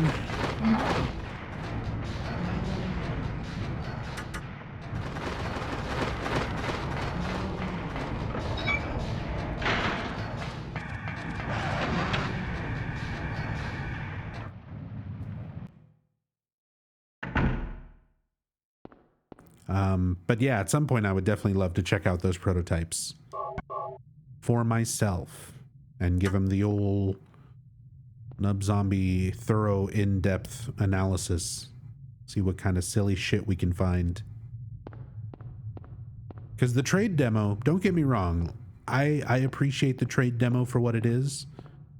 And it has some mildly interesting changes and stuff to it compared to the main game, but it's nothing like mind-blowing. It's not vastly different. It doesn't have like different puzzles or anything like that, you know. Whereas, don't those early prototypes have some pretty significant changes to certain things? Harry! Here's Lisa, once again, Glad you're only okay. seeing her in the Otherworld. Thank God you came back. I was scared to be here all alone. I'm here now. I was worried too. I'm real happy to see you. Lisa, can you tell me how to get to the lake? The lake? You take Bachman Road. The road's blocked. Well, that's the only way out there. Are you sure? There's gotta be another way. Wait! I just remembered something! What? There's a Waterworks over by my old elementary school. It's been abandoned for years. There's an underground tunnel out there used for inspections or something. I remember hearing it runs all the way to the lake. Really? You think I can get to the lake from there? I've never been down in there myself, so I'm not positive. Besides, it's all fenced off to keep people out. If there's a chance, I've got to try. Harry, don't go! I don't want to be alone. It's so scary, I can't stand it. How about coming with me? This may not be the safest place in the world either. I can't promise you anything, but I'll do my best to protect you. No. Somehow I feel I'm not supposed to leave this place. Oh, Harry, I'm so scared. And I'm cold. Look, just wait here a little longer. I'll be back as soon as I find my daughter. Harry?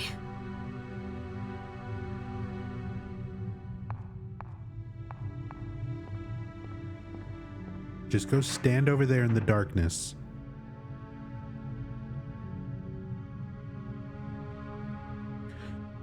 Stand over there in the darkness by yourself, Lisa. You'll be fine.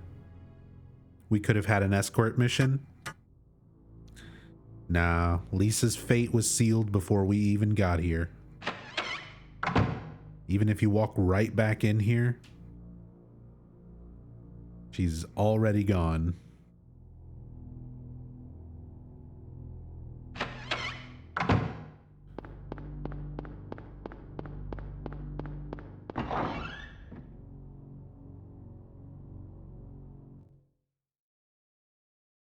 One of them seems to be the source for the Brady Games guide, or whichever guide that weirdly didn't match the retail game fully. Yeah, I mean, there's a few different official guides and stuff that don't match things, because there was that, but then there was also like a magazine that showed early versions of the astronomy puzzle, the puzzle to get the Stone of Time in Nowhere.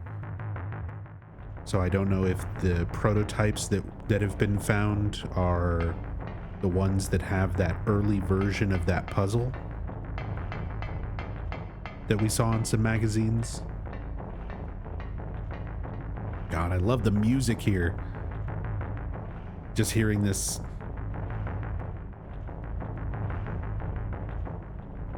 getting louder and louder.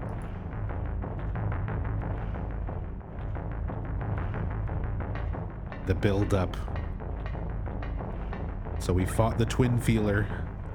The twin feeler, the large caterpillar, it escaped. And just like a Pokemon, it went off and evolved. And this is what it evolved into.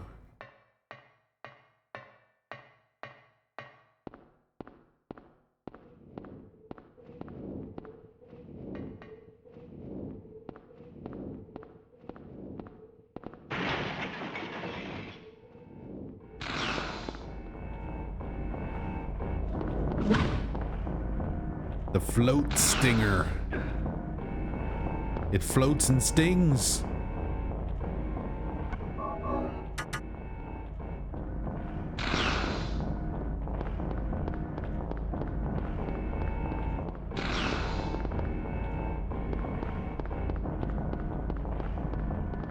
Such a cool boss and set piece for like fighting it on the rooftops like this.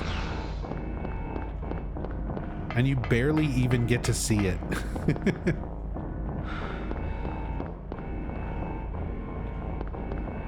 You get a nice view from up here.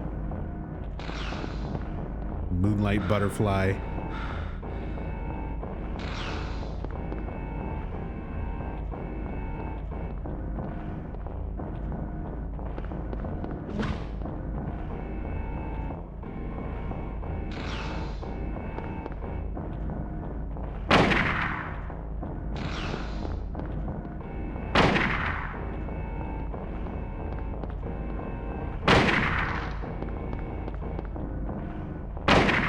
You like to intentionally draw out the fight so you can listen to the music? I like to intentionally draw out the fight so that I don't waste ammo shooting it during iframes. You and I are not the same.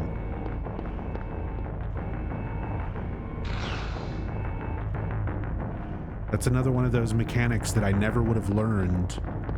So much information that I've learned about the Silent Hill games that if I wasn't a speedrunner, it's stuff that I never would have learned. But yeah, fighting this boss, it has iframes. It's completely invincible to damage for about a second after you shoot it. So if you sit and just spam your pistol or your shotgun, you're throwing ammo away. You're firing off shots that are not doing any damage. You have to shoot it and then wait a second. A good way that a lot of speedrunners kind of eyeball it is the blood spray effect. When you shoot it, you see that little blood spray effect on it. And you want to wait until that effect is like pretty much completely off the screen before you shoot again. You want to wait like a second.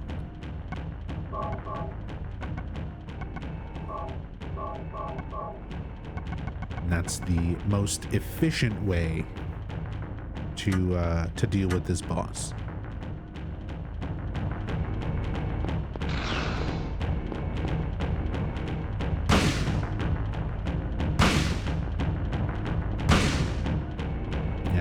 Really see that spray with the shotgun. I'm all out of ammo. Time to swat down a fly.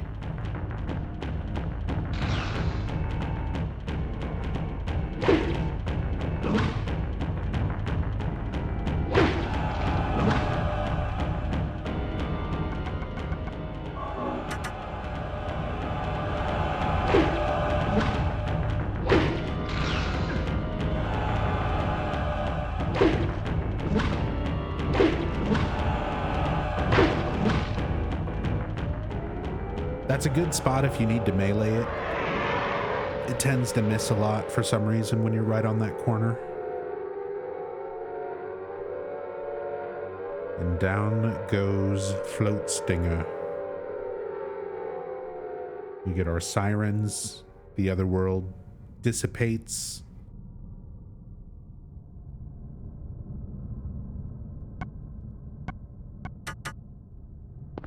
Harold Mason, expert melee fighter.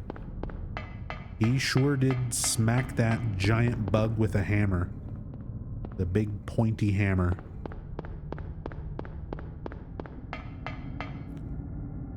Basically Monster Hunter.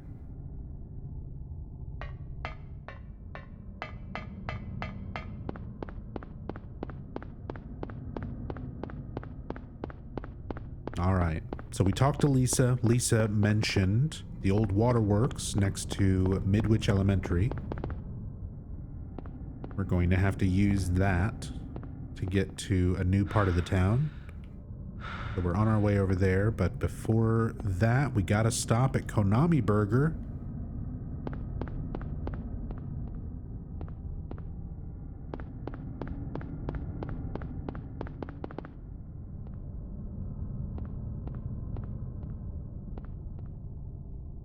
Chad, I'm going to Konami Burger. What do you want?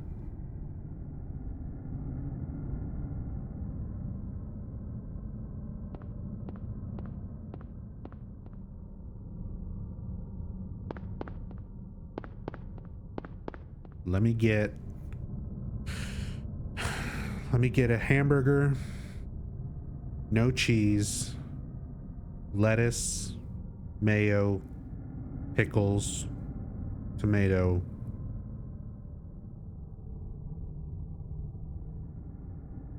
side of fries. Let me get the Ascension fries.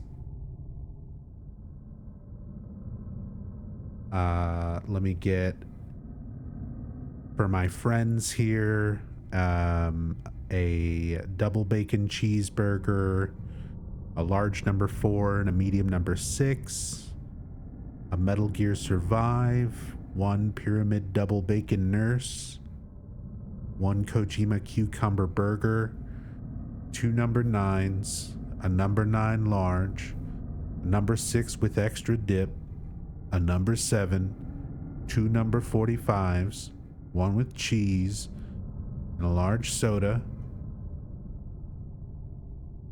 a diet soda, and a large nuggie. Is the trauma toy included in the unhappy meal? You have to pay for the season pass. You have to pay extra.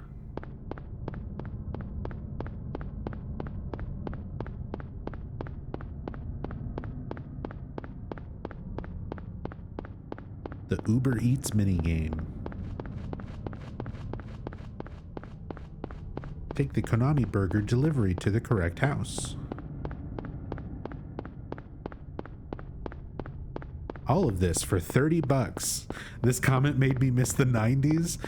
Oh my god, you don't even like. There's times where Rachel and I will sit down and we get nostalgic and we just put on like old fucking 90s commercials, 80s commercials and shit we remember. And yeah, you see those old fast food ads and stuff where it's like, get this giant fucking meal for 99 cents or like $1.99. Stuff was like dirt cheap. Like, not anymore. Konami burgers, fucking $20 for a burger now. And it's smaller. Anyway, this must be that Waterworks Lisa was talking about. It sure is. Our sneaky way in to get to the other side of the town, since all the roads are blocked. All the roads are completely caved in. It's locked. The lock is worn out. I may be able to break it if I hit it hard.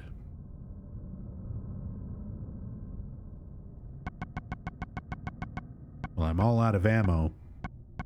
So there's only one thing that we can hit it with.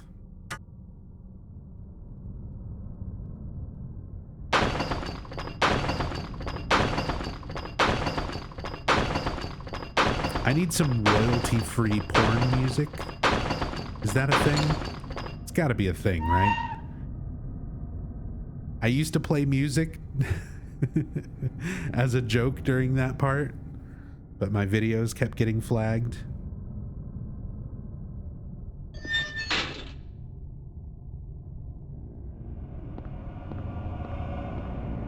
But Harry gives us a show. If you break that lock with the knife, he throws it back. Don't bother using the giant hammer? No. You don't understand. The knife is the optimal way to do it. Dante Spawn, thank you so much for the Prime resub.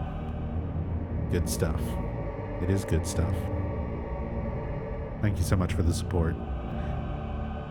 Thank you.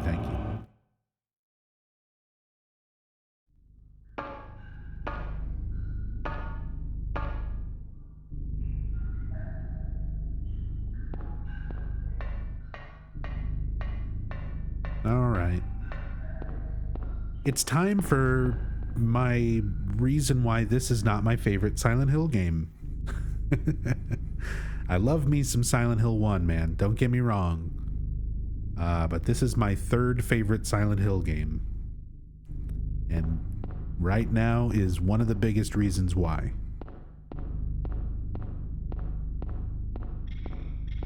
I get it. Sewer spooky. No one like it. That's the whole point. But fuck, I hate this type of stuff in games. The like intentionally dark and confusing maze where everything looks the same. And because it's kind of an easy thing to design, it's a lot of repeating textures and assets. A lot of games use sewers to sort of serve that function.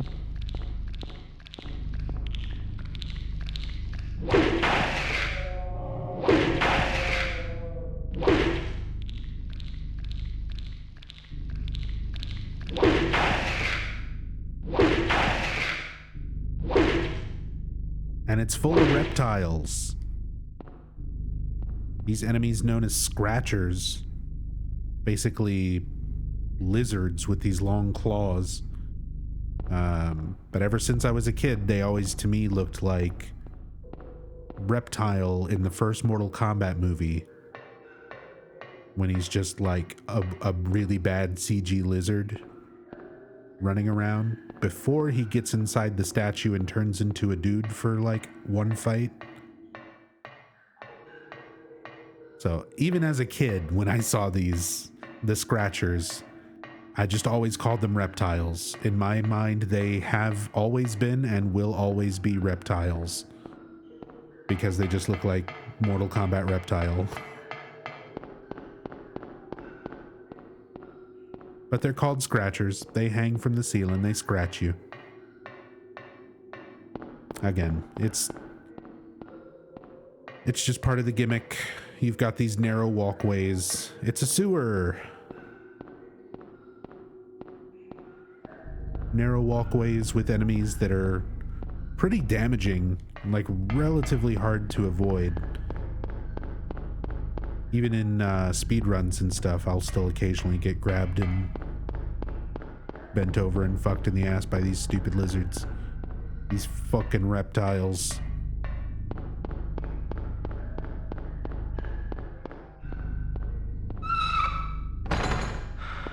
The lizard people have to go somewhere, I guess. Well,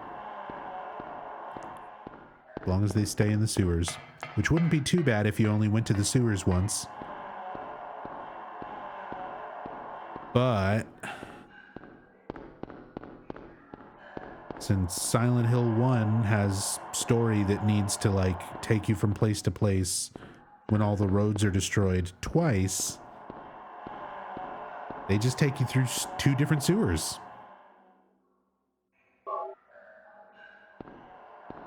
If it was just the one sewer level, that wouldn't be so, quite so bad.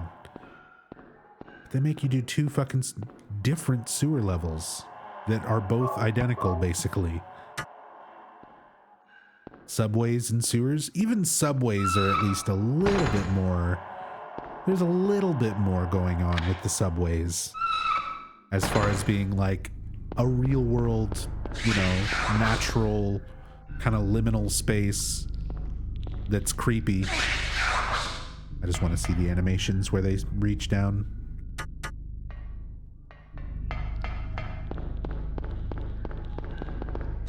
But see, this is the entire gimmick of the sewer right here.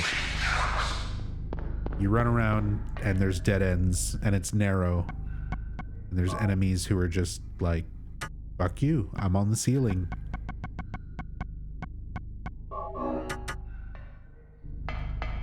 But there's not really a whole lot to go off and explore and look at. Oh, look at all the trash. Look at all the rusted metal in the sewer. Look at all the poo-poo water. I can't really sit here and gush about visual details, even though there are some. Even though, like, as far as video game sewer levels go, this one is got stuff going on. Look, there's little boats. I wonder who could have been down here in the sewer water in those little boats. But at the end of the day, it's still just kind of a boring sewer level. Full of annoying reptiles.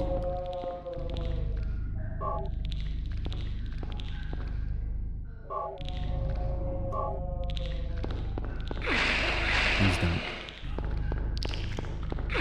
Please let me pass.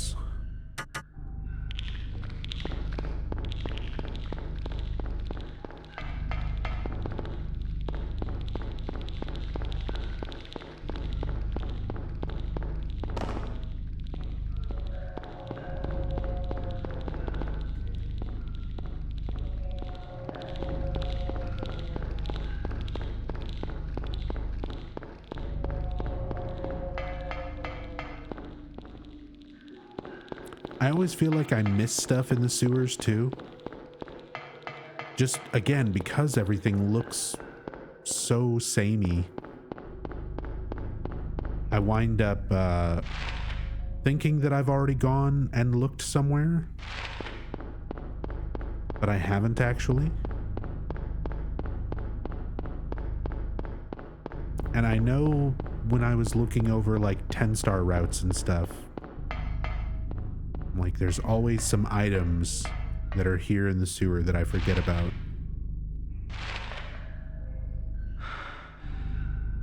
That's the ladder where you start.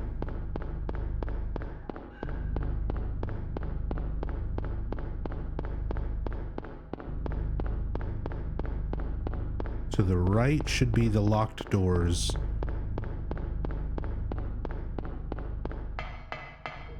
That we just got the key for. Yeah. Everything else I think we got.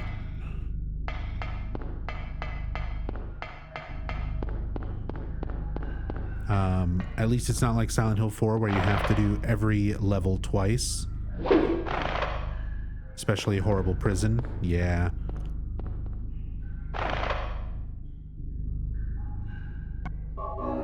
I mean, it's not far off from that, since you have to do the sewer twice. But yeah, Silent Hill 4, it takes the same thing that I dislike about this and multiplies it. Just do the entire game. Go to all the same places again. But this time, do an escort mission through them. For maximum enjoyment. There's a lot of stuff I really love about Silent Hill 4.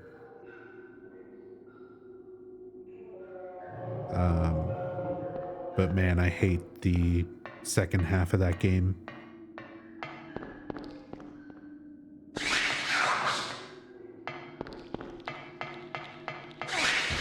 Damn you, Scratcher. Does the music sound different in this compared to the original version? No, as far as I'm aware, all the sounds and music are the same as retail. Like, the trade demo, it's really minimal. It's really, really minimal stuff. I mean, it's like maybe 4 or 5 item descriptions are different. There's a few items that are in slightly different positions or locations. You have one extra line of dialogue that's voiced by Michael Gwynn, Harry Mason. One little extra line of dialogue that's voiced in the trade demo that's not voiced in the retail versions. And that's like it. No difficulty selection.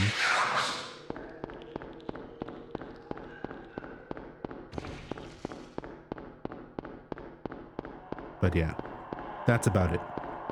Otherwise, it's essentially the same game.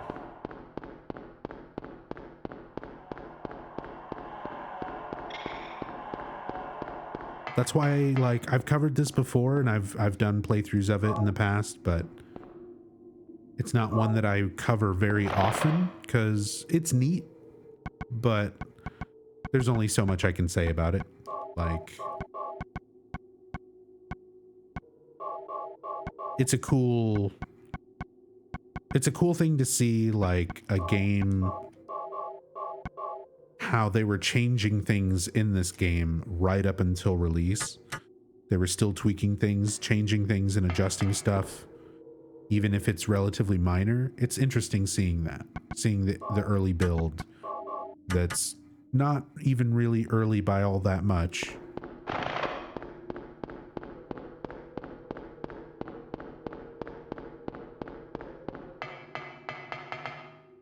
Here they're still changing things to this day. Can you imagine?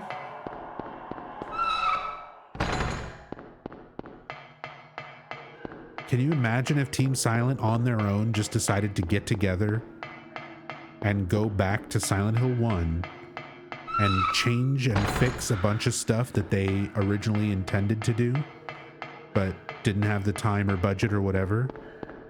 And then just like 25 years later, they were like, here, Silent Hill 1 version 2.0 for the PlayStation 1. We made a new patch.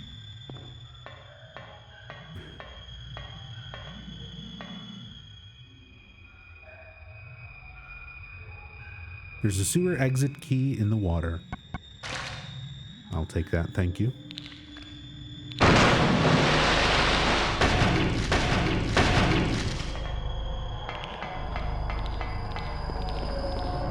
Surrounded by reptiles.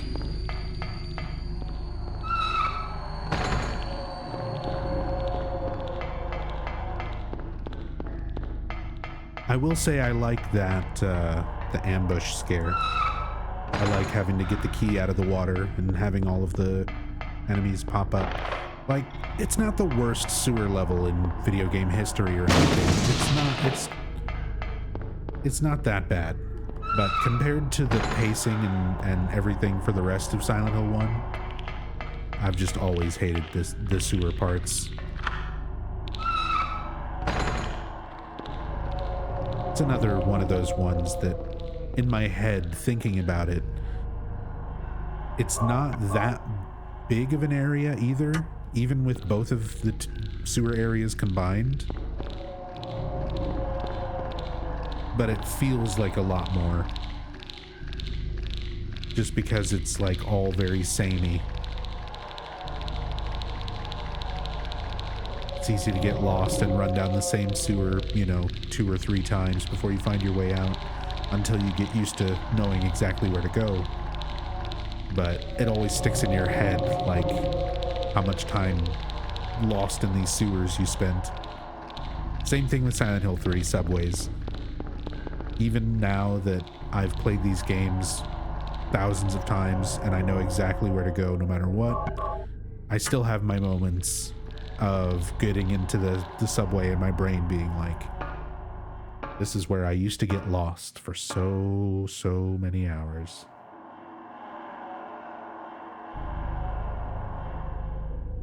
I had to play Silent Hill 3 so many times before I finally knew, like, where to go in the sewers without getting lost, or in the subways. Well, sewer and subway, kind of. Silent Hill 3 kind of combines the sewer and subway and underpass.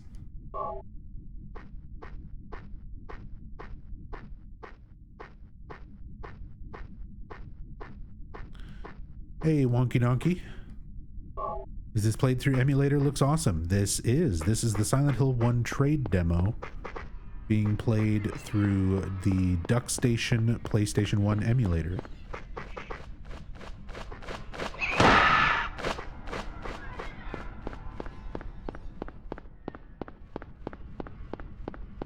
And for the most part, it looks and plays really, really great. It's got a few little weird things with it, which we're actually going to be coming up to. We've still got a little ways before it, but we've still got some spots where I need to disable all the enhancements. Otherwise, the game will crash.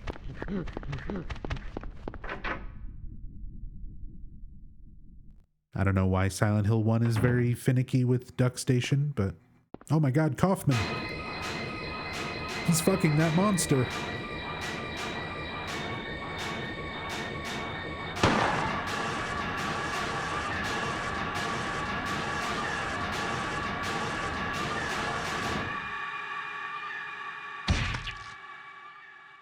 Are you okay? Yeah, I guess so. But I'm beat. I thought I was a goner there. So how'd it go? Did you find a way out? No, not yet. How about you? Zip. But it's too soon to give up. This craziness can't go on forever. A military rescue squad should be here any time now. If they come through the town, we're home free. I hope so. I better get going. This isn't the time to stand around flapping our gums. Do you know a girl called Alessa? No. No. I love that flat, definitely not hiding anything. No.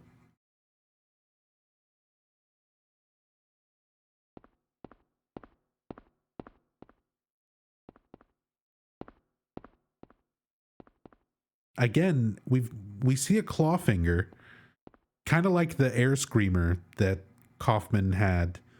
It's smaller. It's like a little tiny baby version of a monster. All of Kaufman's, all the creatures that deal with Kaufman are little tiny ones.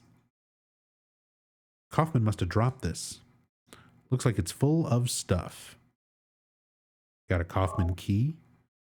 Got a receipt.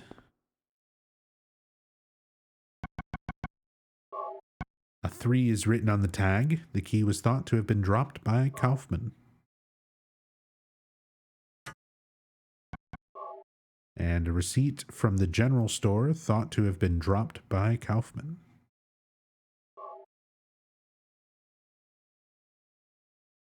The Indian Runner. And 0473 is written on it.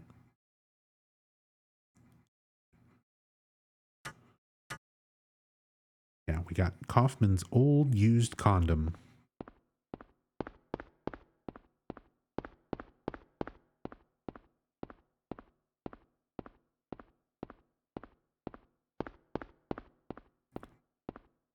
This is where, if this was Silent Hill Origins, you would stand here and one by one pick up like all 10 of these pool cues. Walk around with them. And break them over the skulls of monsters.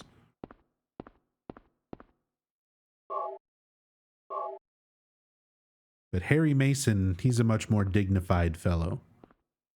You won't catch him stuffing 10 pool cues down his pants. Not like Travis. Some more really good posters and stuff in here. Things that I would love to have like a real world version of. I'd love a poster for the Funk Tour ladies. I want to go see the Funk Tour ladies. You're back for more interesting Silent Hill facts? Here's an interesting Silent Hill fact. There's no such thing as the Funk Tour ladies. They made it up.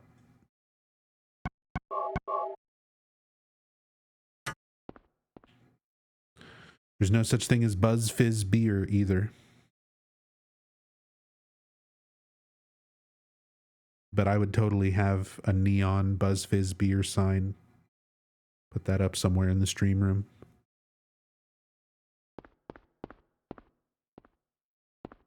Wonder who the people in these photos are.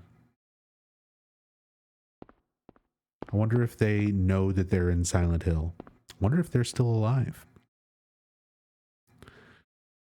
Just like random pictures of people standing around, a person playing pool.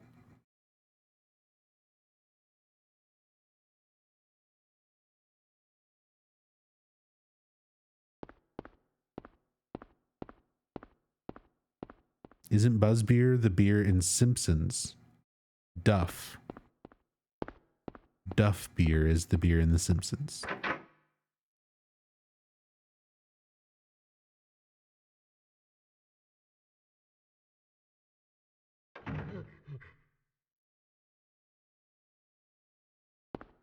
All right.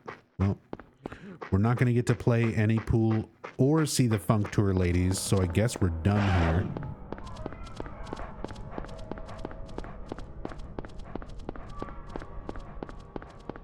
Kaufman didn't even have any money in his wallet.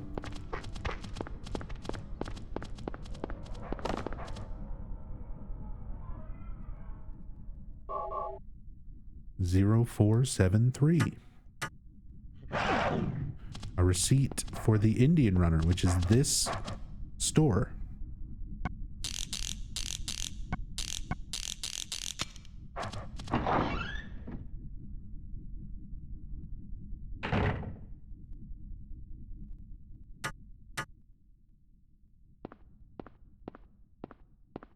Place looks like it's been ransacked.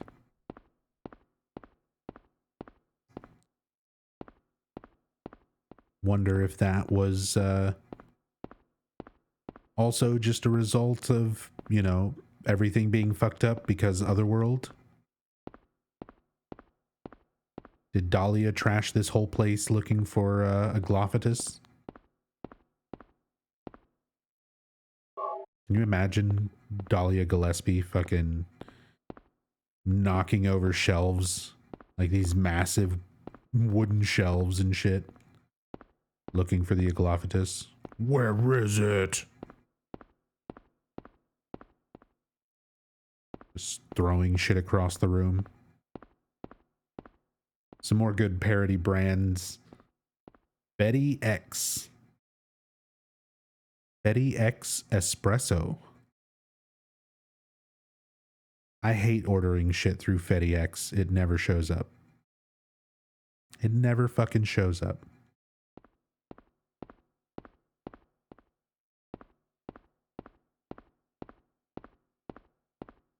Fuck FedEx. I'm using Oops. There's a health drink. I'll take it. And a diary. August 20th. He came by. I handed over the package that the woman left here. So the person who works here at the Indian Runner has to deal with Kaufman and his drug laundering, selling, distributing.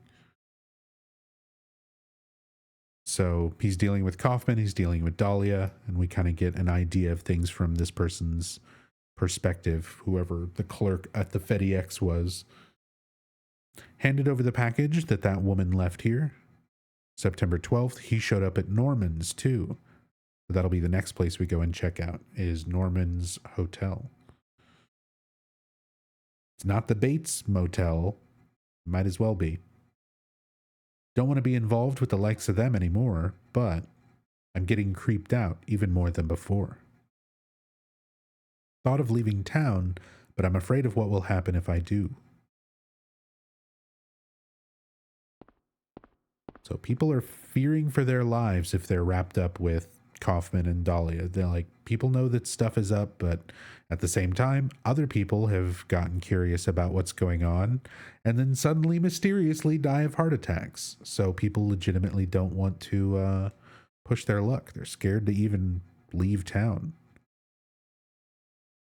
It's locked. We'll find the key in a moment. 3 loaves of bread, 3 cartons of milk, 2 dozen eggs.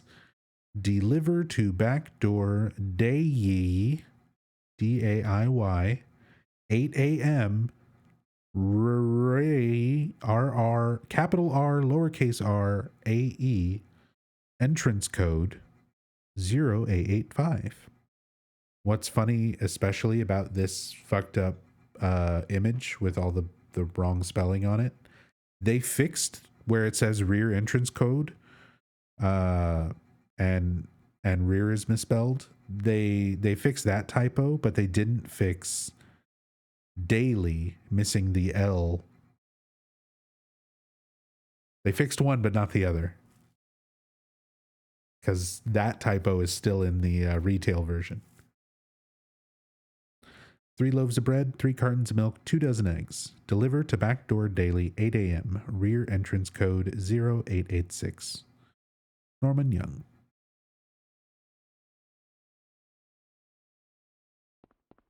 So Norman Young, not Norman Bates. Even though you can look at this picture, and that's clearly supposed to be the Bates Motel. And Norman Bates. Norman's grand opening. Just another fun little reference. Let's open the drawer. Get the safe key.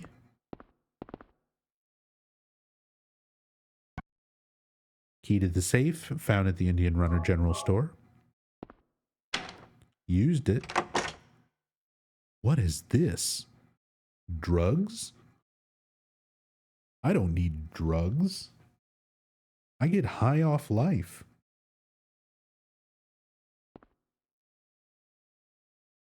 So that's just to verify the information we found in this diary. So the guy working the Indian runner, he was dealing with Kaufman and Dalia doing their drug deals here, as well as with the hotel owner, Norman.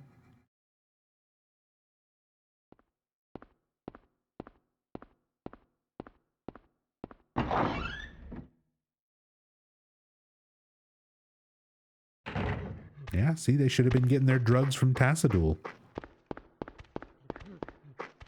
He's got the shit that makes the Otherworld go away.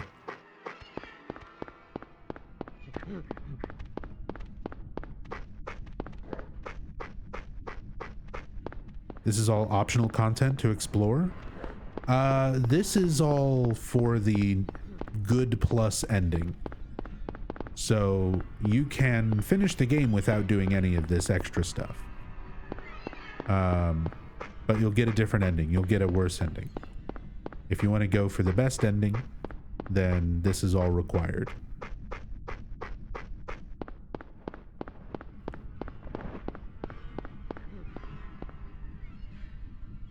Deliver to backdoor Dayi. Entrance was 0885. Enter. 0885. Enter.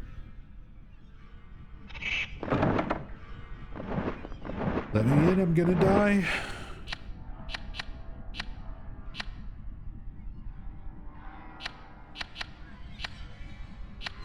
Am I stupid?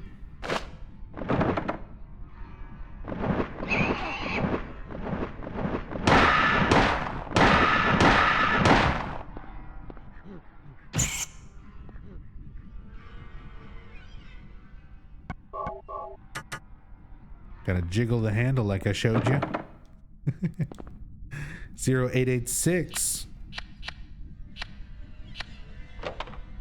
Thank you, Mom Zombie. Love you, Mom. Hope you're doing well. We found a trade demo difference. Nah, that's just me being stupid.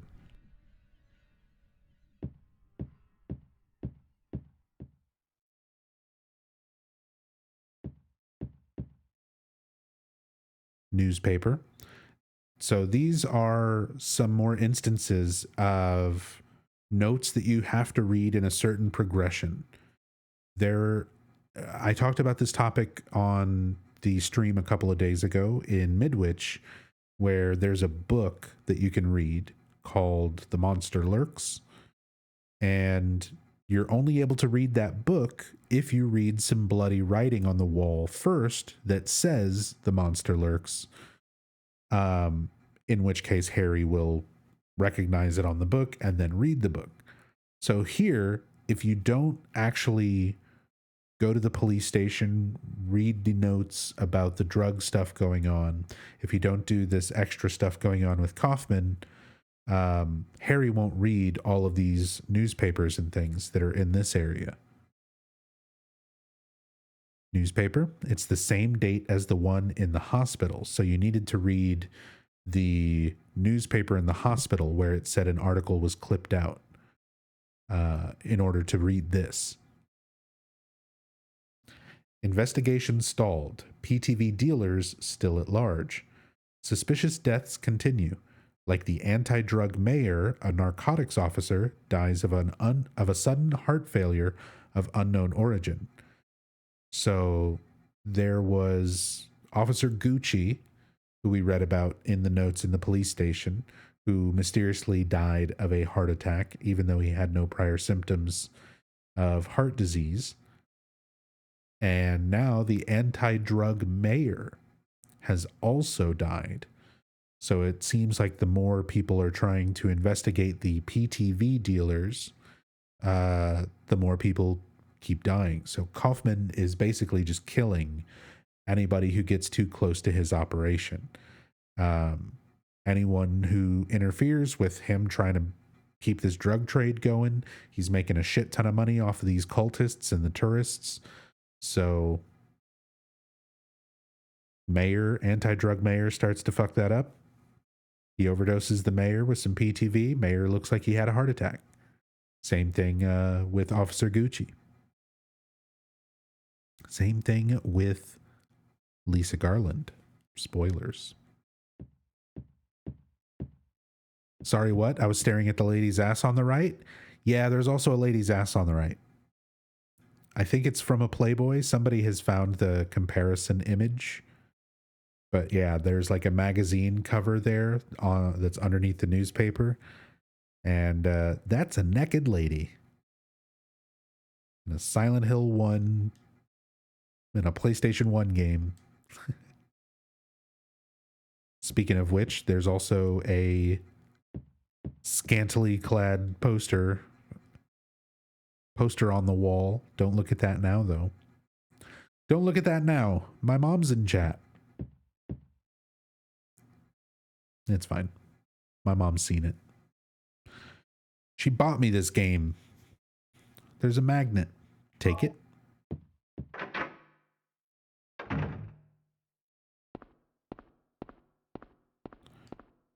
Got the magnet. Got the health drink. Got some shotgun shells. Batteries, oil cans, and other items line the shelves. A fine layer of dust covers everything as if long abandoned.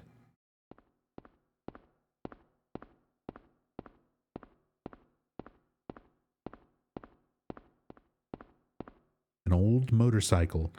Looks like it's been sitting here for years. That's weird. The dust is wiped away just around the gas tank cap. So there's your clue that there is something more to do with this motorcycle. Everything else is covered in dust. But motorcycle gas cap seems to have been tampered with recently.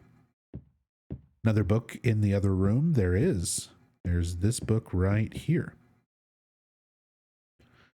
The diary for Norman, the owner of the hotel. September 10th. Took package. Told to sit on it a while. Don't want to get involved, but can't disobey. He's probably linked to the death of the mayor and others. So similar thing as the diary from the Indian Runner. You realize all these store owners, all these locals, they're basically aware of what's going on to some degree, but they're so scared of what Kaufman could potentially do or what the cult could potentially do to them that they just kind of have to go along with it. They kind of feel like there's nothing they can really do there.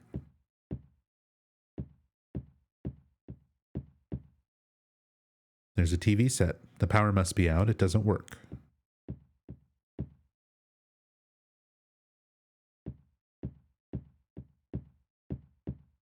Nothing special. There's a guest register. Nothing special written here.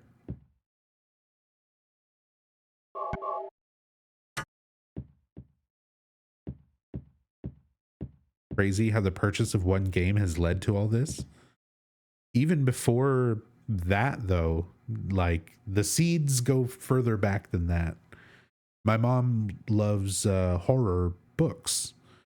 She has just about every book written by Stephen King.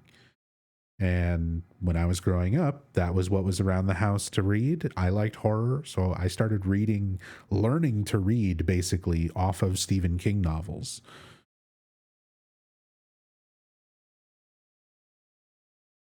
So I literally have been like raised on this stuff. So you can all blame Mom Zombie or thank her, however you feel about it.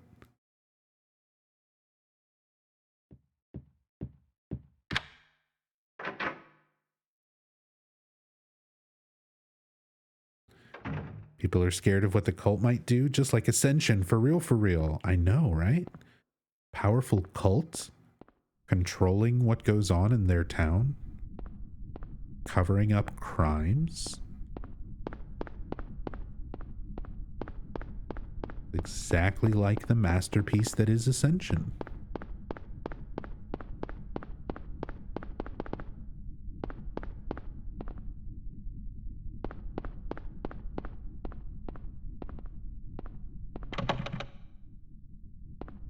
I feel like they really nailed the look of this motel as well.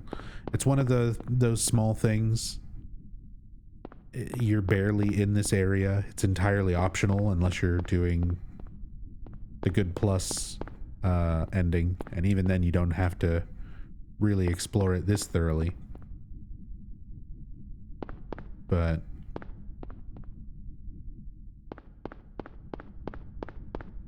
absolutely gives the vibes of like being at an old worn down nasty motel for a night.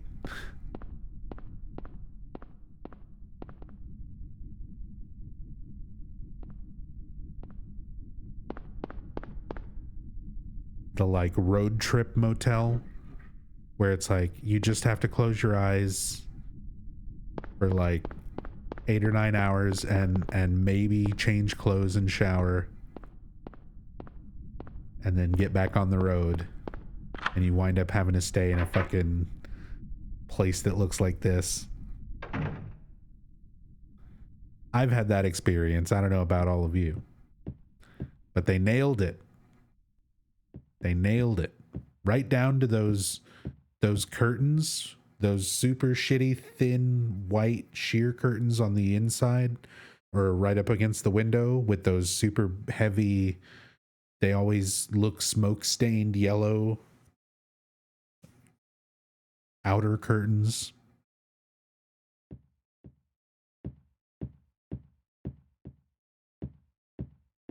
It's perfect.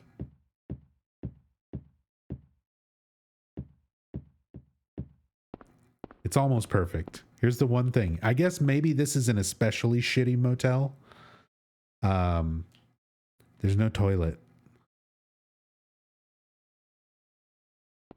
And it's the one thing that's missing. There's no toilet in the bathroom. Really is a nightmare.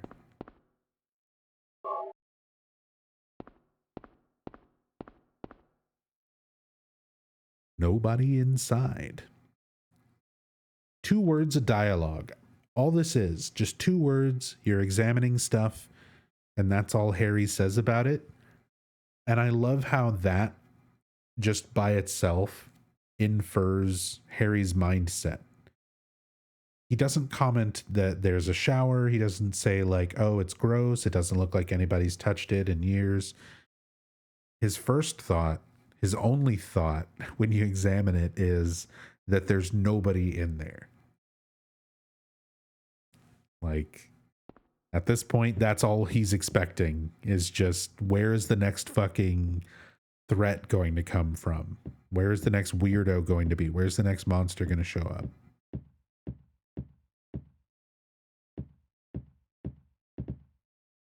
You want to push the shelf? Little difference here from the trade demo to the retail version. There were some streaks of blood added for the retail version to better give you the impression that you're supposed to push that shelf out of the way. Something to draw your eye towards it being something interactable a little more clearly. There's a crack. Something glints inside. The crack is too small to reach in. Good thing I picked up this very specific, long, thin, magnetic rod with a string attached. Found in the motel office.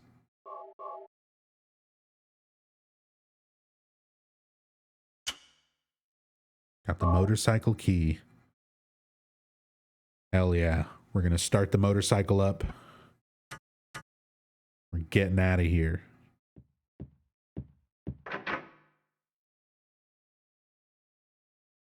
The motorcycle ending, where Harry just hits a fucking Evel Knievel ramp, jumps over the giant gorge, the giant missing roads.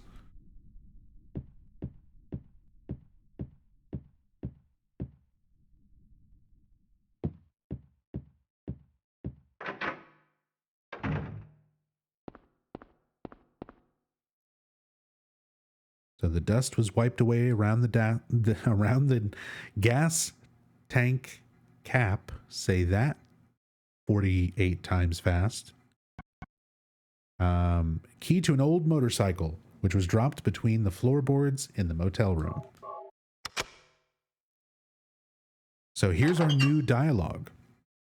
This conversation that's going to happen with Harry and Kaufman in a moment has new dialogue. Not new dialogue, but in the retail version, there is an extra line of dialogue here that is only text in retail. But in the trade demo, it's voiced. So here's like the biggest difference between the trade demo and retail, other than like the difficulty selection thing. Here's the most noticeable difference, is this one little line coming up. Small glass vial wrapped in a plastic bag. What's this? It's like the busted vial I found in the director's office at the hospital.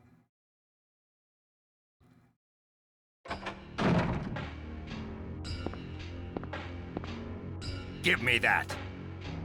What is this? That's none of your business. Instead of messing with that, how about coming up with a way to get out of here? You shouldn't be hanging around here goofing off. What do you think you're doing? You want to get yourself killed? Get out of here. Okay, take it easy. Unless you want to die, keep your mind on business. Got it?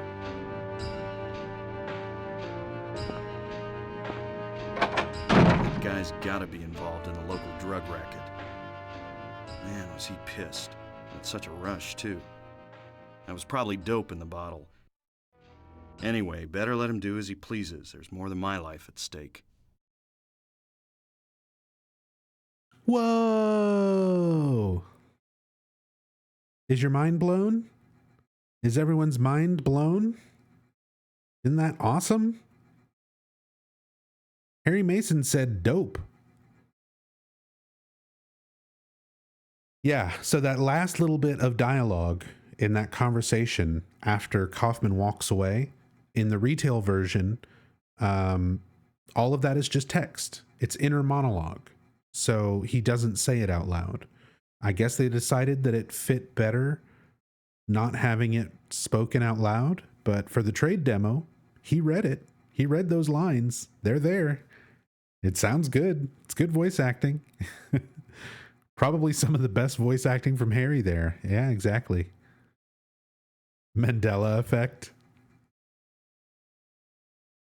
But yeah, it's interesting. I'm not sure why they changed that, but that's one of the most interesting differences with the trade demo, is that extra voiced dialogue right at the end of that scene there.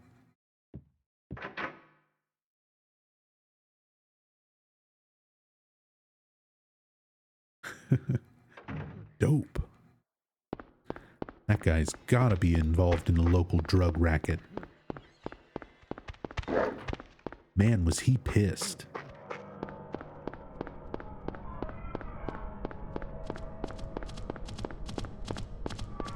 So good. It could be that there's two different outcomes and maybe they didn't record the other one. Possibly, because the dialogue there does change depending on what you've done, what you've looked at up to that point. So maybe they just didn't want to have a separate recording or something for each of those variances. What's this? Oh. That will be the most replayed on YouTube. Oh. I'll just cut that part out and make a short, make a YouTube short.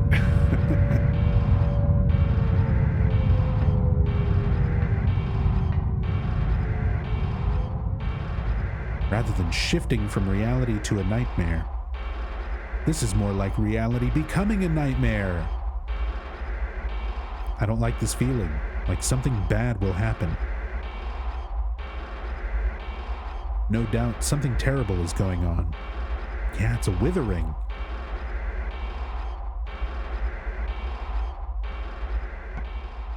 Some more really good music here.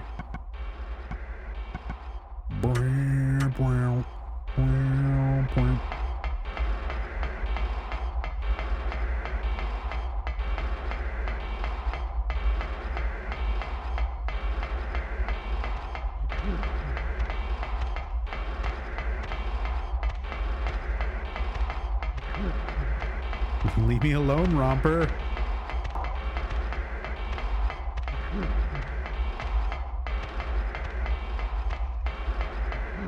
Bro, come on. It's not funny. Yeah, rompers be romping.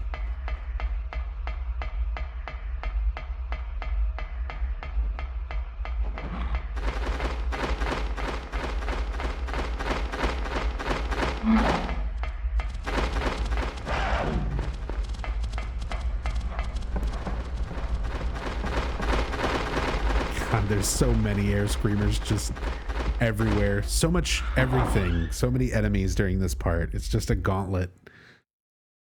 Especially this part, running to the lighthouse. And, you know,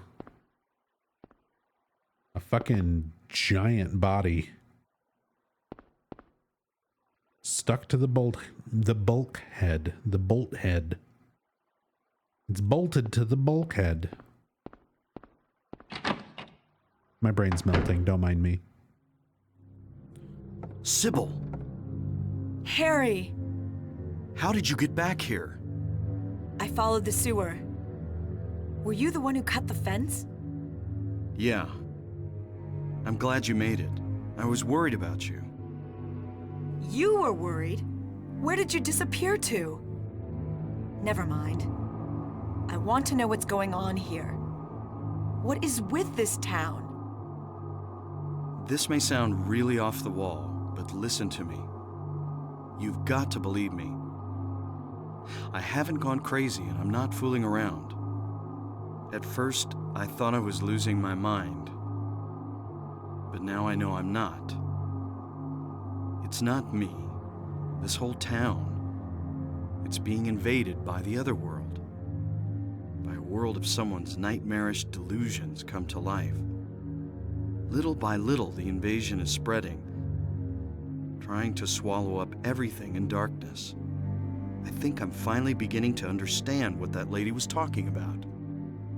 Harry, hold on a minute. I don't get it. Look, I don't understand it all myself. I guess I can't explain it. Well, what's making this happen? I don't know that either. But I do know Cheryl is there. There? Under whoever created this darkness. Cheryl is somewhere and she needs my help. Harry, this whole thing's been a major blow to you. You need to rest. Cibil, The demon is awakening, spreading those wings. Dalia Gillespie. Was it not as I said?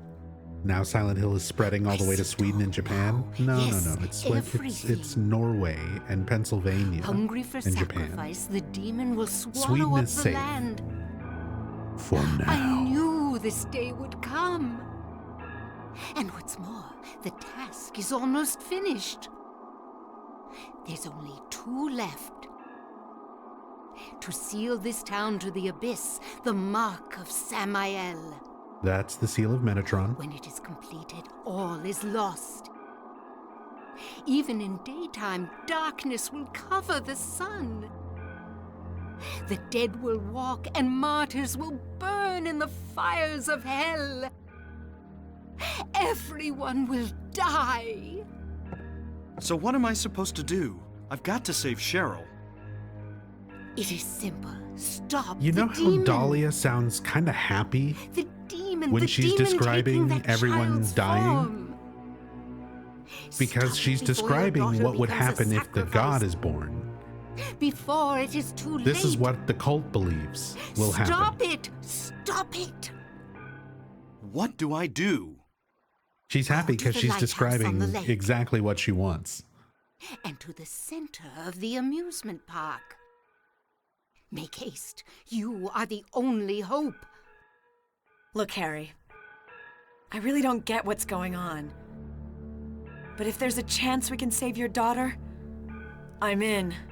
Count me in, bro. I'll check out the amusement park. You go to the lighthouse. Cibil. And then she just walks off like a Thanks. fucking badass.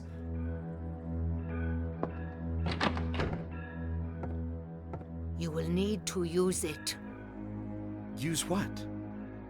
The flowers. Only with that can you stop it. Dalia's making sure Harry still about has the Cibil? Flauros. Got that thing on him. And she's going to be hanging around in the shadows, waiting to see if Harry gets close enough to Alessa's projection, to that half of her soul, to use the Flauros and break through the barrier that is protecting her.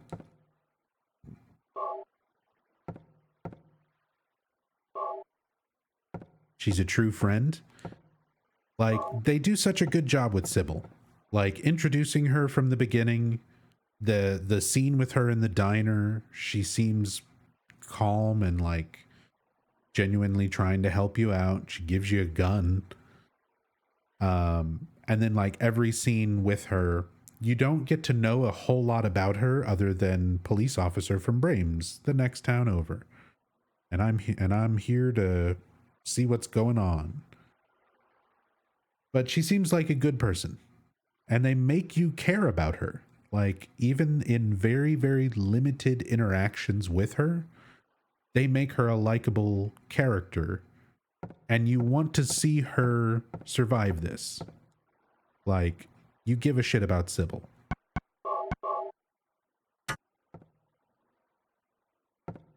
Compare that to an entire month worth of Ascension characters, where they can't get you to care about those one-dimensional flat characters, and they barely tell you anything about them after a month worth of story.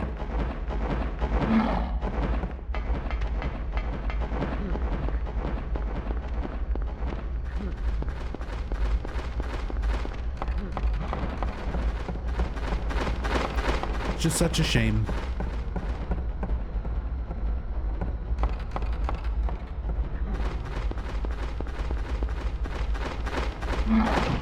Look at that romper just like sitting in the corner behind the barrel there. Like we caught him doing something he shouldn't be doing. Yeah, I caught you. I caught you on camera.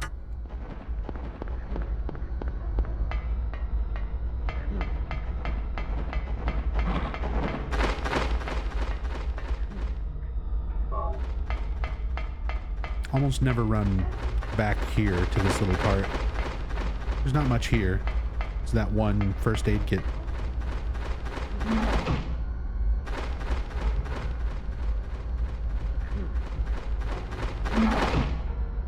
Where is he? Where's it coming from?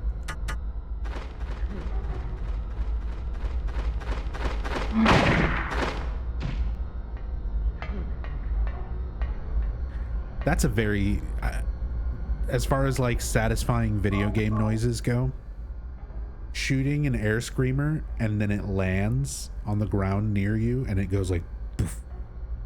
That's a satisfying. It's like Duck Hunt. When the duck hits the ground. Poof. Can I shoot him through this? Probably not. Harry won't even aim up there.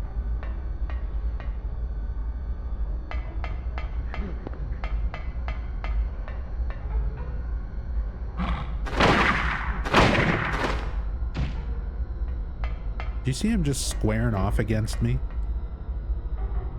Like a Dark Souls boss.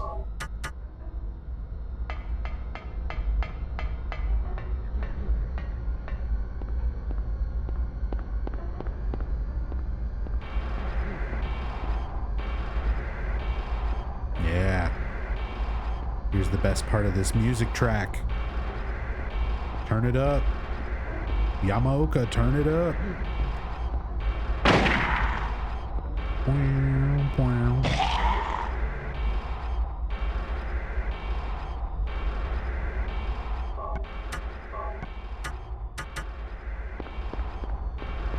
Like when they fall in the water and you hear them splash?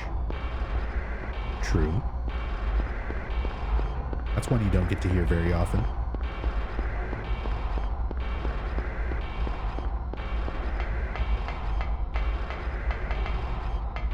I'm stuck.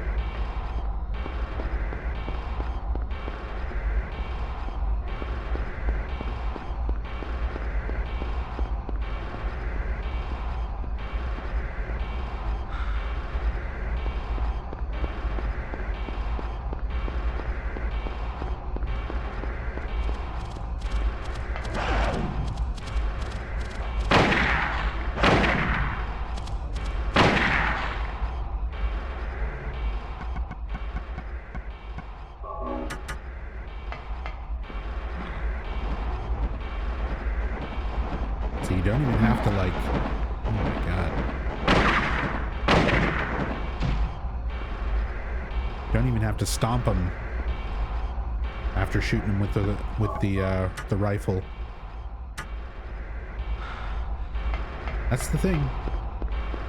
You lose the mobility, but the damage is consistent and worth it. Unlike the rifle in Silent Hill 2. Cool camera shot here. I love just everything about this lighthouse. It just feels like you're running off of these docks into this empty void. And of course, by the time you get to the top of it, that's like really heavily emphasized.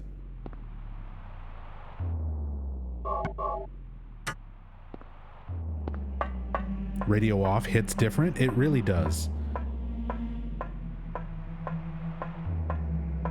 Thanks again for the suggestion earlier.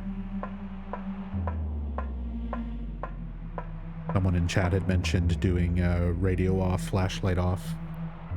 And it's like, well, flashlight off doesn't really work, but radio off is interesting. I don't usually keep it off for the majority of a playthrough, so it definitely changes the vibe a bit.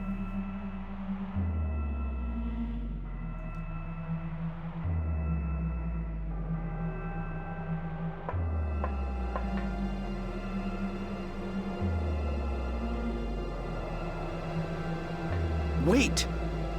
Such a cool shot. I love the... Damn, I was too late. The overhead shot of this like giant burning seal of Metatron. I can remember being, you know, like 13 or so when I saw this for the first time. And it felt like something was gonna start rushing me out of the darkness.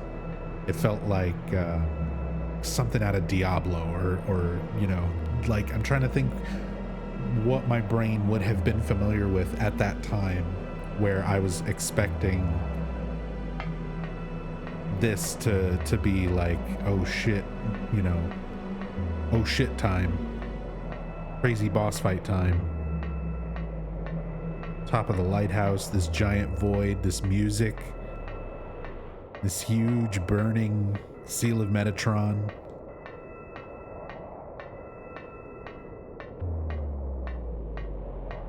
But it's just like this set piece. It's so eerie.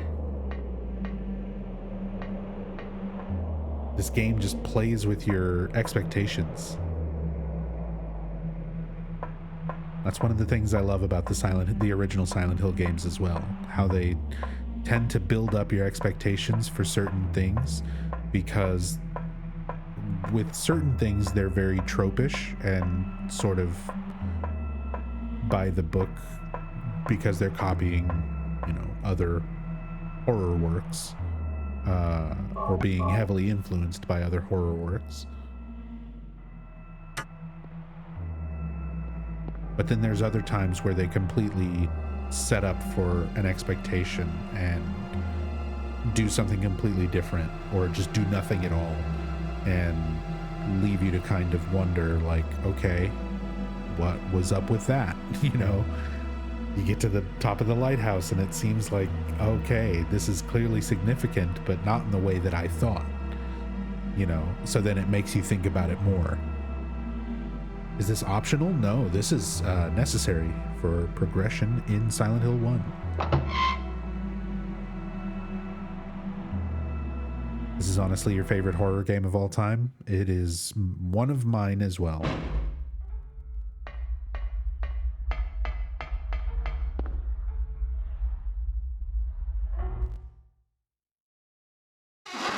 Not my top, not my number one, but it's up there. Cibil hasn't come back. That creep's sure to show up at the amusement park pretty soon. Little different Let me be on time. text there where it says, damn, Cibil didn't come back. And it's not even voiced. But I think they took the subtitle out and corrected it for retail as well. What's number one? Silent Hill 2. Not a mind-blowing, not a shocking answer, I think. But hey, there's a reason a lot of people consider Silent Hill 2 to be their favorite horror game or favorite Silent Hill game in general. There's a reason Bloober Team and Konami knew that they wanted to remake Silent Hill 2 first and skip over 1. Like, Silent Hill 2 is an absolute masterpiece. It is not without flaws. It's not perfect, but it's one of those games where the flaws that it does have, for the most part, kind of enhance it and make it like they add to the experience.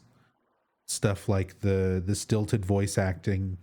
Certain parts of it are deliberate. Certain parts, you know, we've seen interviews with the actors and the voice director, and they said, you know, yeah, obviously if they could go back and do stuff better, they would. So it's situations like that where the voice acting isn't perfect, but that adds to the atmosphere and the feeling of Silent Hill 2. The clunkiness of the combat and certain interactions and stuff kind of adds to it. So a lot of its flaws wound up being things that kind of worked as strengths when people looked at it long term. And then at its core, it's just a really great story. It's a really good story. And the game is a really good way of telling that story.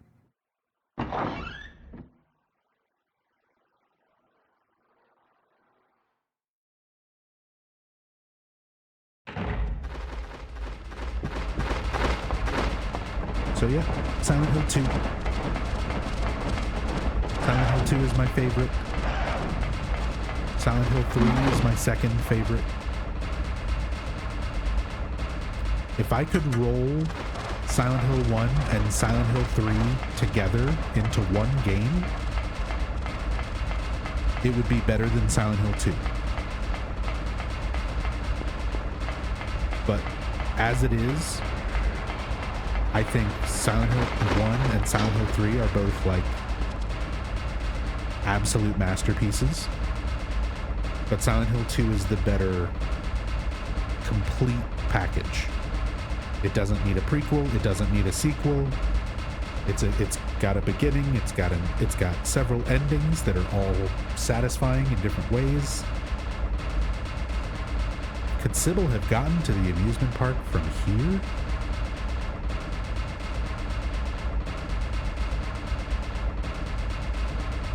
Poor Cibil.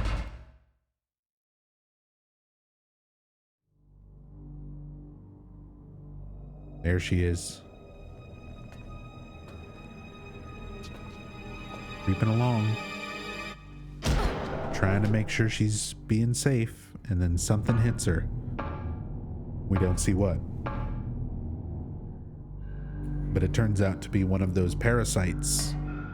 The puppet parasites. The ones that were controlling the doctors and nurses. How do you get the game to run at such a high FPS now? FPS in this area for me is abysmal on DuckStation. I don't know. I'm running it internal resolution is 5 times, so it's 1080p. I'm not running it at like 4K or anything crazy like that because Twitch only lets me broadcast at 1080p anyway. So I've got that on. I have like the object smoothing enabled where the PS1 like wobble for the most part is kind of counteracted. I have the widescreen hack enabled and the 16:9 aspect ratio enabled. But other than that, I don't really have any other settings running.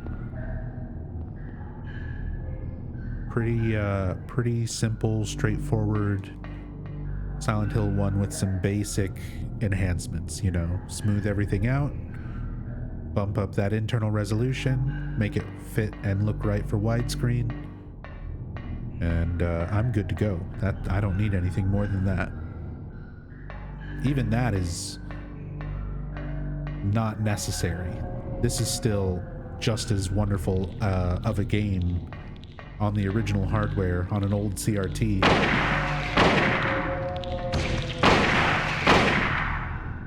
Let alone an emulator on like default settings.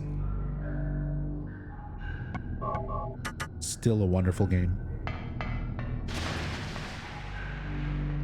Except for this part. This part's the sewers. It's technically the Otherworld sewers, because the first time was, I guess, regular sewers, and now these are Otherworld sewers, because there's seals of Metatron everywhere, but fuck sewers. Fuck sewers, fuck sewer levels.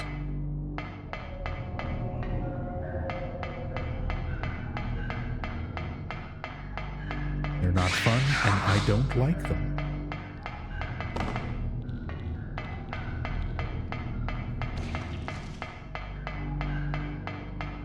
At least they try to make it a little more interesting with the seal of Metatron, the recoloration of stuff.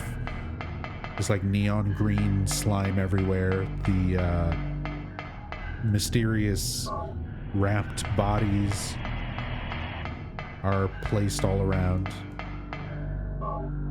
And thank God it's at least short. It's not like a huge area.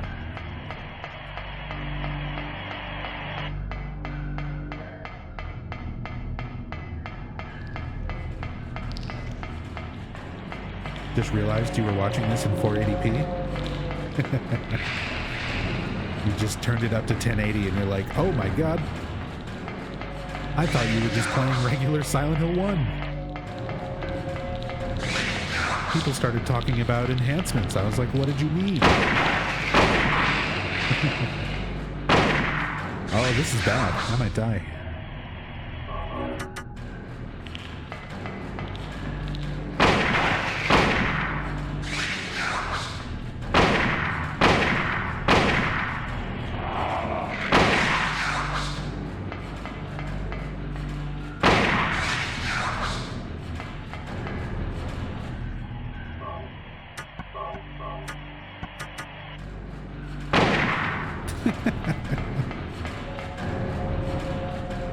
Sorry, he was just like standing there waiting for it.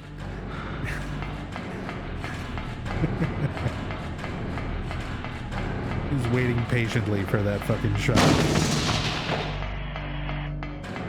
And he got it. This little, so as much as I complain about the sewer, like I said, this one they change it up a little bit. I like the extra stuff. They make it more interesting. It's not just repeated sewer textures all the way through. And you have stuff like this creepy body just barely floating. You can see it's like moving in the water. It gives the sensation that the water's like flowing past it, and it's just sort of like floating there, caught in the barbed wire. Awesome little set piece. As we get to the end of the sewers, the music, of course, is like ramped up like crazy. All of the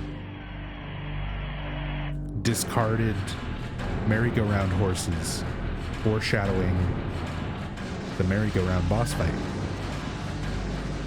which winds up coming up again even more so in Silent Hill 3.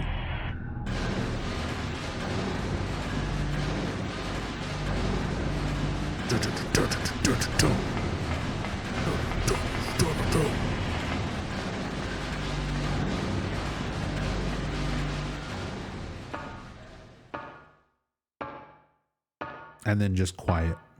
Just that metal sound of shoes on ladder echoing into the sewer.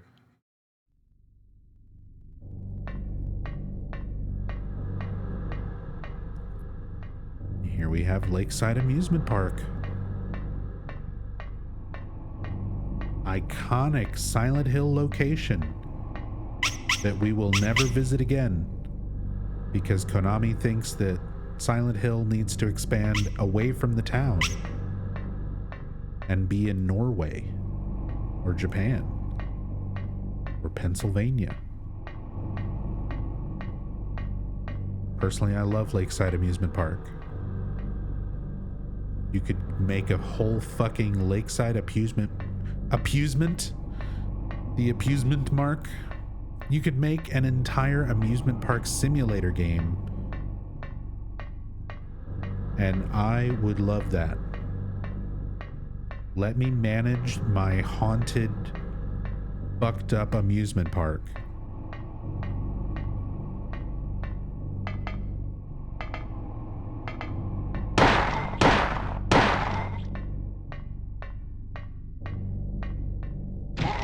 Another favorite level of yours? Love the ambient music. Yeah, same.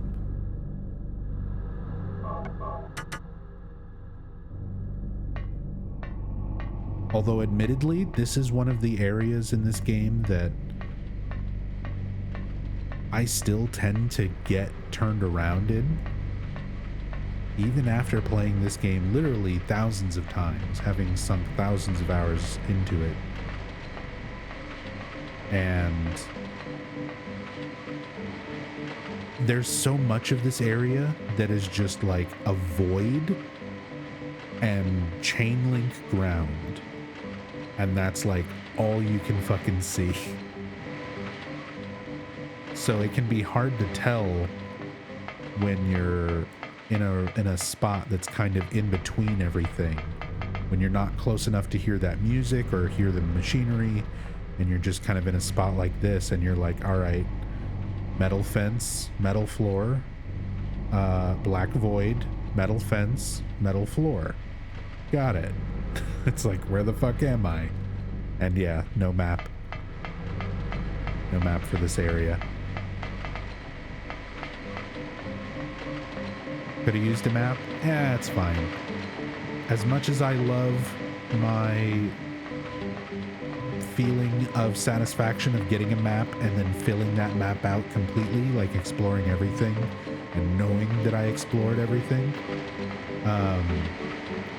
In horror games, having some times where you are meant to just sort of stumble around in the dark is acceptable.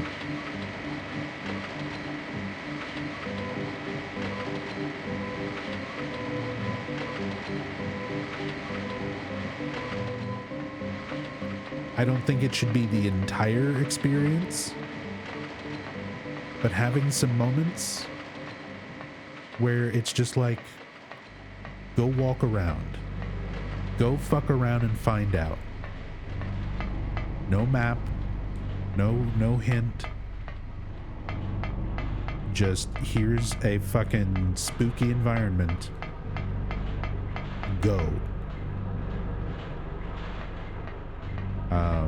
Because that's unsettling. That's a good way to shake up a player. And if your environment is good and your game does atmosphere well with the music, the visuals, the enemies, the sound effects,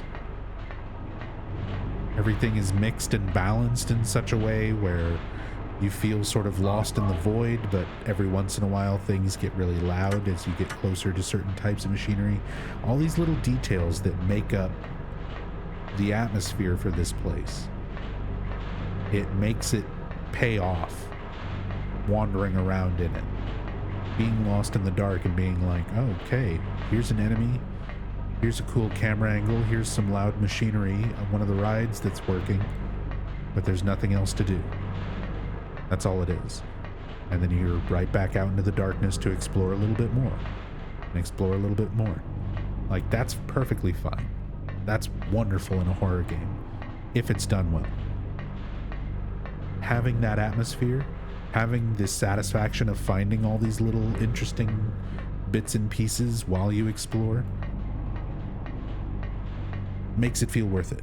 When it's something that's just empty, when you have games that do a void just for the sake of a void with nothing really in it or no assets worth looking at, it just becomes annoying, you know. Hey, the merry-go-round.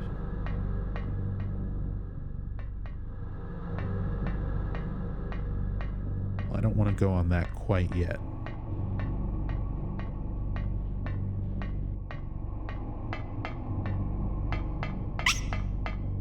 Oh, squeaky. Larval stalkers. Love how Silent Hill 3 expanded this place. Yeah, Silent Hill 3 does a really good job of letting you see the amusement park a little bit more as a whole, and at the same time have some really familiar parts to it. One of which I'm trying to fumble around in the darkness and find is right here. The Magic Ice Cream Shop. God, it's so hard to get a good look up at the sign, but you can see at the very top of the screen there where it says Magic. The Magic Ice Cream Shop.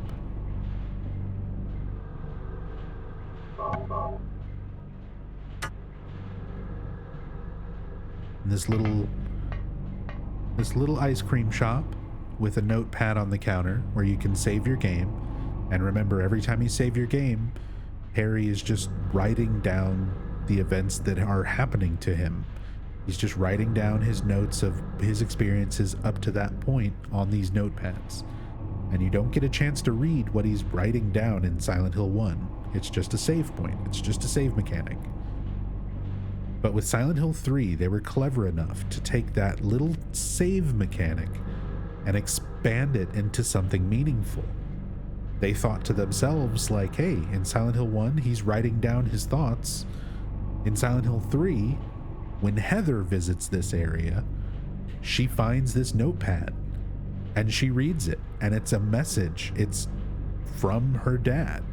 This save point that we're making right now, where Harry is writing down his thoughts and feelings into this notepad, 17 years from now, Heather will get to read what he wrote, what his thoughts and feelings were at this specific moment in the game's timeline.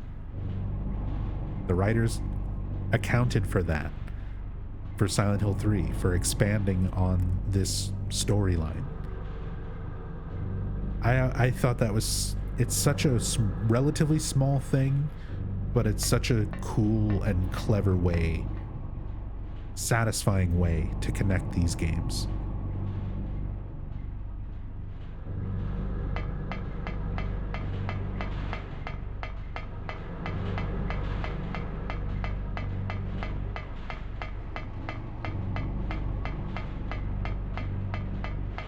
Now I gotta fumble around in the darkness one more time until I find that merry-go-round again.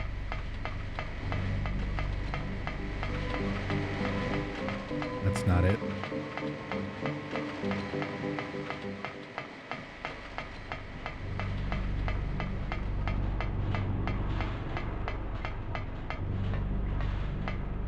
That is Ferris wheel.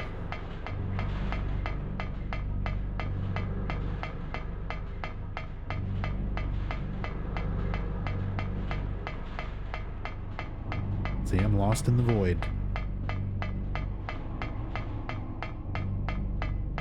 The void in the fences. There it is. Not for long enough to get frustrated, but enough to emphasize how much of a negative space this area is.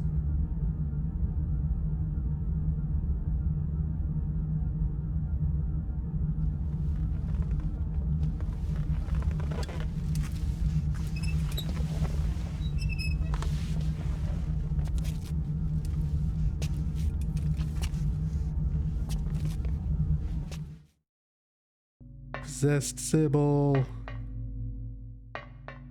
The parasite got her.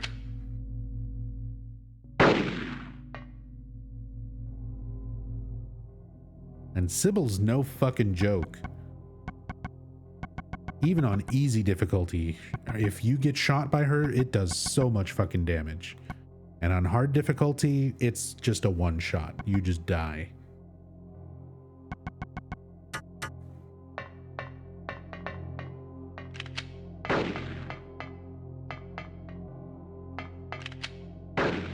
Ow.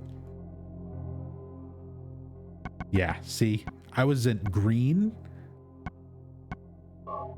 I'm now very fast blinking red.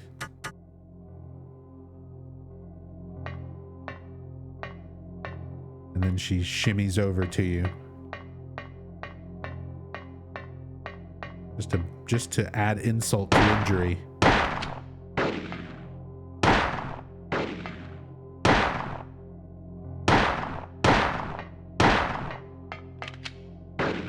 Buck.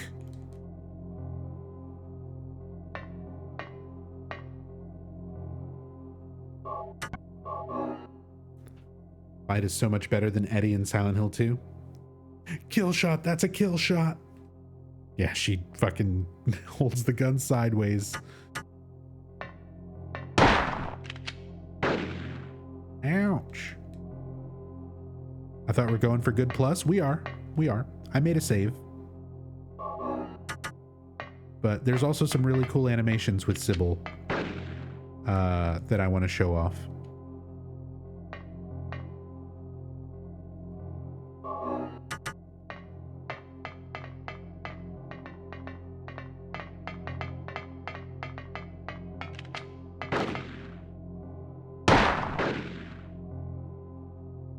And I need to get her to the second phase to see some of these animations.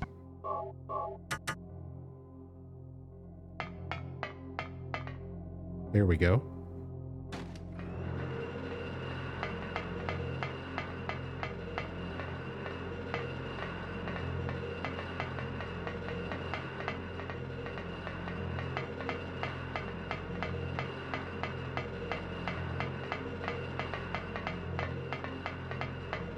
There she is. Show her sitting on the horse. It's not too late. She'll keep doing it. If you just like run away from her and get distance, she'll keep climbing up on him and riding it.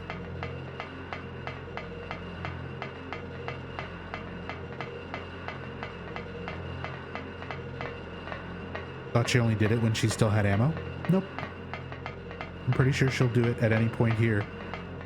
Once they start spinning.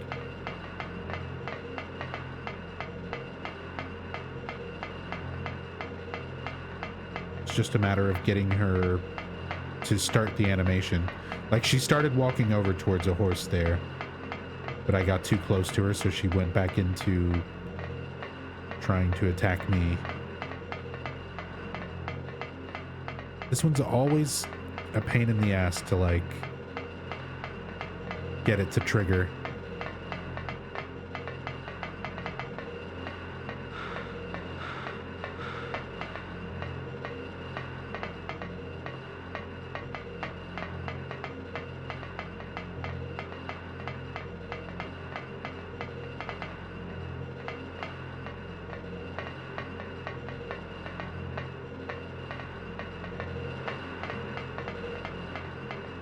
I keep thinking I'm further away from her, and then she's like teleported. She's like right behind me.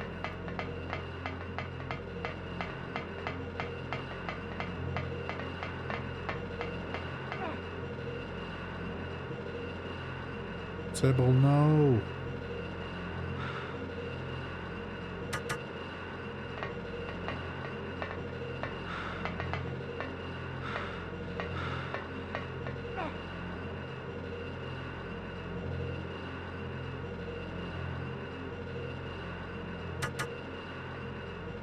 All right, now ride on the horse.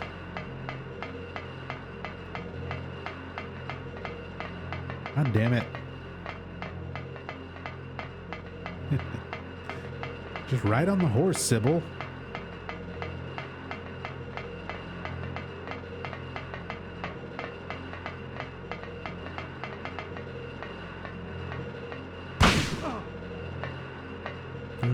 Karate chop me.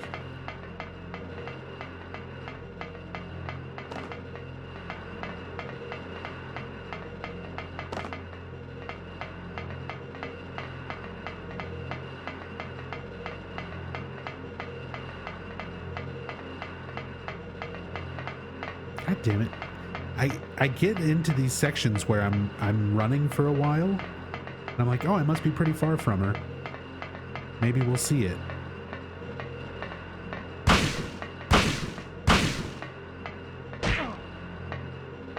I love that smack sound.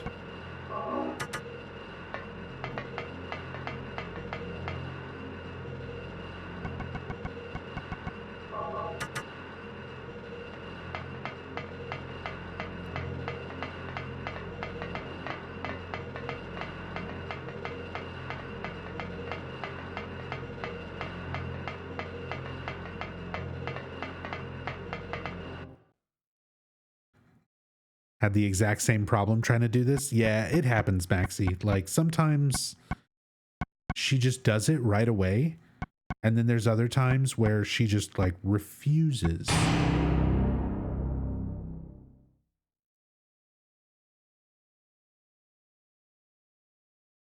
I'm like, I just want to show this animation. It's neat.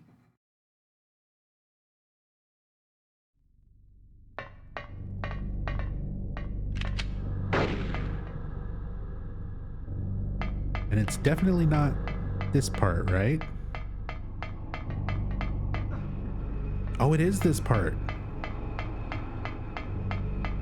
I'm stupid, you guys. There it is.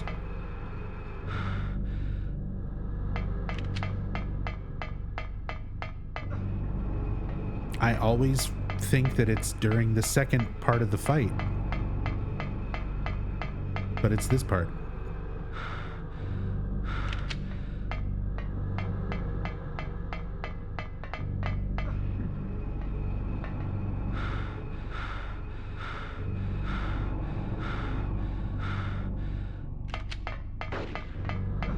You want to know something interesting? In Silent Hill 3, there is a similar carousel boss fight with the memory of Alessa, and in the game files for Silent Hill 3, Memory of Alessa has an animation where she sits and rides on the horses, but it's not actually used in-game. It's only in the game files. The animation's there, but there's no way to trigger it in the actual game.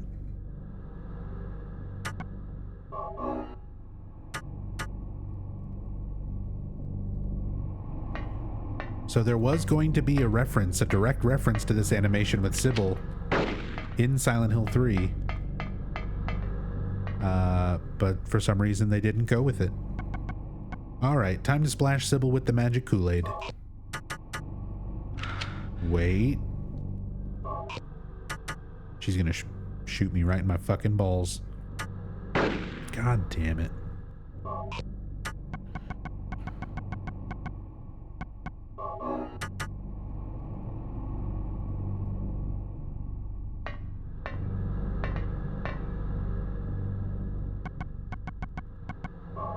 Thank you. Fuck.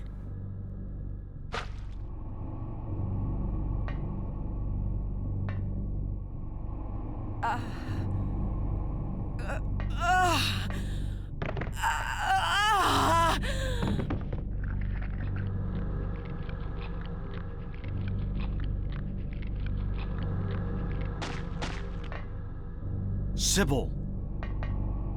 Wake up! Snap out of it!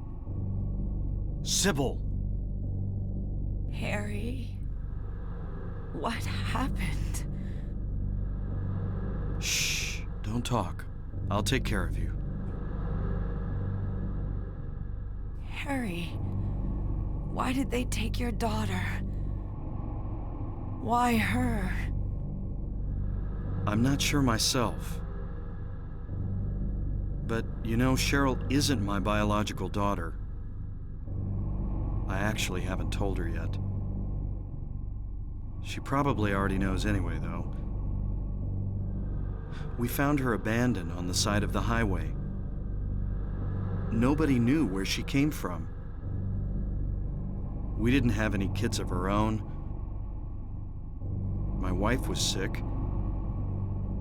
and it didn't look like she was getting any better. So we took Cheryl in. So in that case... There might be some connection between Cheryl and this town. So what do you do now? Cheryl is my daughter. I will save her no matter what.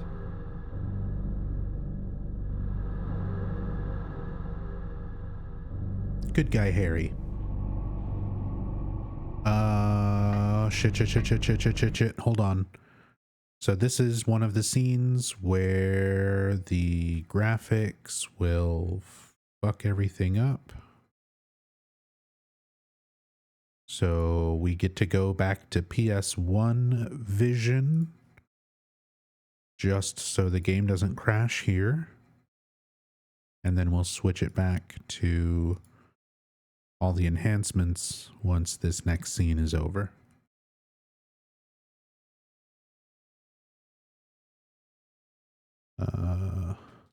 Hello? And we get this to 4:3, please.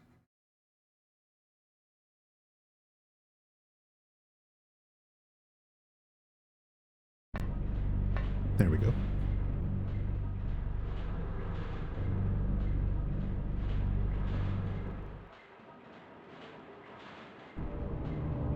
I figured you'd show. Hold it right there.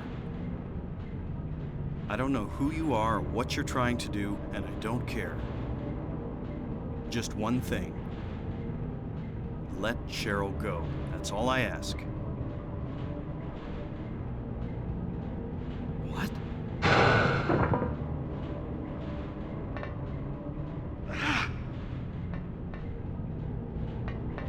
Damn.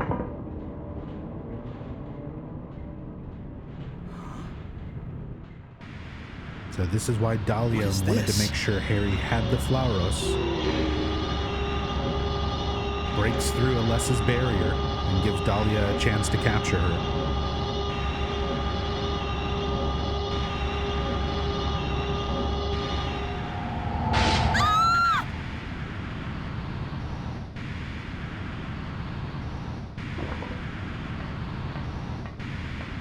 Where's Cheryl?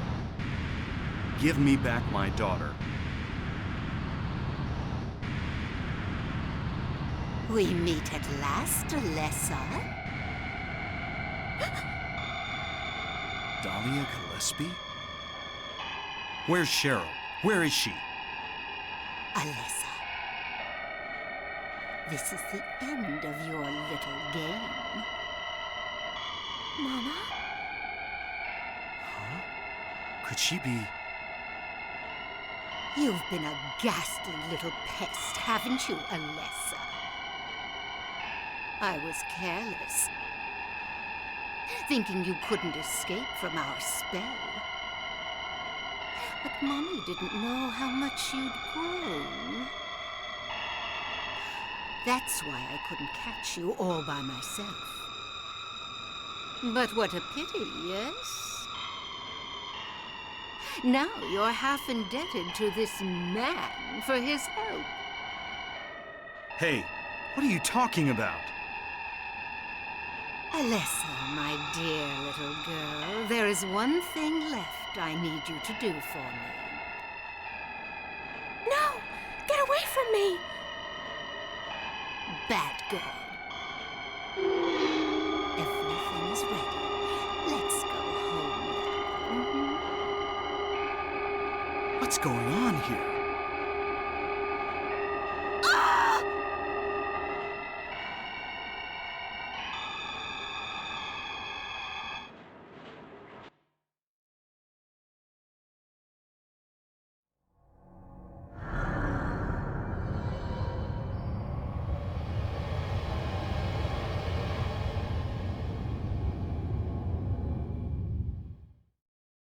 I love the eye twitch from Lisa. Harry. We're in the other world. Lisa's manifested, but something is Lisa. wrong. What happened? Where's Alessa and Dalia? Harry, listen. Something you said before has been bothering me. I just can't get it out of my head. What is it, Lisa? So I went to look in the basement, even though I was scared as hell. Like you said, there were these creepy rooms, but nothing really unusual down there. But while I was down there, I got this weird feeling. Like I'd been there before. Like something happened there, but I can't quite remember somehow. What was it? Harry, help me. I'm so scared. I can't take this. It's only a temporary thing. You're in shock from when you were knocked out.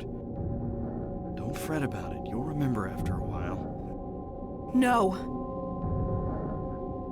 You don't understand. Wait! Where do you think you're going?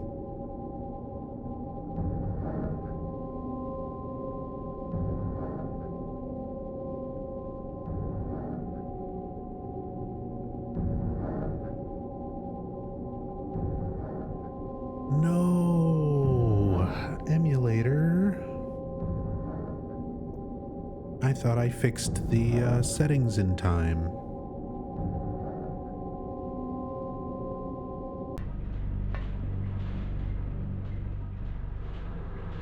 Luckily, it's at the very end of that cutscene, but I figured. that's weird. That should work. Everything is disabled.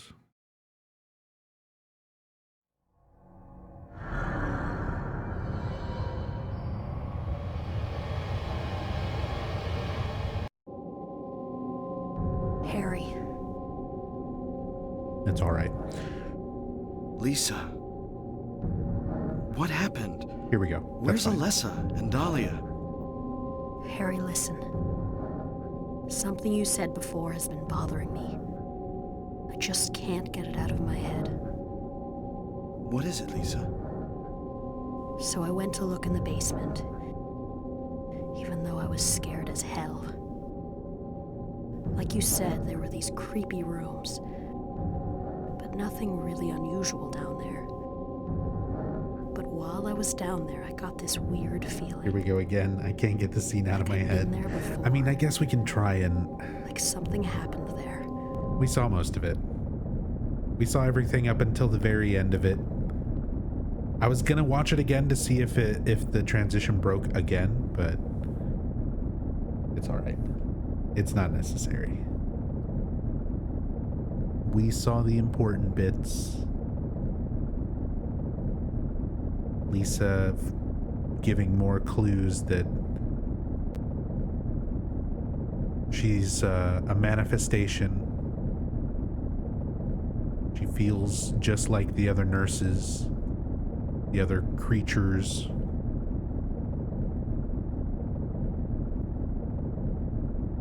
And feels like she's bound to the hospital.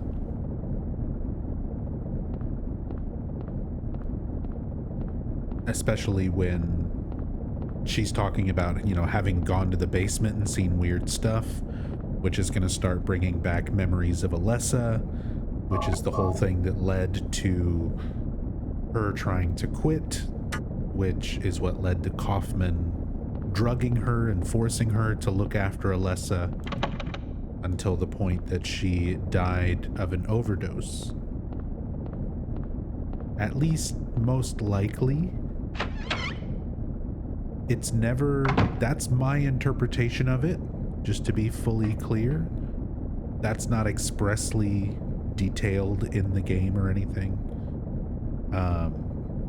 Either way, Kaufman is the person responsible for Lisa's death. The details behind it are sort of left ambiguous, and in fact, there was even a comic book called Cage of Cradle that was a little story about Lisa and her boyfriend, or that they played a part of this story for this comic. And in the comic book, there's an entirely different written lore backstory for Lisa, where Valtiel took her as a sacrifice, and they kind of changed what Lisa meant in Silent Hill 1, because that comic came out around the time of Silent Hill 3. So by that point, they had really changed and expanded on the cult lore quite a bit. And one of the things that they did was they had this tie-in with Valtiel being the one who actually killed Lisa. And the nurse that shows up in Silent Hill 3 that Valtiel is torturing is supposed to be Lisa. And according to Masahiro Ito, he intended to make a model of Lisa for those scenes in Silent Hill 3, but they didn't have it in the budget, so they wound up using a model that they already had on hand, and that was the Fukuro lady, the nurse that we see in 3, originally came from a music video that Team Silent made using Pyramid Head and nurses and Silent Hill animation stuff. They put together basically a little music video, and one of the characters, one of the models for that music video is known as the Fukuro lady. So they used that in place of Lisa, but that nurse in 3 is supposed to be Lisa, and it sort of gives Lisa this extra meaning of being someone who was sacrificed by Valtiel, which is a shame, because in Silent Hill 1, like, I kind of don't like that retcon, even though it's written by... What happened in this town? What could be making things like this? I have a feeling if I take the elevator down, I'll find it. We're doing it. We're descending into nowhere, Harry.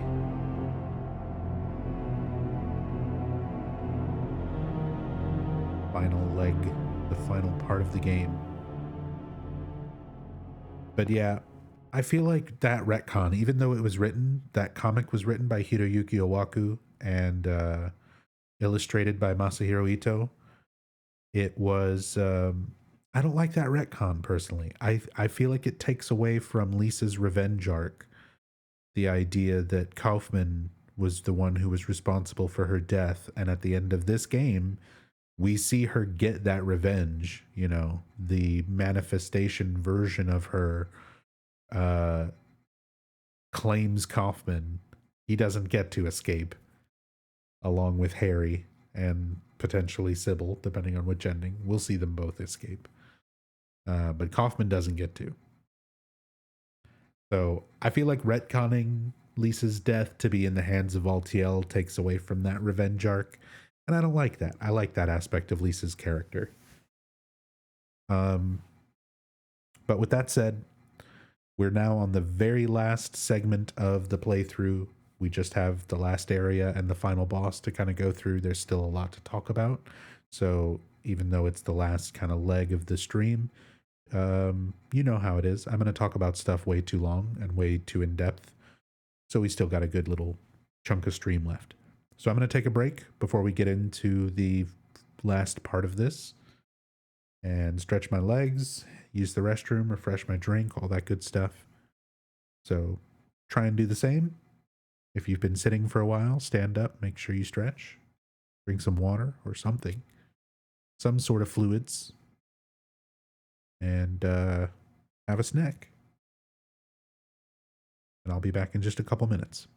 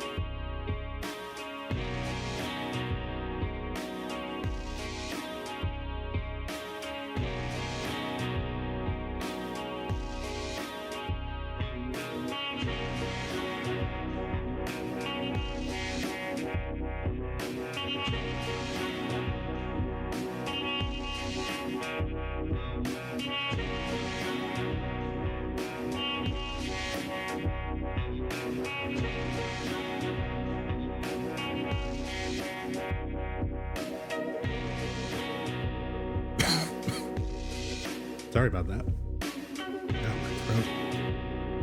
We're almost to the end. My throat has given up, but I'm gonna do my best here.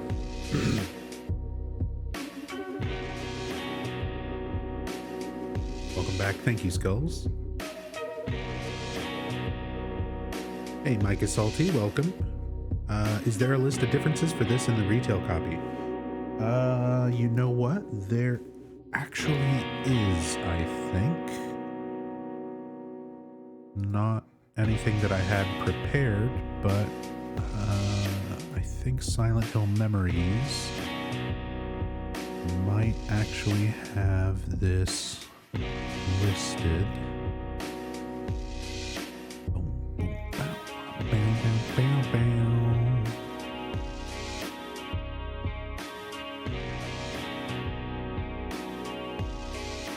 Does it?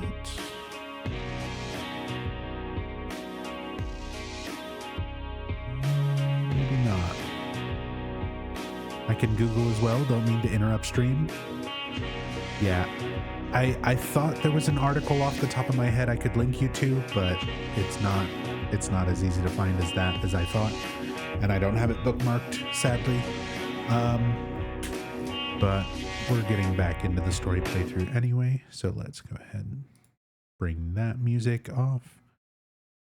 And but yeah, as far as the trade demo goes, compared to the retail version, the trade demo does not have a selectable difficulty.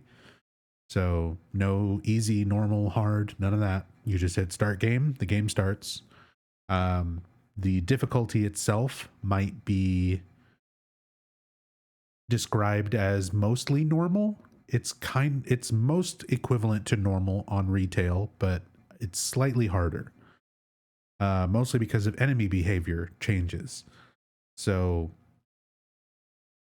some enemies behave differently.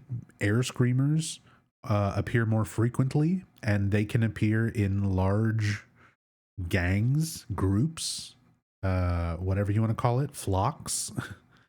With boss versions of air screamers, they don't look any different or act any differently, but they have like 10 times the amount of health of a normal air screamer. And you can have like 6 or 7 of them, possibly more, attacking you all at once. I've got several clips from today's and yesterday's stream showing that off. So there's that. There's a few slightly changed item descriptions. There's a few slightly changed item placements. And there is a sentence. There's like 2 sentences of voiced dialogue from Harry Mason that in the trade demo it's voiced, and in the retail versions it's just text.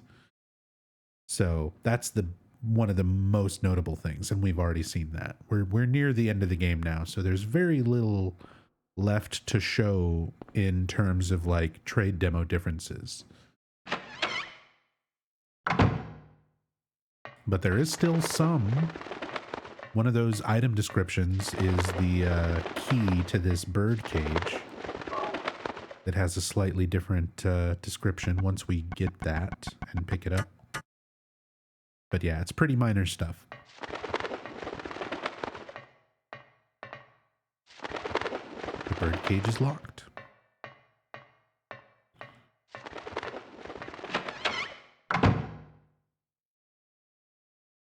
I've always loved this sort of section of the game, and games that do this.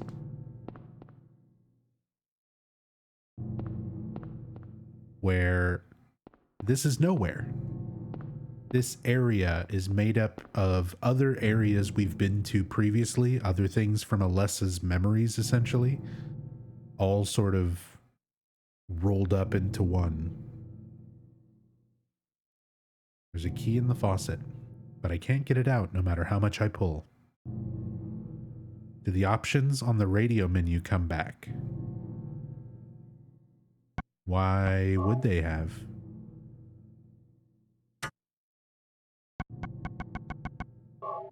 Nope. Still gone. Worth checking again, but why did you think they might have? Never seen the Silent Hill Memories website before? Interesting. Oh yeah. So most people, your initial instinct if you want to learn something is to go to like a specific wiki.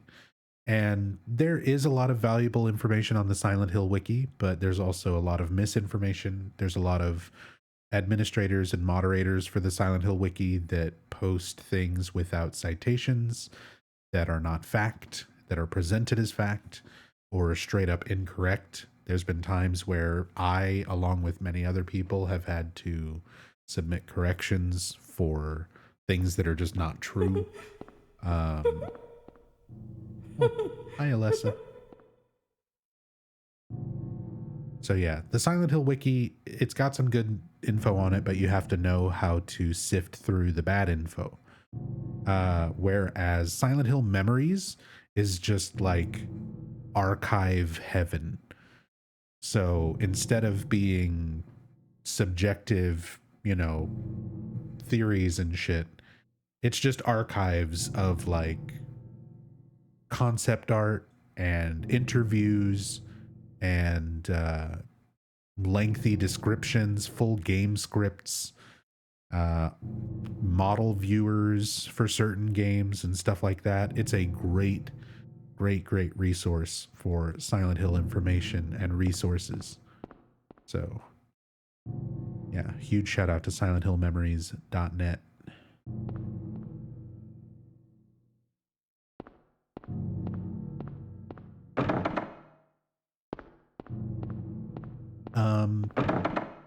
We've got some doors, some locked doors that we're collecting the keys for this Otherworld, or this nowhere in the Otherworld.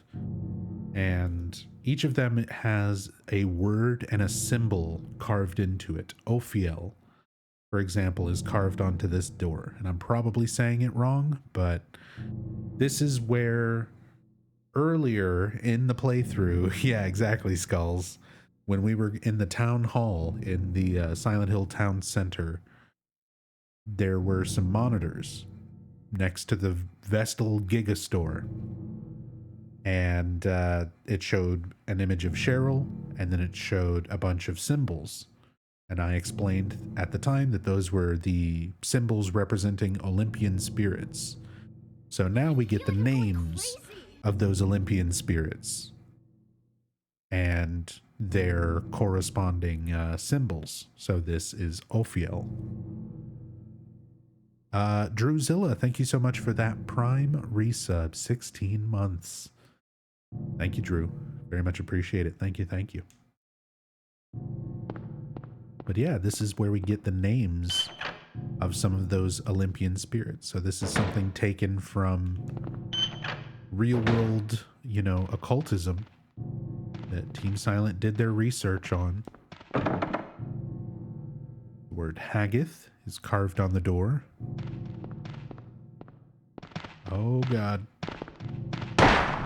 Because I went through that door and came back out, there's now enemies that spawn in here. I think there's another one. I remember. Yep.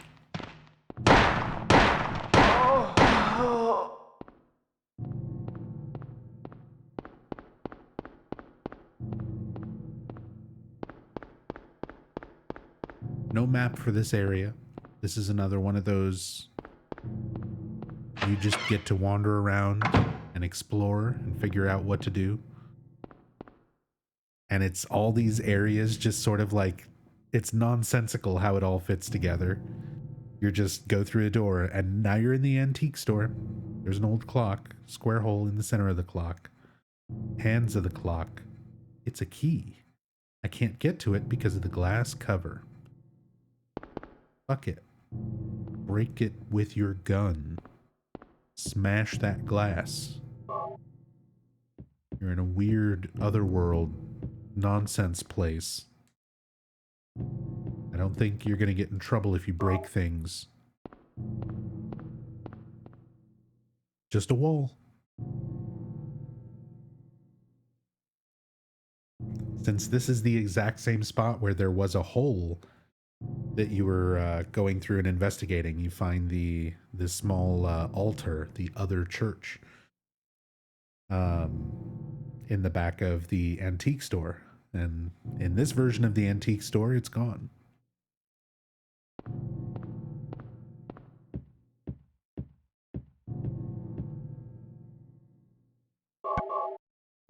And the save points are all the same. It's just nowhere. You are nowhere.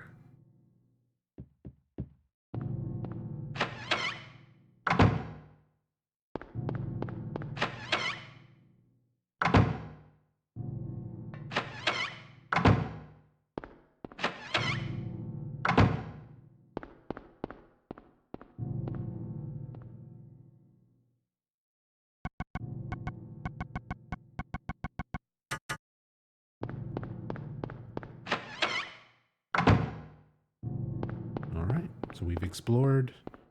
We've seen which ones are locked. Now we can go downstairs. So we've seen Alchemilla Hospital. We've seen Green Lion Antiques. We go downstairs, and we're in Midwich.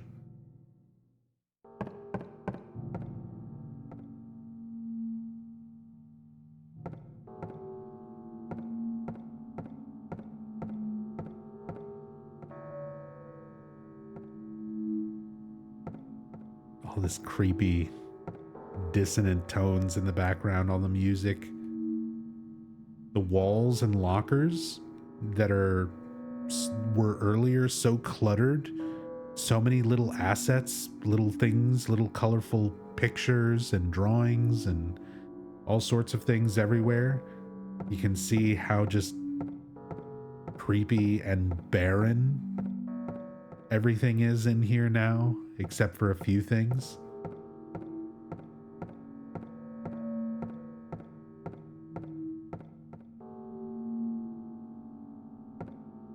Including the Jesus.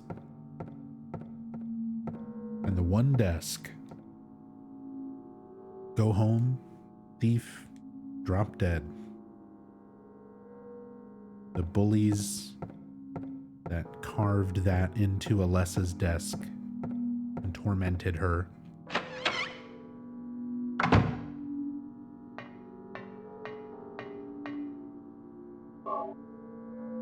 So now, basically, like, all hell has kind of broken loose. The Flauros has pierced through. We kind of need to walk through the series of events that's brought us here, right? It was a lot of cutscenes happening there that I was keeping my mic off so that we can enjoy them. But you also probably want to know what happened there, because it's so much so fast. You have the Flauros activating, and someone asked about the Flauros. Why didn't Dalia just use it herself? Presumably, Alessa is not projecting around Dalia. She's avoiding Dalia. So Dalia didn't think that she would get the opportunity to use it herself, but she knew that Alessa was trying to help Harry. So Harry having it would be just as good. She can just follow Harry around, lurking in the shadows, and wait to see the next time that Alessa projects herself in front of Harry, and then the Flauros will activate, which it did. Flauros activated. It pierced through a psychic barrier that Alessa was protecting herself, that half of her soul, using that barrier. Once that barrier was gone, Dalia was able to approach and, I guess, restrain, collect the half of Alessa's soul, that form, that projection of her.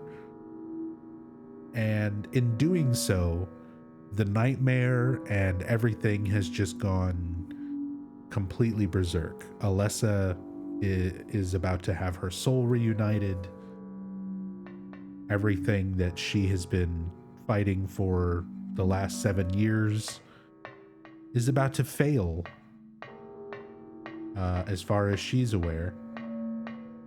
And reality is just sort of crumpling around her.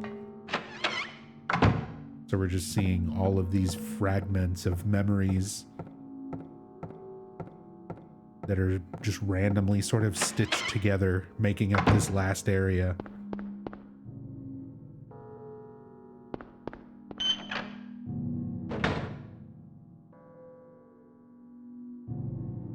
But now we've got pliers and a screwdriver.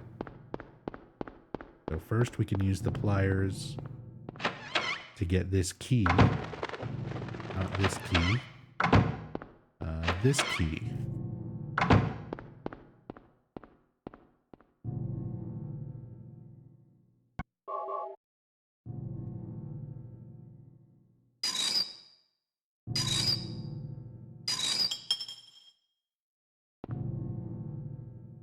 So that gives us the key of Ophiel, one of the Olympian spirits. And that is not this door, but this door. Go through that, and we're in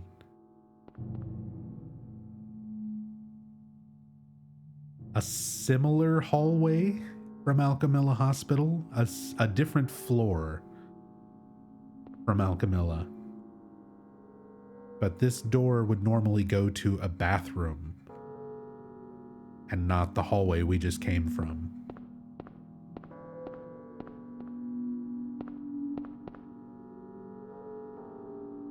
There's a slate featuring the Grim Reaper's list and a list of names and ages. And here's the other half of that puzzle. Names engraved on a lithograph, the Grim Reaper's list. Yes, the head count is set, young and old, lined up in order of age. Then the pathway opens, awaiting them. The frenzied uproar, the feast of death.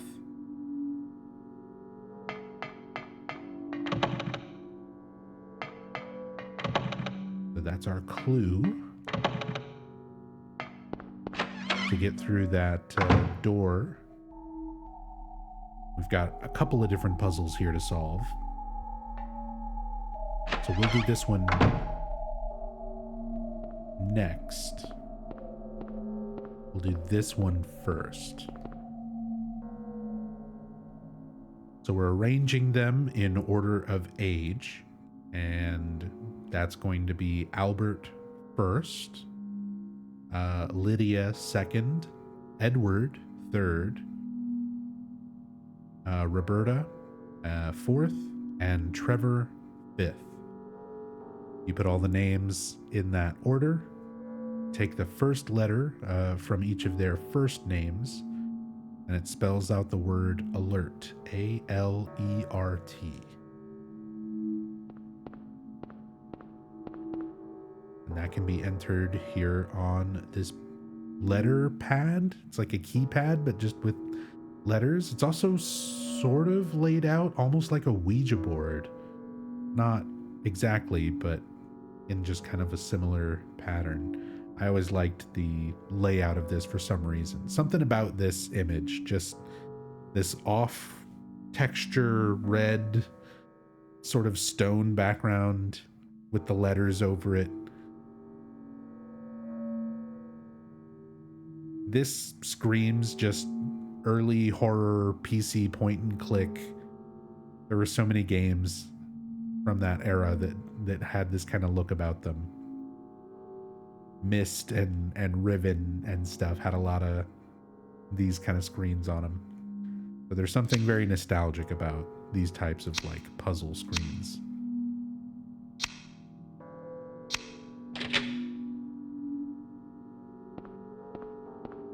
Alert.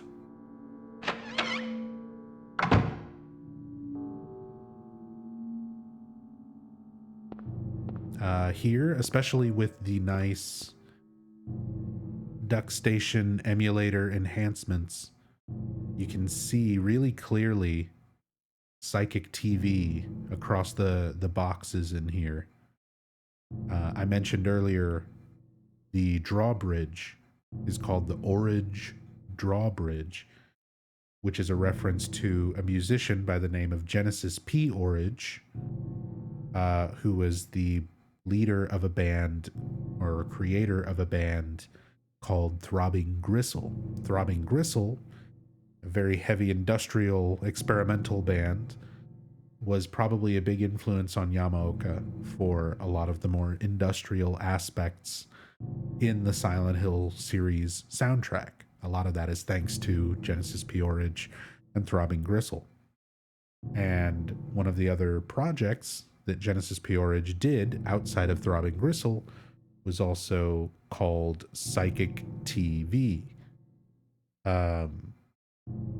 which is what this is a reference to. Psychic TV, which is where PTV, the name for the drug in Silent Hill 1 that's being used by the cult, comes from.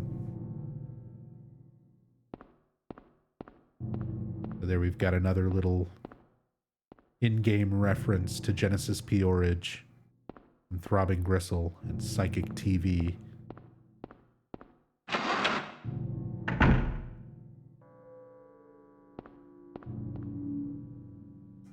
Throbbing Gristle sounds like a steak item I want to eat.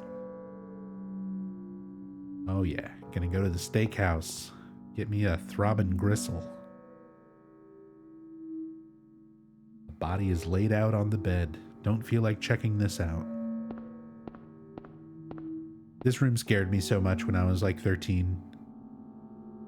I thought for sure this would be the room where you gotta walk over there, pick up the obvious shining item on the other end of the hallway, and everything would like stand up. There were some things like that in like Resident Evil before this, so it was something that had already kind of become a horror game trope in a sense. So I can remember pretty vividly being very pensive about walking across this room and getting this item and trying to figure out like, all right, practicing like quick turning, like I want to get it and just go. I'm just going to go for the door. I'm just going to run. And, you know, you get over here and you pick it up, Amulet of Solomon, and nothing happens. But again, that's what I mean with Silent Hill, just feeling like it's building up towards something that's a bit more expected, a bit more of a trope, and then sometimes completely subverting your expectations and doing something different, or putting a situation where it feels like there's going to be more that happens, and you get that tension, that anticipation, but no release. Nothing happens, which means that tension doesn't go anywhere, and you wind up kind of keeping that sense of anticipation with you, and that tension builds up and stays with you for the next room, the next scene. Harry, Especially this Lisa, scene. what's the matter with you? I get it now. Why I'm still alive even though everyone else is dead. I'm not the only one who's still walking around. I'm the same as them. I just hadn't noticed it before. Lisa. Stay by me, Harry. Please. I'm so scared. Help me. Save me from them. Please. Harry.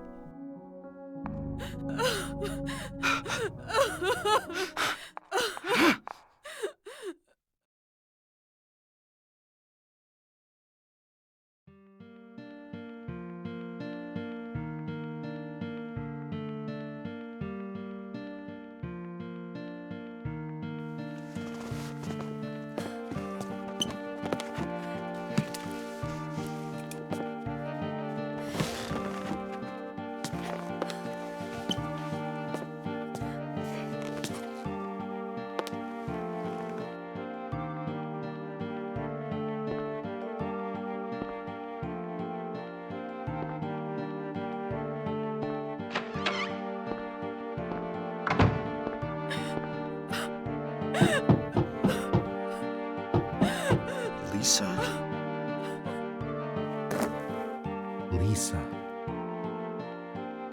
Here's a slight difference from the trade demo, between trade demo and retail. So when that scene with Lisa ends, in retail, you're facing the door. So initially here for the trade demo, you're facing away.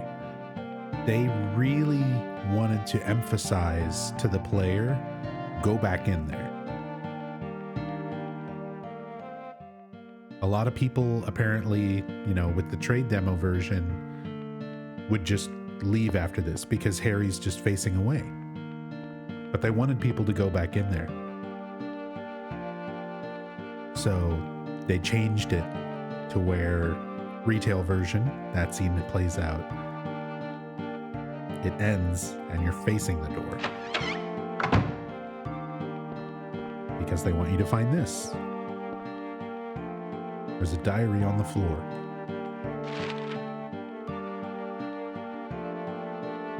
Ask doctor to let me quit being in charge of that patient. It's too weird. Still alive, but with wounds that won't heal. Told the doctor I quit. Won't work at that hospital anymore. The room is filled with insects. Even with doors and windows shut, they get in to spite me, to the hospital. Feeling bad, need to throw up, but nothing comes out. Vomiting only bile. Blood and pus flow from the bathroom faucet. I try to stop it, but it won't turn off. Need drug. Help me.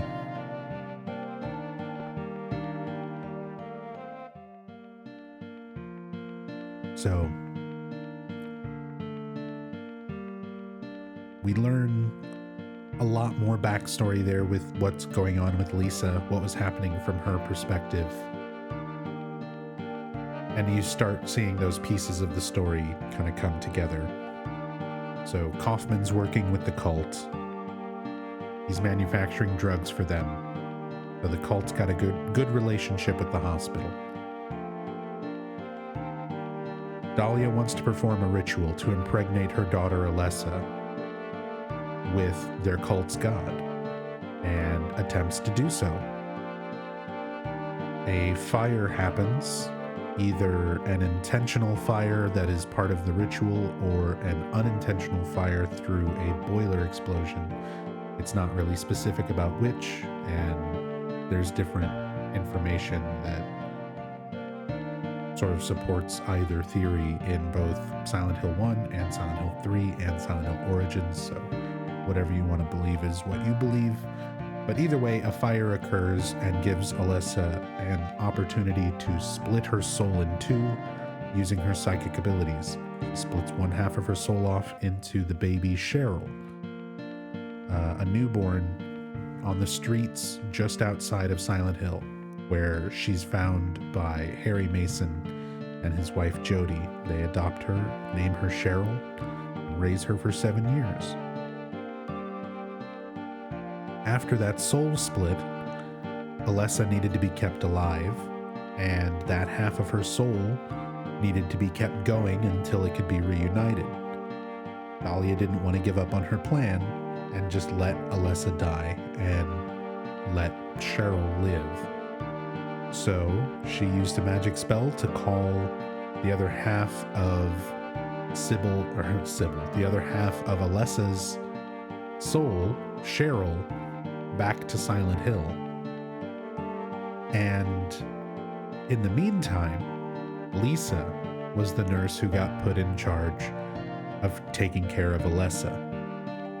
Now, since they couldn't let people know what they were planning, what the cult was doing, they couldn't be open about it, Alessa was kept in the basement of Alchemilla Hospital, and Lisa was put under strict orders along with the other nurses, never to go down there until she was the nurse that was chosen to have to go down there.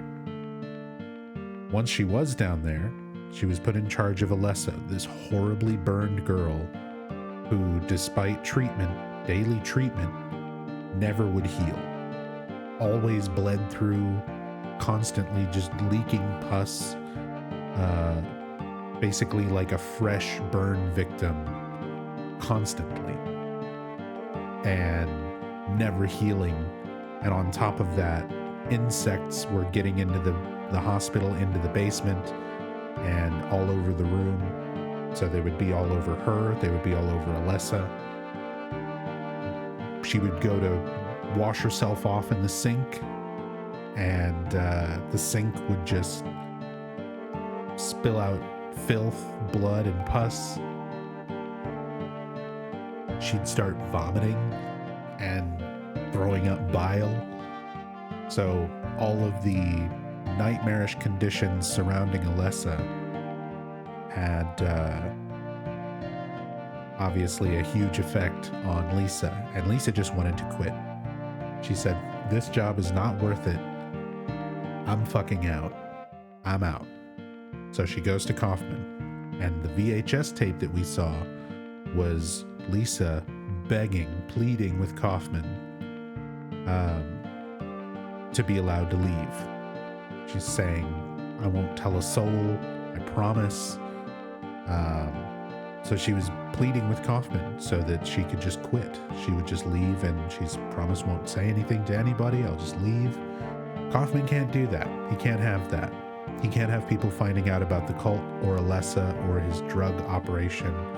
All of these things that Lisa potentially knew about or definitively knew about. So instead, he used PTV to drug Lisa. And this is where we start getting into theory, personal theory, because it's not really explicitly said what happens. But what I believe, how I interpret the events, is that in order to keep Lisa compliant and doing her job and not quitting, he drugs her. He gives her PTV. And Lisa becomes addicted to it, which is why we get the "need drug, help me" in the last 2 pages of the diary. And either through intentional or unintentional overdose, Lisa dies. Now, whether that's Kaufman inducing a heart attack the same way that we saw him, or we see notes referring to him doing this to kill the anti-drug mayor of Silent Hill, as well as Officer Gucci of the Silent Hill police force, 2 of the people who were investigating the drug trade. So he most likely would have done the same to Lisa. But again, whether it was him doing that intentionally or an unintentional overdose while trying to keep her drugged and taking care of Alessa, either way, Kaufman winds up being responsible for Lisa's death.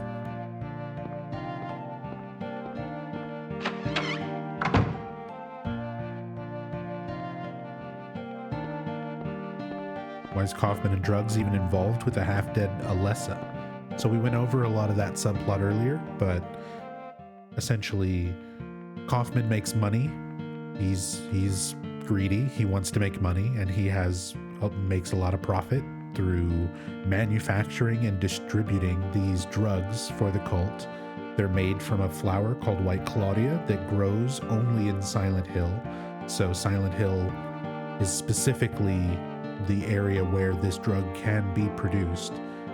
And because of that, Kaufman makes a lot of money manufacturing it, refining it, the White Claudia, into PTV and distributing it.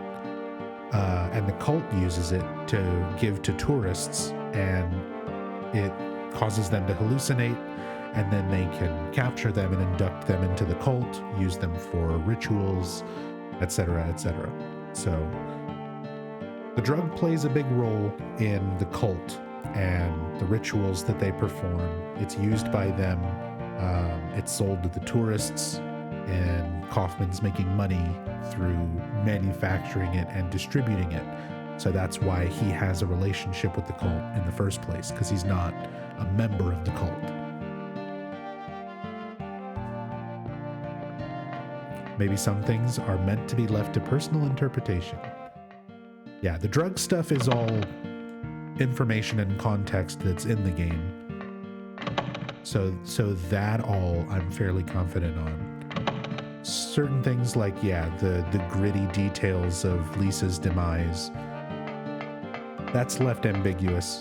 And yeah, that's the type of stuff that I'm fine leaving that up to interpretation. If you think she was sacrificed to Valtiel, if you think that she was never real in the first place, there's a lot of things you can believe about Lisa. That's fine.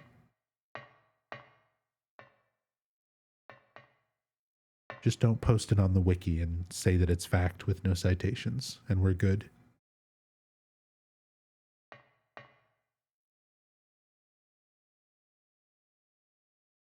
So this puzzle, notoriously, this puzzle threw a lot of people off, and this was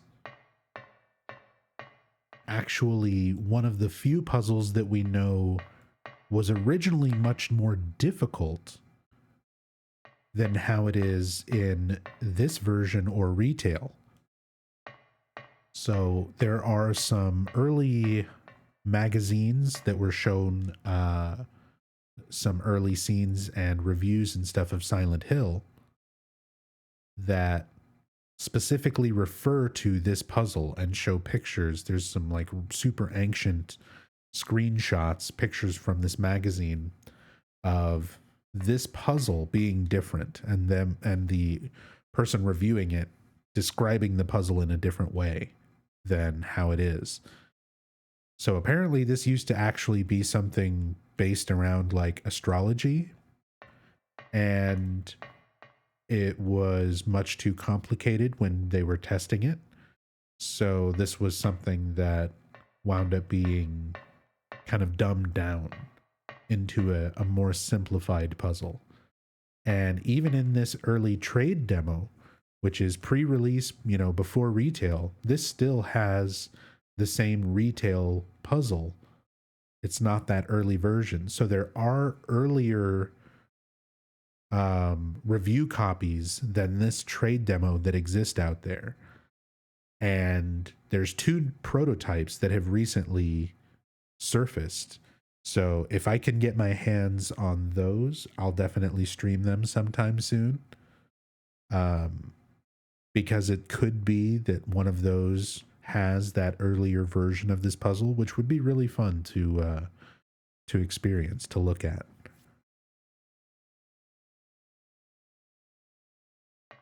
But somewhere out there, there's a disc. There's some version, early test version of Silent Hill 1 that has that early version of this puzzle in it. But instead, we get a simplified version. So we've got 3 pillars, and each pillar shows an image and gives a keypad, 1 through 9. And we can select 1 button. So each pillar needs to have 1 button selected. Yeah, this is one of those ultimate overthinking puzzles. Very similar to the piano puzzle in Midwich. It's one of those ones where it gives you enough information to solve it and enough information to overthink the shit out of it. So you have each of those images, each of those keypads, and each of these images on the wall, along with a number. 10 for Mr. Crab there, 4 for the ram, 0 for the 2 fish, and 2 for the scales. So it's easy to start thinking that there might be some kind of significance to star signs and, looking into it, which apparently the original puzzle may have had aspects of that involved. But for this puzzle, for what wound up in the trade demo and retail as well, all you're looking at is the number of limbs. And each image is an example of what does and does not count as a limb. So scales, which has two main arms, only those two arms count as limbs. You have our crab, where 4 legs on either side for 8, along with the 2 main arms and pinchers. It's the technical term for 10.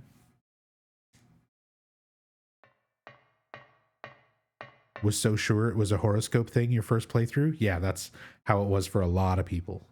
Still continues to be that way for a lot of people who play this game for the first time and don't look up anything, which happens on Twitch every once in a while, and it's always a treat.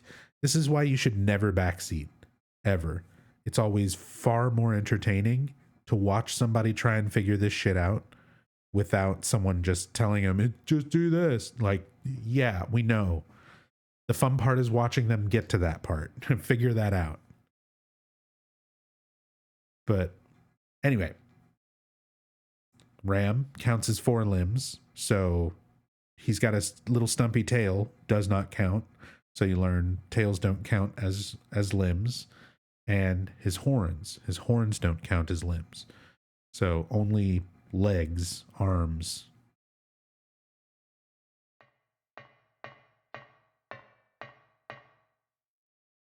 And fish, 0. Nothing counts as a limb. So heads, tails, fins, none of that counts. So now you know, looking at each one of these images, what does and does not count. Because they kind of throw... Sorry, my throat's given up.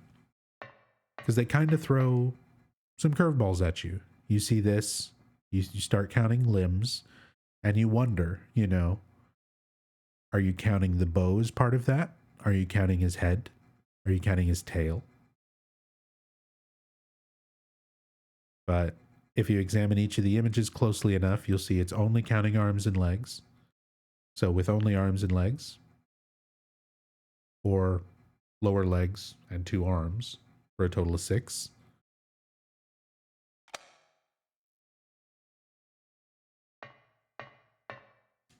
One second. Thanks.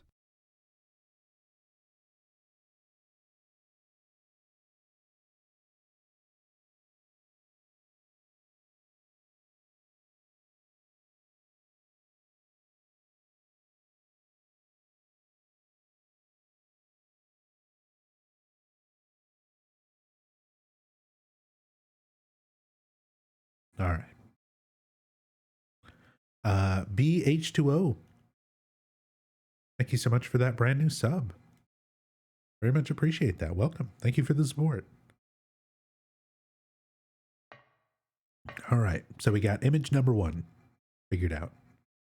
We're going to do this one over here second. And do the one that's directly over the stone that we're trying to get last.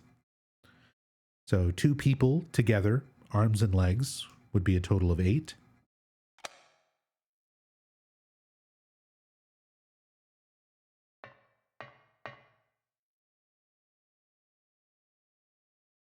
Whoops. And the bull, horns don't count, tail doesn't count, head doesn't count, so just 4.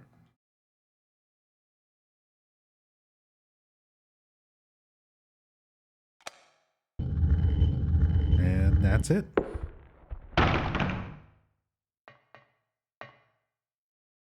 There is a stone of time. A large stone with clock face design on pillar with astrology chart hanging from it. So the square recess that was in the clock in the antique shop part of nowhere can be opened.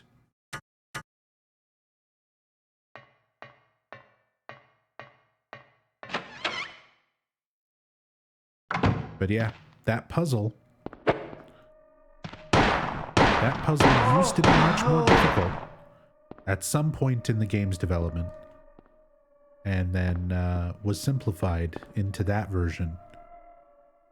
So eventually I'll take a look at those other prototypes that leaked, and maybe we'll get to see a glimpse of that early puzzle. That would be awesome.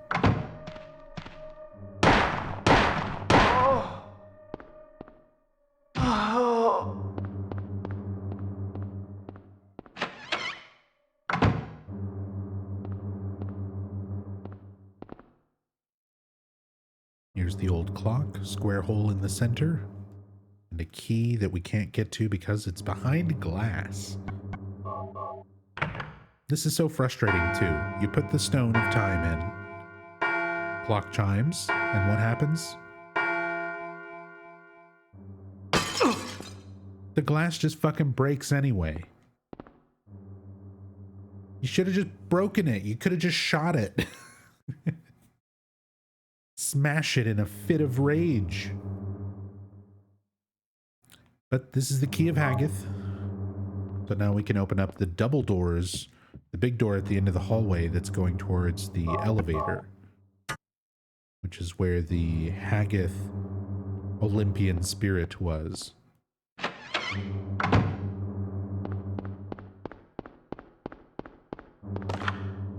You can even see the texture on the door.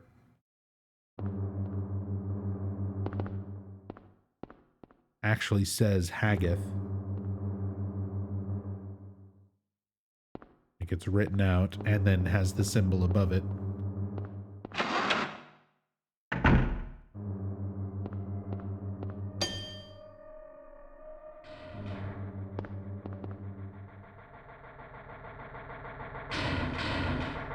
So we're on first floor. Let's try floor number 2.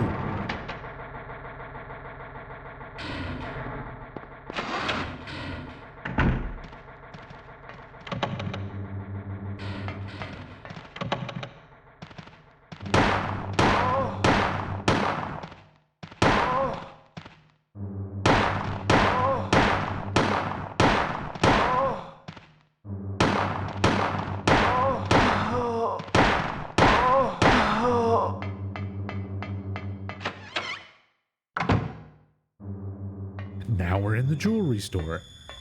So we've gone from Alchemilla to Green Lion Antiques to Midwich. Now we're in the mall. Now we're in the jewelry store. And we just picked up a Crest of Mercury. We also got earlier the Amulet of Solomon. An amulet, a star-shaped object with 6 corners named after the ancient magician, also known as the Star of David. Crest of Mercury, snake in the symbol of Mercury signifies alchemy.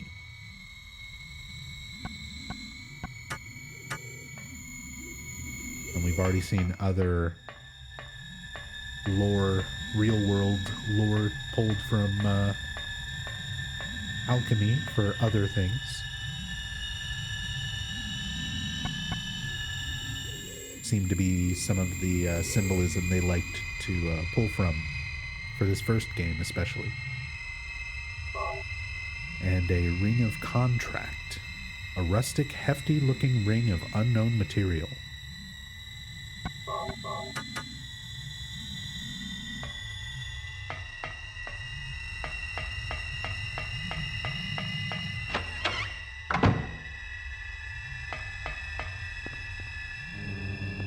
Something about classic survival horror, like puzzle items.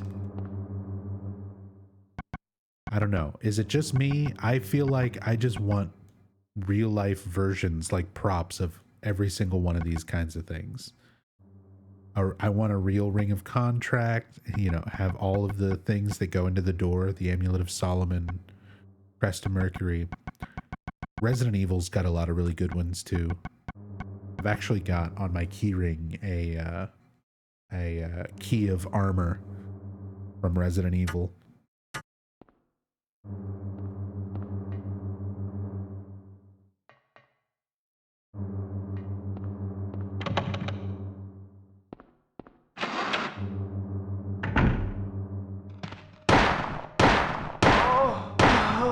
But there's something, especially when you're playing a game the first time, when you're just going around and you're collecting stuff. Sometimes there's a theme to it where it's like all different colored plates like earlier, but sometimes, you know, you start imagining like, what is going to be the puzzle? What am I going to do with these things? A crest of what? An amulet? What? A ring? A screwdriver? For some reason, you still have your receipt and VHS tape.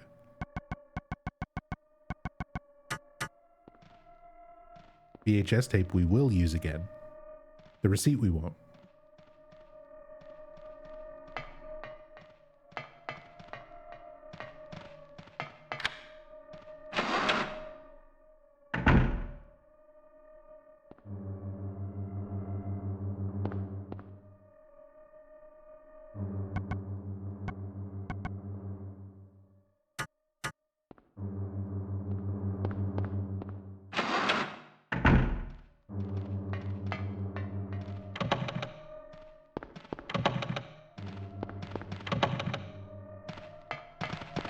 Two nurses down there just waiting to ruin my day. Here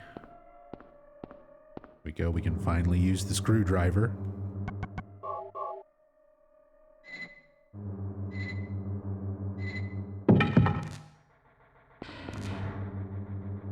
There is a key. Electricity is flowing to the key. I'll get shocked if I grab it now. This kind of shit in like old games. This happened a lot in point and click games and stuff too, where you finally get to use an object. Like, all right, use the screwdriver, found the key, you can look at it.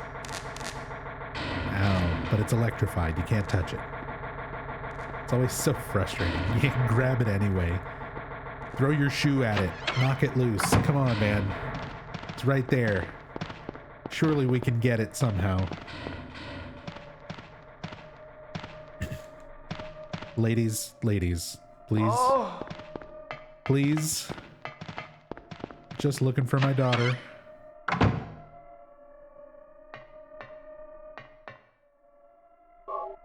Not looking for a new wife. But I'll take this camera. Camera with flash. Camera obscura.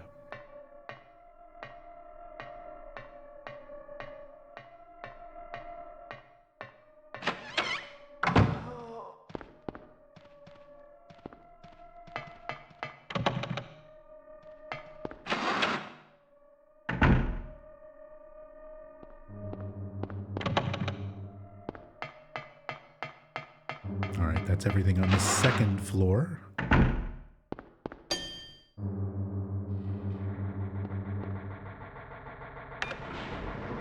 Time for third floor.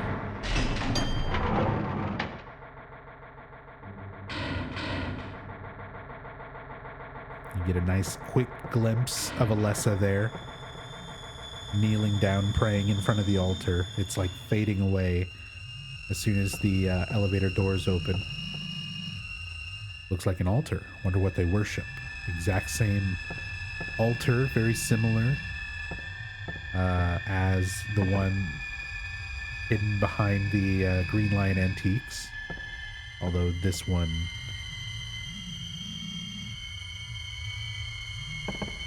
instead of having that image of their god or their deity behind it, you can almost make out an image. It's almost like a Rorschach blob, like a test.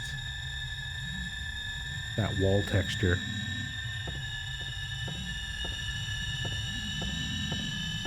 And we've also got two doors.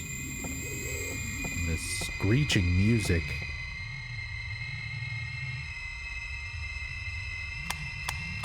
So we've got two doors, each with 3 panels. And switches that can be on or off. And we've got our 2 paintings corresponding to each door. The light illuminating the darkness.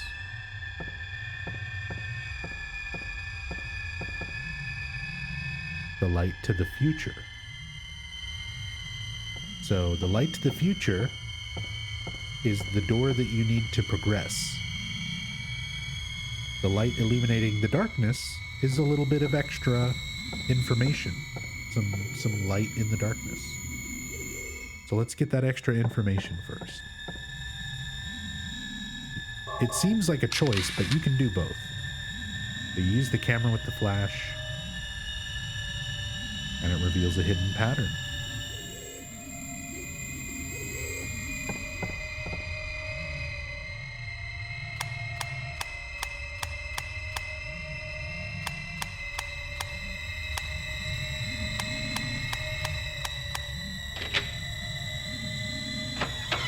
Just like that, the door unlocks. I love those kinds of puzzles. I love the reveal the secret, do something to reveal a pattern that you use somewhere else, or a code. Those are satisfying. Especially these, just because of like the individual little buttons and everything used to make the patterns. It's just kind of a fun thing to interact with. Good example of a puzzle. And our reward is info, lore. My favorite. There's a place mark in the book. Information on White Claudia, a perennial herb found near water. Reaches height of 10 to 15 inches. Oblong leaves, white blossoms. Seeds contain hallucinogen. Ancient records show it was used for religious ceremonies. The hallucinogenic effect was key. So that's why it's used. That's why the cult is using it. There's a long history of its use, as well as using it to make money. Kaufman makes money off of it. The cult makes money off of it, and uses it for religious ceremonies, along with drugging tourists and inducting them into their ranks.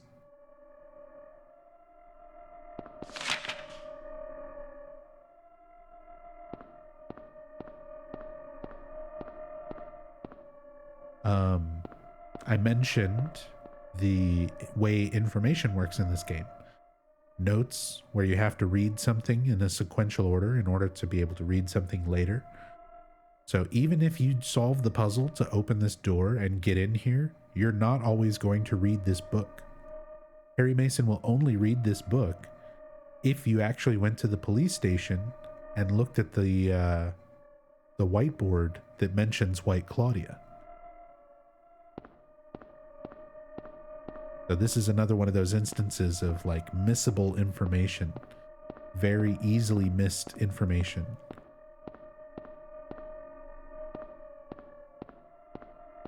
Just because it has to be done sequentially or it doesn't show up at all. Also, that is Kaufman's office. That room there. I'm not sure if this is supposed to be a very specific room.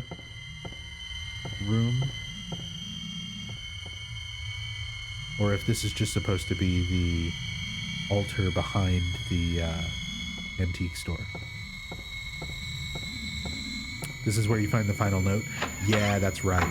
On the PAL release and the like new modded version. I need to get a hold of that modded version, where it's like a combination of the PAL version, but with the Mumbler enemies and stuff restored. So you get the note, you get all the notes, you get all that content, but you also get the NTSC release version of the monsters. So you kind of get the best of both worlds. I saw 3Dog playing that version. But yeah, normally this would be where you find the note. But due to a glitch, a bug, it's not in this room.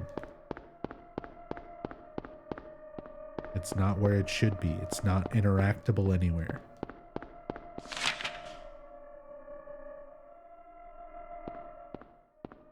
And they didn't find that bug until after This trade demo already went out after the North American retail version went out, after the first Japanese version went out. By that point, they found it, they fixed it by the time the European version went out, which is why the PAL version has the note working the way that it should. Because back in the day, you can't just patch a game. You gotta completely re-release it if you fix anything, so it almost never happened. But since this game didn't release in all the regions at the same time, it came out in North America first, they found some bugs, they fixed them. Then it came out in Japan, they found some more bugs, they fixed them. Then it came out in Europe.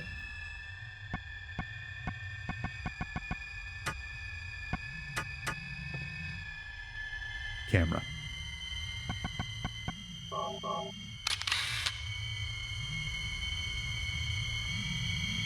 The light to the future.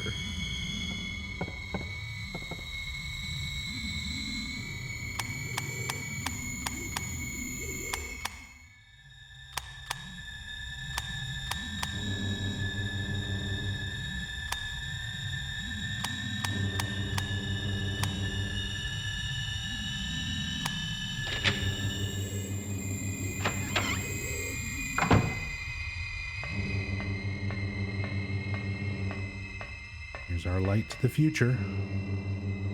A birdcage key.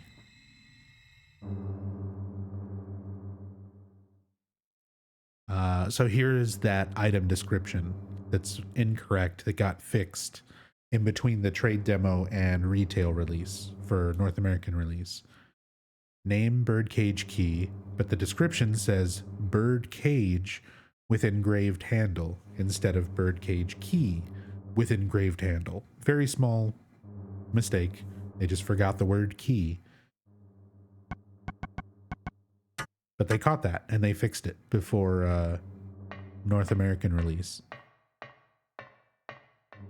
Again, some of these last minute little fixes between this and the retail version, only being a couple months apart.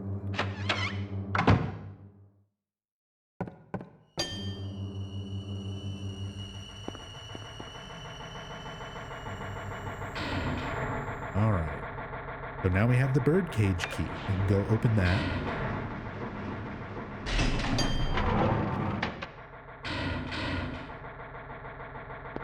What does PAL version mean? European region. So games are not all globally compatible, especially back in the day. So every region was a different version of the game. So the North American region, North America, South America, Canada, usually got what was called NTSC or NTSCU. Japan usually got NTSCJ, and Europe usually got PAL, P-A-L. So whenever I'm saying PAL version, I'm referring to the European region release.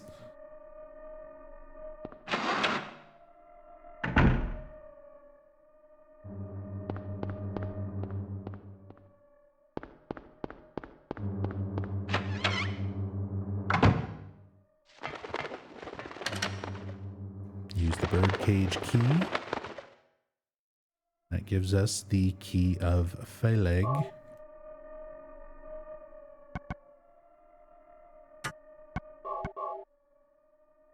And you can examine each key. You can see the symbol, match it to the door by the symbol. It also has the word written on it. Just a nice detail. And that is this door right here.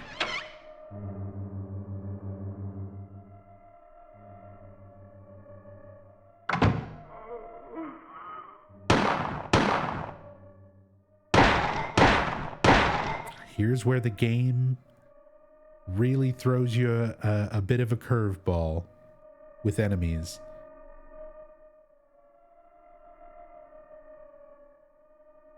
This entire time. No! This entire time,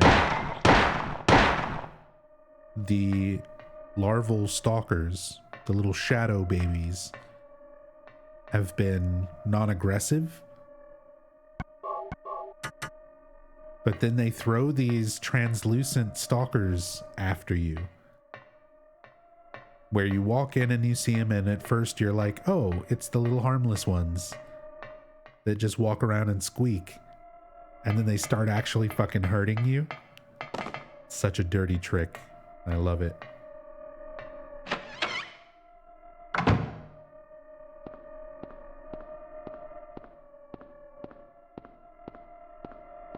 Take them cheap shots, Silent Hill.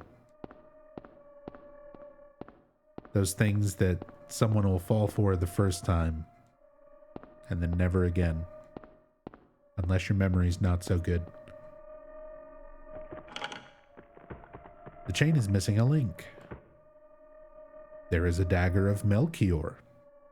Take it.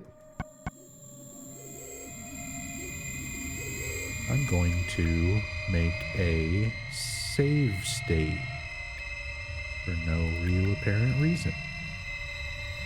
We're going to take this dagger of Melchior and be on our way. Ignore the fact that the music suddenly just kicks into scary mode after taking that, and it really emphasized that chain not being complete, but that's probably not important. So let's get out of here.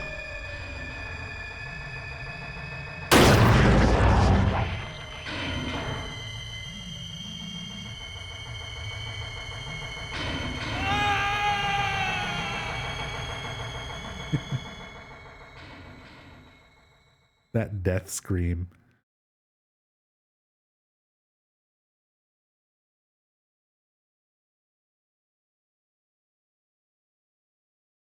Yeah. Insta-kill. One of the few insta-kill situations in Silent Hill 1.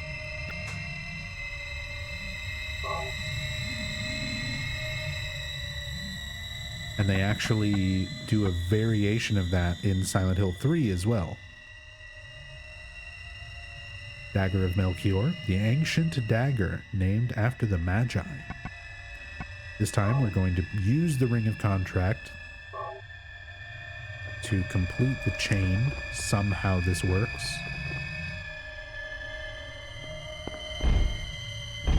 Video game magic.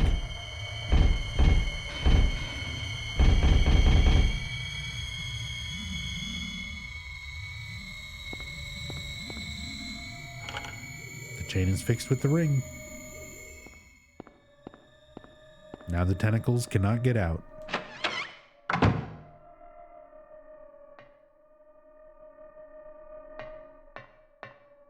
Just like Heather getting pulled underwater by the tentacle. Yeah, that's the callback. Silent Hill 3 does a lot of callbacks to things that happen in Silent Hill 1. There's a lot of parallels. The word Bethor is carved on the door. We don't have the key for Bethor yet.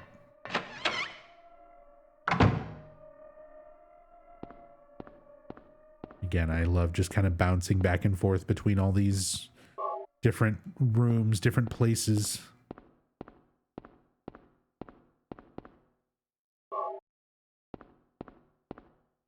A few more supplies, all these things here. Bottles filled with some kind of drug.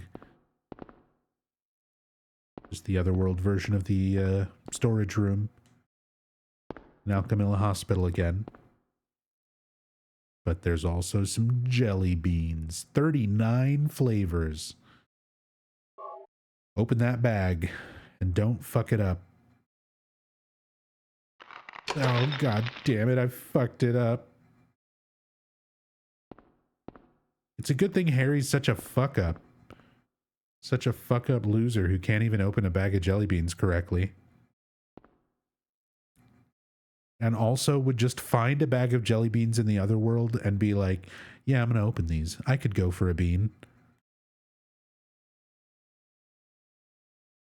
Let me see what those 39 flavors be like. And luckily he opens it up and we get the key of Bethor. Because that is also just in there.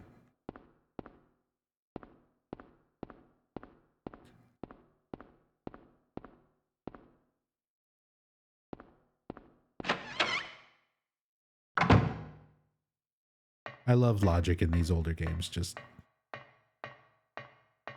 there's this beautiful, well-crafted story with all this really intelligent, like, symbolism and real-world occultism and history and shit put into it. And then you also have moments where it's like Harry tries to rip open the bag of jelly beans and finds a key. It's kind of funny. It's funny, like, going from these really smart, like, really fun, clever things to video game logic. Because things gotta happen. VCR, old but usable. So earlier, we tried to play this tape, and it was all garbled. We only got a couple of words and sounds out of it, and couldn't really make out the whole picture. So I mentioned when I was explaining what happened to Lisa, that at one point all this horrible stuff was happening while she was trying to be the one taking care of Alessa, and she wanted to just quit and tried to beg and plead with Kaufman to quit her job. And this is the tape, the recording of that. So we saw it all garbled. Now we can watch it without all of that interference. What is it? Still has an unusually high fever. Eyes don't open. Getting a pulse, but just barely breathing. Her skin is all charred. Even when I change the bandages, the blood and pus just start oozing through. Why? What is keeping that child alive? I can't stand it any longer. I won't tell a soul. Promise. So please.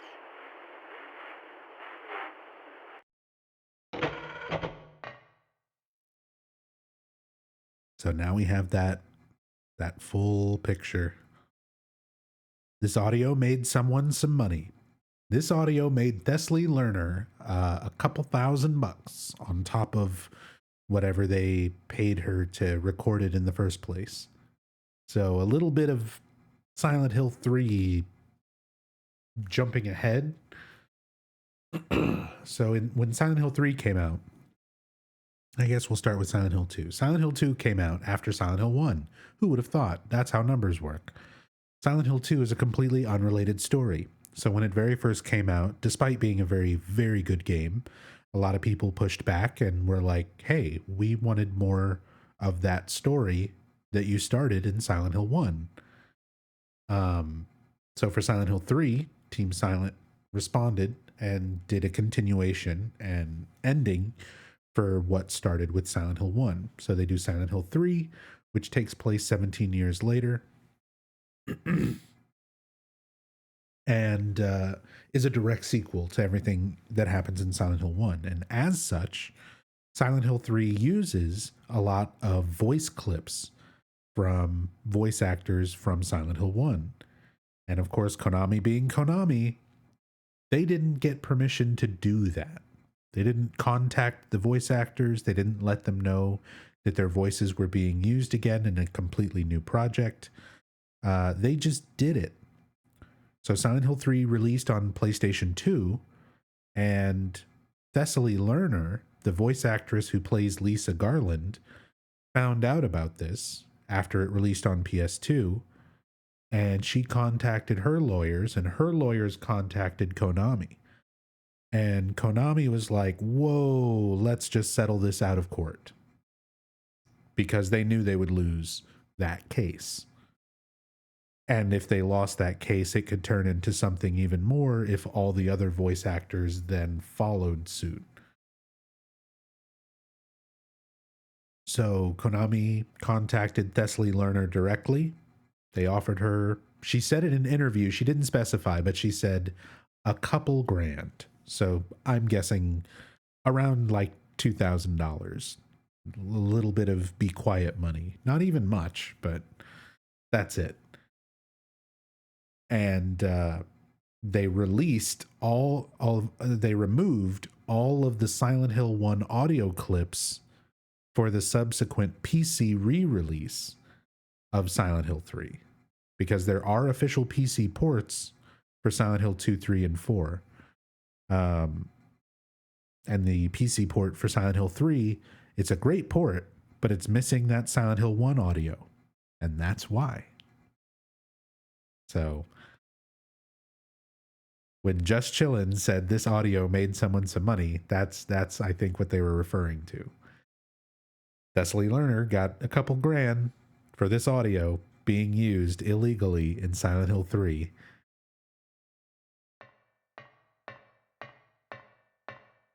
And why that audio is missing from Silent Hill 3 PC version. Will those games ever be available on Steam? Nobody knows. Probably not. Although Silent Hill 4 just randomly showed up on Good Old Games one day, and it's been there ever since. So, and it's like a good version, too. Like, it's pretty solid. The only thing Silent Hill 4 PC has really got wrong with it is the controls feel kind of floaty and weird, but Silent Hill 4 feels floaty and weird in general anyway, so it's not too hard to adapt. And it's missing some hauntings from the PS2 version, but Hunter Stanton, our good friend Hunter, who made the randomizer, Silent Hill 4 randomizer mod, that very same randomizer mod also works to replace those missing hauntings into Silent Hill 4 PC, the Good Old Games version. So you can get that version, you can get the randomizer, you can disable all the randomizer settings if you just want to play Silent Hill 4 normally, and just enjoy Silent Hill 4 on your PC for usually like less than $10 on Good Old Games with all the hauntings fully restored. And it's awesome. Why can't we have that for fucking everything? Why just 4? Why randomly just 4? There is zero reason that 1, 2, 3, Origins, like all of them are not given that same treatment. Fans have already made the patches to fix the shit that's wrong with them. Just put them out. Just put them on Good Old Games or something. You don't need to do anything with them. Fans already patched them. Just release them. It's so frustrating.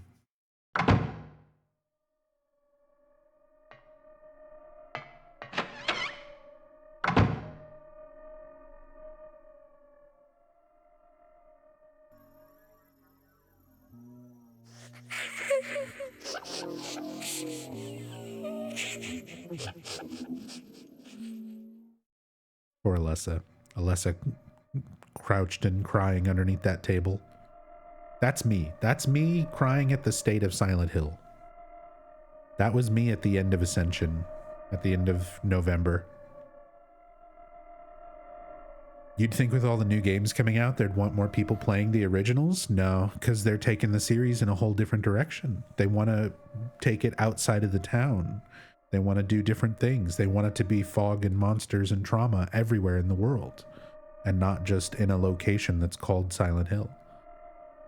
They're trying to move away from the originals as much as they can. So, if anything, their direction for the future of the series gives them even less incentive to release the originals, because those games don't fit in line with the current style of Silent Hill game that they want to produce.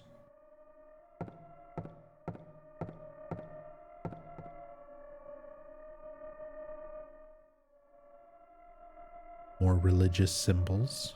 We're just collecting all of these things as we go. There's an Ankh.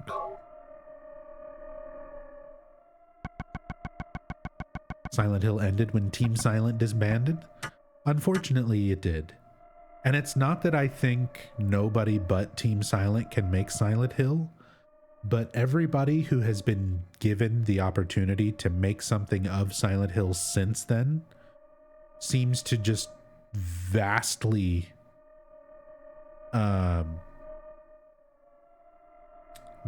misrepresent it and misunderstand it.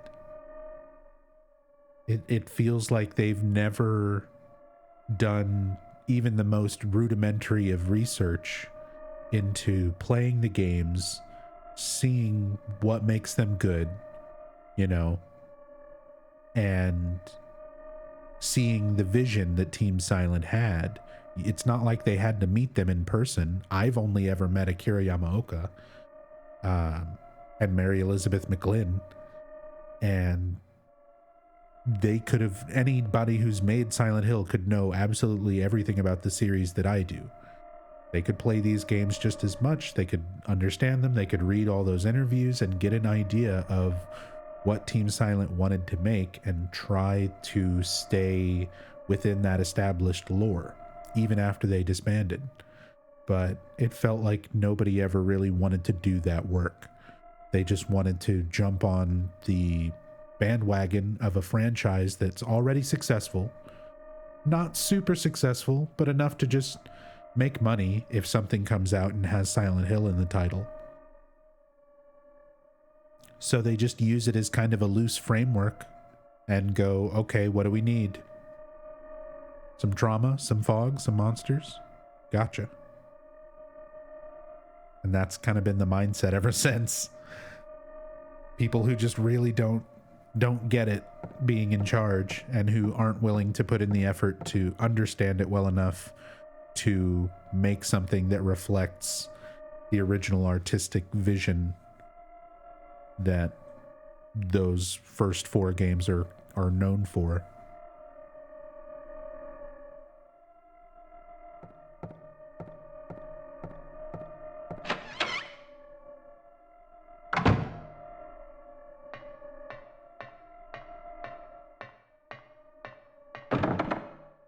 And Konami's like, nah, bro, pachinko. Yeah, that's also...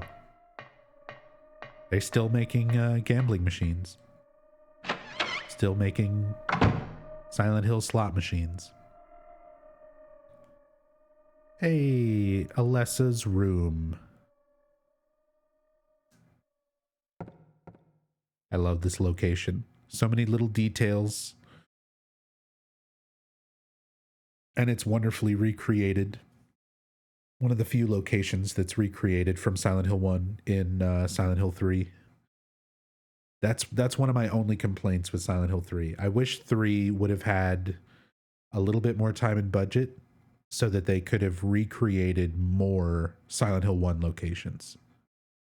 Because seeing these types of things, these familiar spots in Silent Hill 1 when you're playing through Silent Hill 3, like, that's a great feeling.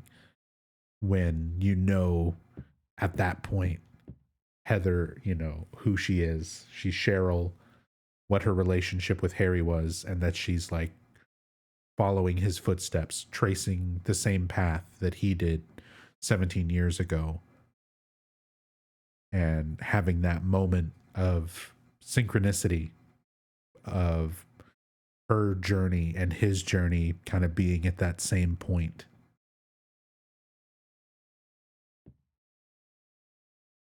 It's a really nice moment. I wish there were more moments like that in 3. But yeah, they had to use what they could. So they had to reuse a lot of assets from Silent Hill 2, which is a completely different section of the town than where Silent Hill 1 takes place. So there's not really familiar locations except for like Lakeside Amusement Park, the Midwich classroom, like one classroom from Midwich, and her basement bedroom in Alchemilla. And that's it. That's all that gets recreated in 3.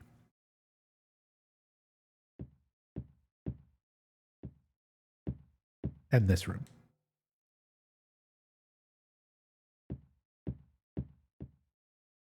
And it's fun because when you're going through this in Silent Hill 1, Harry's just kind of making general observations about stuff. Cards are scattered on the floor.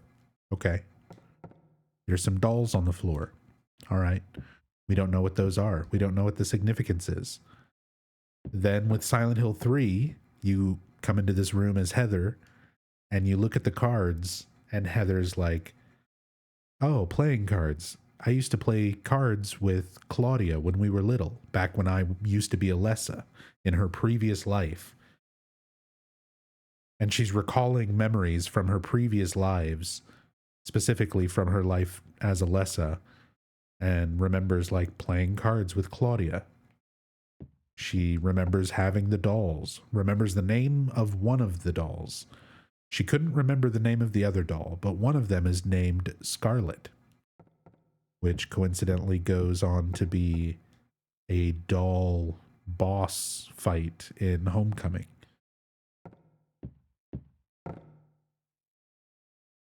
There are specimens of butterflies and moths hanging on the wall. This is where the twin feeler and float stinger come from. Alessa's affinity for these bugs, these insects, parts of her subconscious manifesting into reality. I don't know why I'm saving over and over. It's just a weird habit. Weird PS1 game habit. Child's drawings are scattered on the floor. A girl's clothing hangs on the wall. You can see she's drawn dinosaurs, dogs, monsters, something that looks kind of like the Air Screamer, or maybe like the final boss, the Incubus. None of this stuff is of any use. There were old fairy tales and picture books of animals and plants on the shelf. I think they changed that subtitle. I don't remember them using "therer" in retail. Maybe they did. But I think they changed this.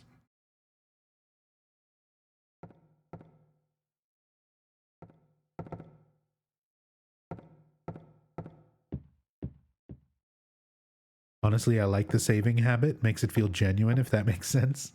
I mean, I've genuinely been playing this game for the last 24 years, so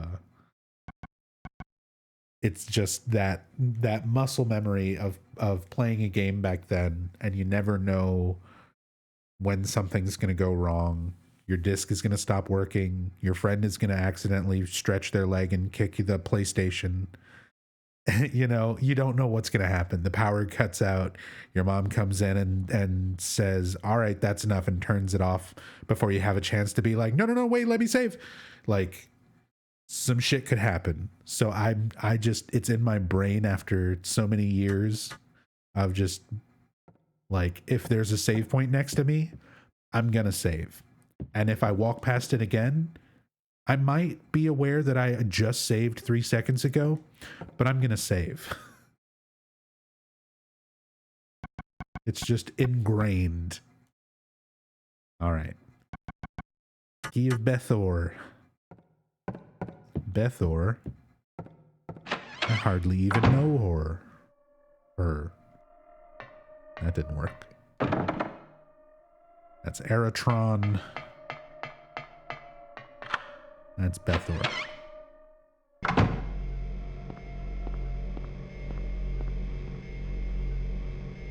Now we can turn the generator off, which means the key that we needed is no longer electrocuted.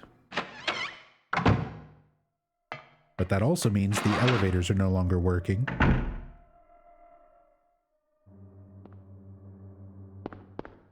Thankfully, we opened up a shortcut right here. No shadows. Shadow babies. Larval stalkers.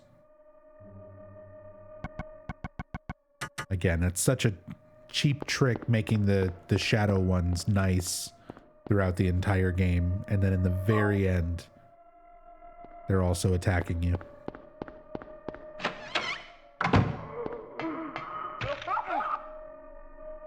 Stop.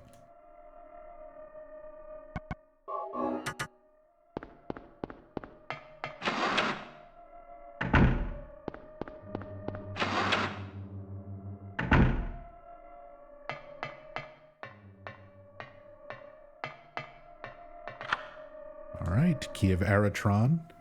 So I mentioned earlier the voice director, one of the main directors on the project, is a man by the name of Harry Inaba. I believe Harry Inaba is who they actually named Harry Mason after. Early on in the game's development was Harry Inaba. And you actually get to hear some voice performance from Harry Inaba during this next cutscene. He plays the role of the doctor, unnamed Doctor Number 2, who says, "Half the soul is lost." Wonderful scene. I love this. It's a lot of gibberish until you know what they're talking about, and then it makes sense, but it still sounds weird. Everything is going according to plan, sheltered in the womb. But it's not done yet. Half the soul is lost. That is why the seed lies dormant. And what soul remains captured in that husk is buried deep down in the subconscious. Are you trying to say it won't work? That wasn't our agreement. No, these are just stalling tactics. If we lend a hand, we will be able to get power. Never fear, the promise shall not be broken. But the power we could draw now will be very weak. Almost nothing. Unless we get the other half of the soul. We'll use a magical spell. Feeling this child's pain, it's sure to come. But that will take time.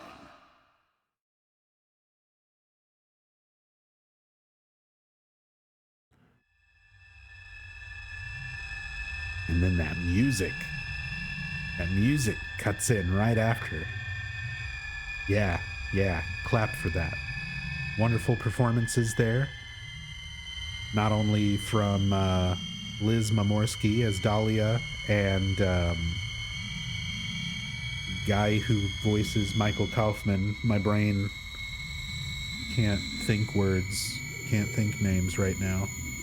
Liz Mamorsky, Michael Kaufman, and the two doctors. So one of the doctors is, like I said, Harry Inaba, who worked as one of the directors on the project, as well as one of the localizers, translators, between a lot of the Japanese team and the English voice cast, English-speaking voice cast. The other doctor was played by Michael Gwynn, who also is Harry Mason. So he's just sort of doing a deeper voice for that other doctor, for that one line. So there's your little bit of trivia about those two doctors. And then the dialogue, the exchange that's happening is all of them discussing what was originally supposed to happen. Something was promised between the cult and Kaufman. Kaufman upheld, his end of the bargain, and I guess, participated with the drugs and other things needed for the ritual. The ritual itself was, they referred to it as stalling tactics. So it was interrupted by fire, either as part of the ritual or the way they make it sound in context when you're just taking Silent Hill 1 into consideration. It seems more likely that a boiler explosion happened. That's what I personally lean towards, but again, it's one of those details that's left ambiguous intentionally, and they sort of cover it in different ways in different games in the franchise. But either way, the ritual gets interrupted and Alessa is able to split her soul. So now they're discussing, what happens now. So the soul has been split. Half the soul is lost. And they want to try and extract power from Alessa's soul, her natural psychic and spiritual abilities, I guess, they want to use that in order to feed their god, birth their god. But they're unable to do that now that her soul has been split. The power they can draw now would be very weak. So Dalia says she'll use a magical spell to call the other half of the soul back to the town, which is why, over the course of 7 years, eventually Cheryl, the other half of that soul, comes back to Silent Hill with Harry. She's the one who suggests to Harry that they come to Silent Hill for vacation. So that's supposed to be the influence of Dalia's spell taking effect at the very start of the game, setting everything into motion.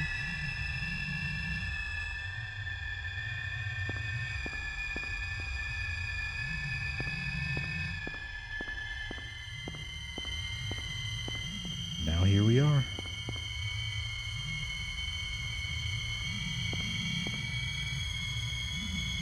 The Disc of Ouroboros. A ring of complete global saturation.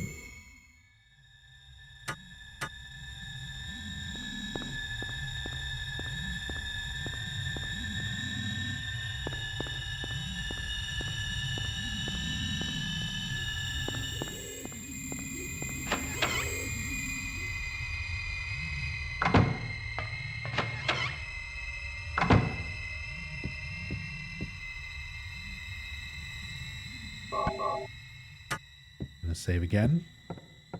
Don't at me. All right, time to use everything to go into this door. The Disc of Ouroboros, the Dagger of Melchior, the Ankh, the Crest of Mercury, and the Amulet of Solomon. Thou possess them to guard thy spirit. Evoke 5 rights. Unveil thy fate. I've got your 5 rights right here. I've got your 5 guys and your side of fries. Put the Ankh in there.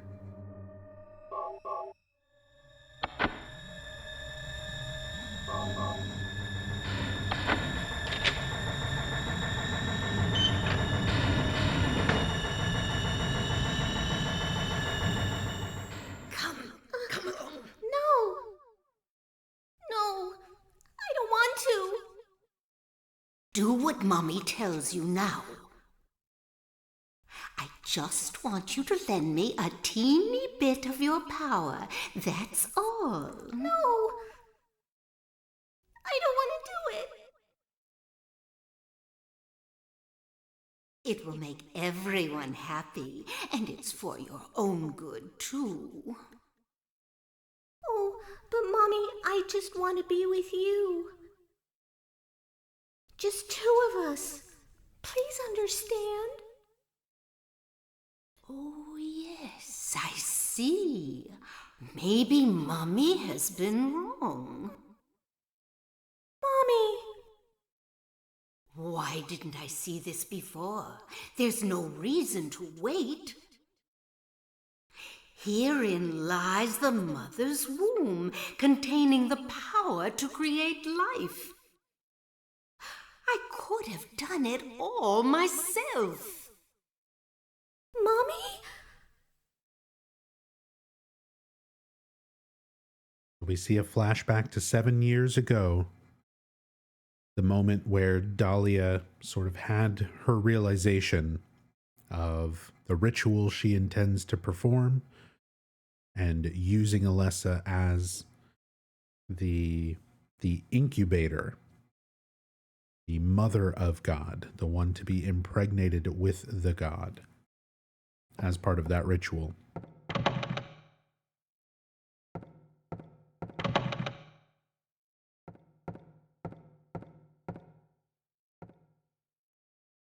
Which clearly even Origins fucked that up. We see Dalia, what she looks like 7 years ago. Obviously, she looked exactly the same. Dalia should have just looked exactly the same in Origins.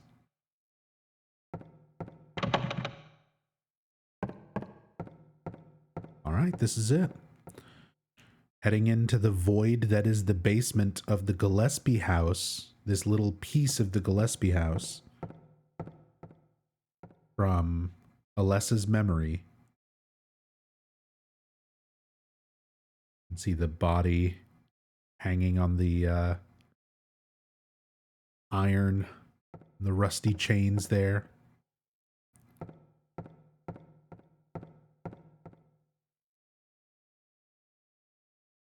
Candles, everything in a circle around a pillar. Cult, religious iconography. All these things represented in the Gillespie house. But we confronted Kaufman. We found the hidden stash of a Glophatus. We confronted Cibil. We saved her with the extra Glophatus. This will be the final boss fight and the good plus ending.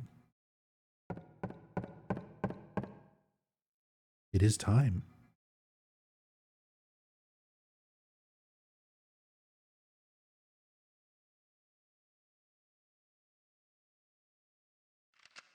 I was shocked to realize the talisman of Metatron was being used.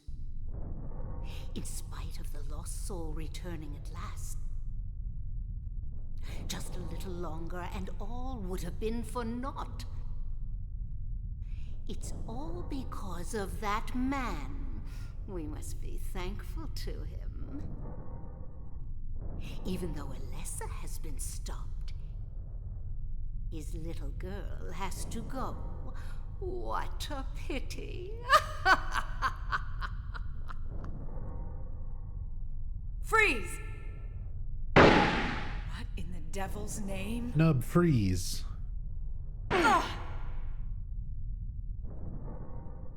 Dalia. Well, well, well. To think you'd make it this far. Where's Cheryl? What have you done to her? What are you talking about? You've seen her many times, restored to her former self. I'm in no mood for jokes. Don't you see? She's right there. So now That's we actually absurd. see both halves of Alessa. Her actual physical body One who thinks so. in the wheelchair. Why? And the other half of her soul, Why what are you was doing this? Cheryl, the projection It's of been a herself. long 7 years. For the Been a long 7 years. since that terrible day, Alessa has been kept alive, suffering a fate worse than death. Alessa has been trapped in an endless nightmare from which she never awakens. He has been nurtured by that nightmare, waiting for the day to be born. That day has finally come. The time is nigh. That's not how you spell nigh. Everyone will be released That's how you spell from neigh. pain and The sound that a suffering. horse makes. And that typo Our is even in salvation is retail, at and I hand. love it. This is the day The of time is reckoning, nay. when all our sorrows will be washed away. When we return to the true paradise. My daughter will be the mother of God. That'll make you God's grandma.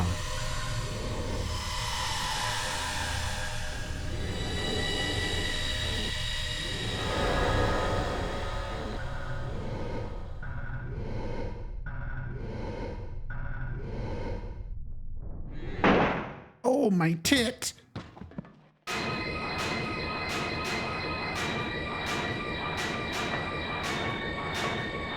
Quit screwing around. Return things to how they were before. Kaufman! Did I ask for this? Nobody uses me.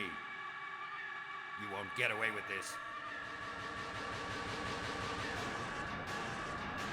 Your road is over. We don't need you anymore. We can make our own What do drugs. you think you can accomplish by coming here? My, aren't we getting cocky? Bet you can't see this and keep your cool. love it is. I thought I got rid of that. All I had to do was plant it somewhere for you to find. You all, well, kept you busy. 200 IQ Kaufman. You're easy. And there's more where this came from. Stop it!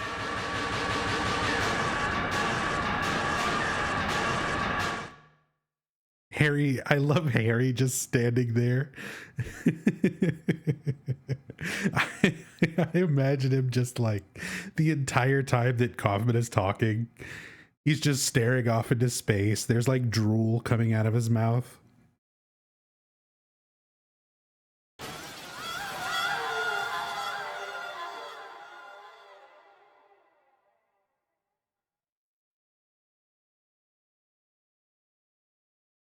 Huh? What the?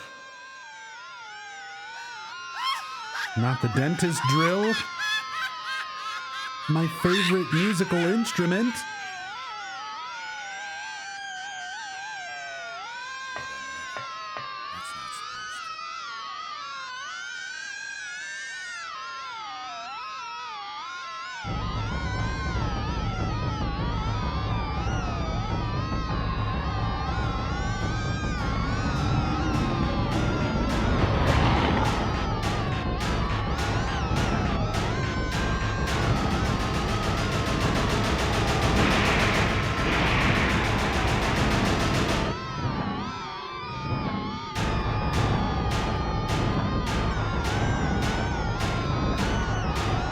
All right, Kaufman. Together, if we both shoot at it, I think we can kill it. Right, Kaufman? Right, Kaufman? Oh, shit!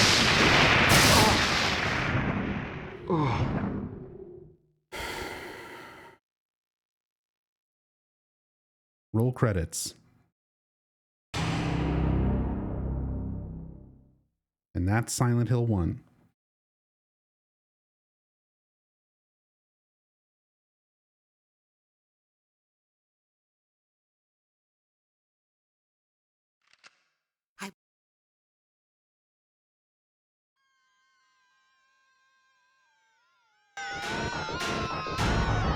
And by the way, it's not a joke. The sound for this song, that is actually the sound of a dentist drill that is being pitch shifted all over the place. And all sorts of other crazy effects and things applied to it. But the sound that you're hearing is actually a dentist drill. It's not just a joke. It's really what Akira Yamaoka used.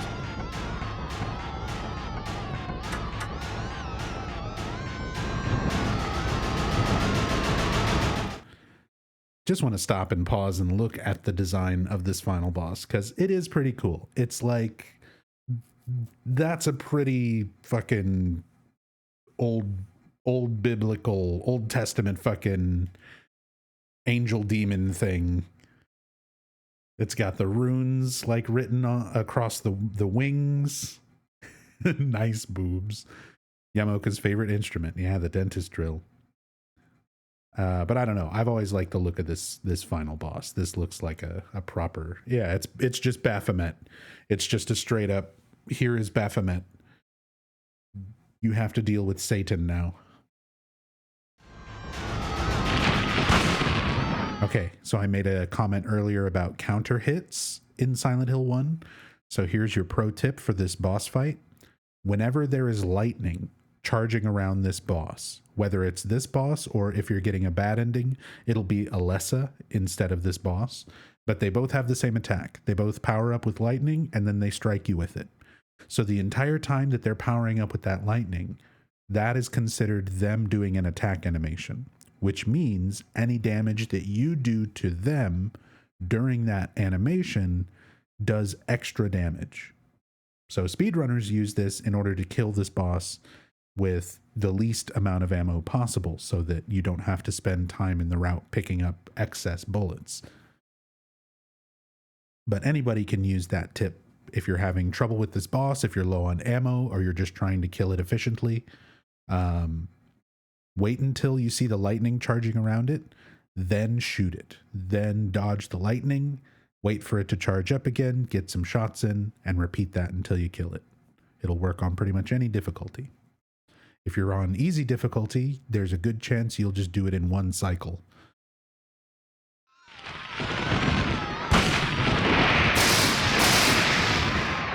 And if you get hit, immediately open and shove healing into Harry's mouth. Because every single, look at this. Every single frame of that lightning hitting you is dealing shitloads of damage.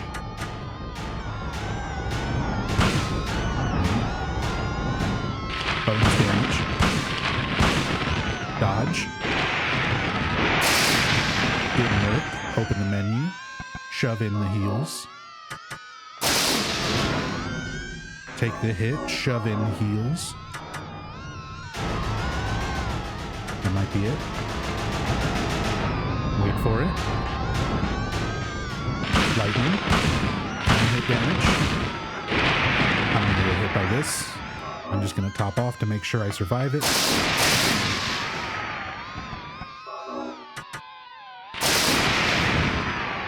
Fun fact, go into the battle with 0 ammo in all your guns, he'll drop dead. Not exactly.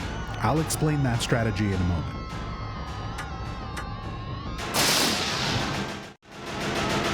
So that is a real strategy. Let me pause this so the dentist drill shuts up for a moment. So there is a trick to this boss fight. No matter which version of the boss it is, Incubus or Incubator, Alessa or Baphomet, you cannot hit them with a melee weapon. You can only shoot them, which means if you don't have ammo for any of your guns by the time you get to this fight, or during the fight if you run out of ammo before killing the boss will die. But it doesn't drop dead. It doesn't just happen. The amount of time that you have to survive this fight depends on the difficulty that you're on.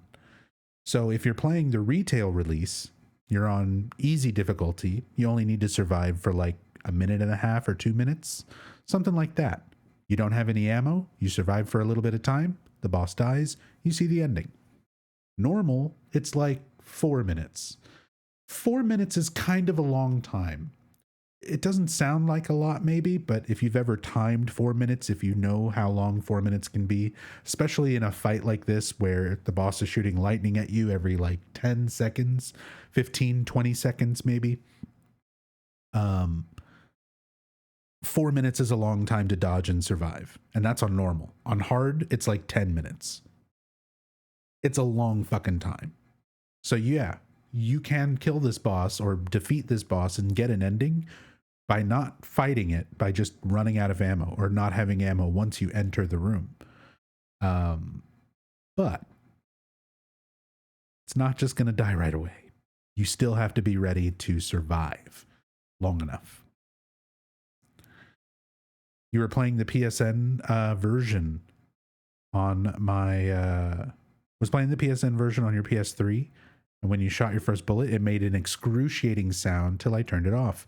Yeah, that's a known issue, audio bug with the PS3 digital version of Silent Hill 1, unfortunately. It only happens if you're playing on the PS3. If you transfer Silent Hill 1 from your PS3 to a PSP or a Vita or a PSTV, it will play perfectly without that sound bug. Emulation is also an option. That's how I usually play it and stream it. Does it happen if I use a physical copy? No. There are some other issues with the PS3 reading the PS1 disc. It will read it, and it won't have that audio issue. There's some other minor issues, but none of them are too bad from what I remember. For the most part, it plays pretty damn well, almost flawlessly.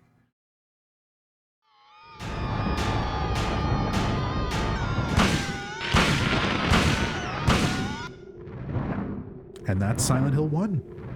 This will be the good plus ending, so enjoy the ending, enjoy the credits. Thanks everybody for being here and for watching. Enjoy the conclusion.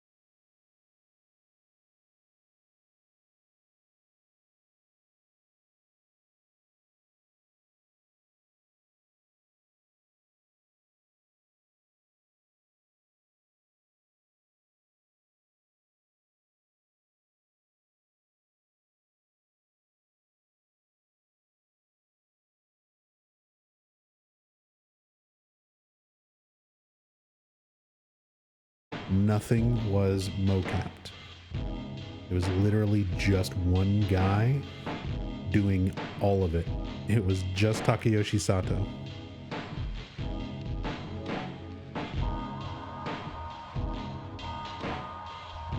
So those were animation tests.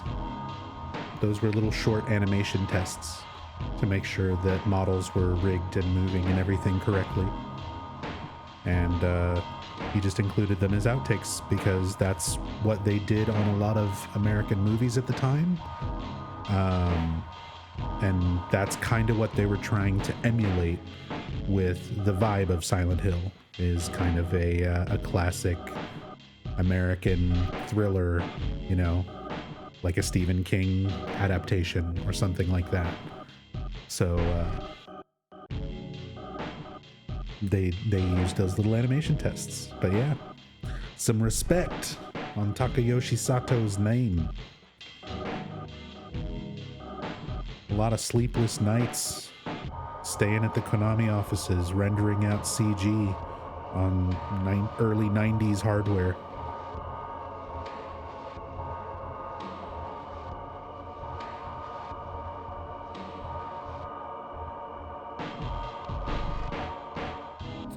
But that's going to be it for me. Thank you all so very, very much for joining me for this wonderful story playthrough of one of my favorite games of all time, the original Silent Hill. This particular trade demo as well. I hope you found it interesting. A few little small changes here and there. Overall, it's still the same thing, but it's interesting. It's got some little changes that are enough to make the diehard fans kind of be like, oh, that's neat. That's a little different. That's how it is for me anyway. Hopefully you found it entertaining and interesting. We did already have a vote for what we're going to be playing next time. So I'm not going to be live this weekend, but I will be back on Monday, and we're going to be playing Silent Hill 2. So the community, we put it to a vote for the first game out of the first 4 Team Silent games after we decided to cancel Ascension. We cast it out, and everyone voted on Silent Hill 1. By everyone, I mean Yami rigged it and dumped like 13,000 points into the votes, but either way, Silent Hill 1 was decided. During the last stream, the first half of the Silent Hill 1 playthrough, we held a vote to see what game we play next, and Silent Hill 2 won that vote.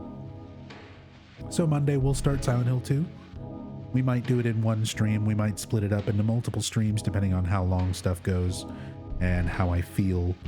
I'm going to try and rest as much as I can this weekend and hopefully be feeling better to be back on schedule and doing a little bit longer streams by Monday, but we'll see.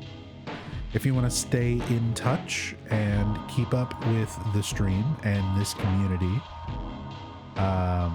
you can always join the Discord.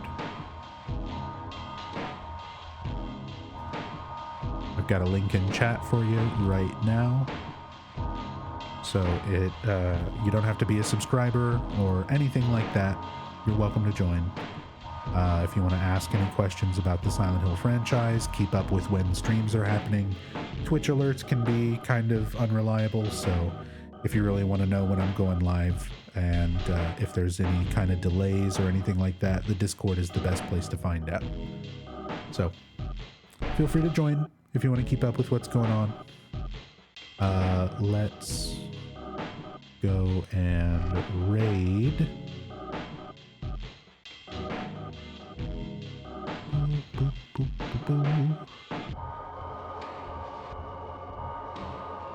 Is Michelle still going? Michelle is on a break. Has been going for 7 hours, but it's a 12-hour stream.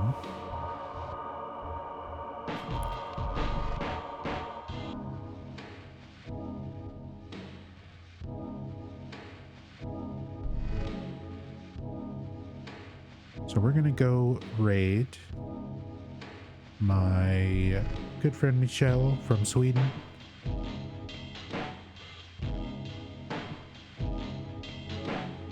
Michelle has been a part of our community for quite a while and has given us quite a lot of support and helped support the channel quite a bit over the years, and is currently doing a 12-hour no damage and speedrun Resident Evil 3 marathon. So, Resident Evil 3 no damage speedruns. Definitely check it out. Drop Michelle a follow. Show some love. And have a great weekend. I'll see you all on Monday. Till then, be good to each other. Much love and peace.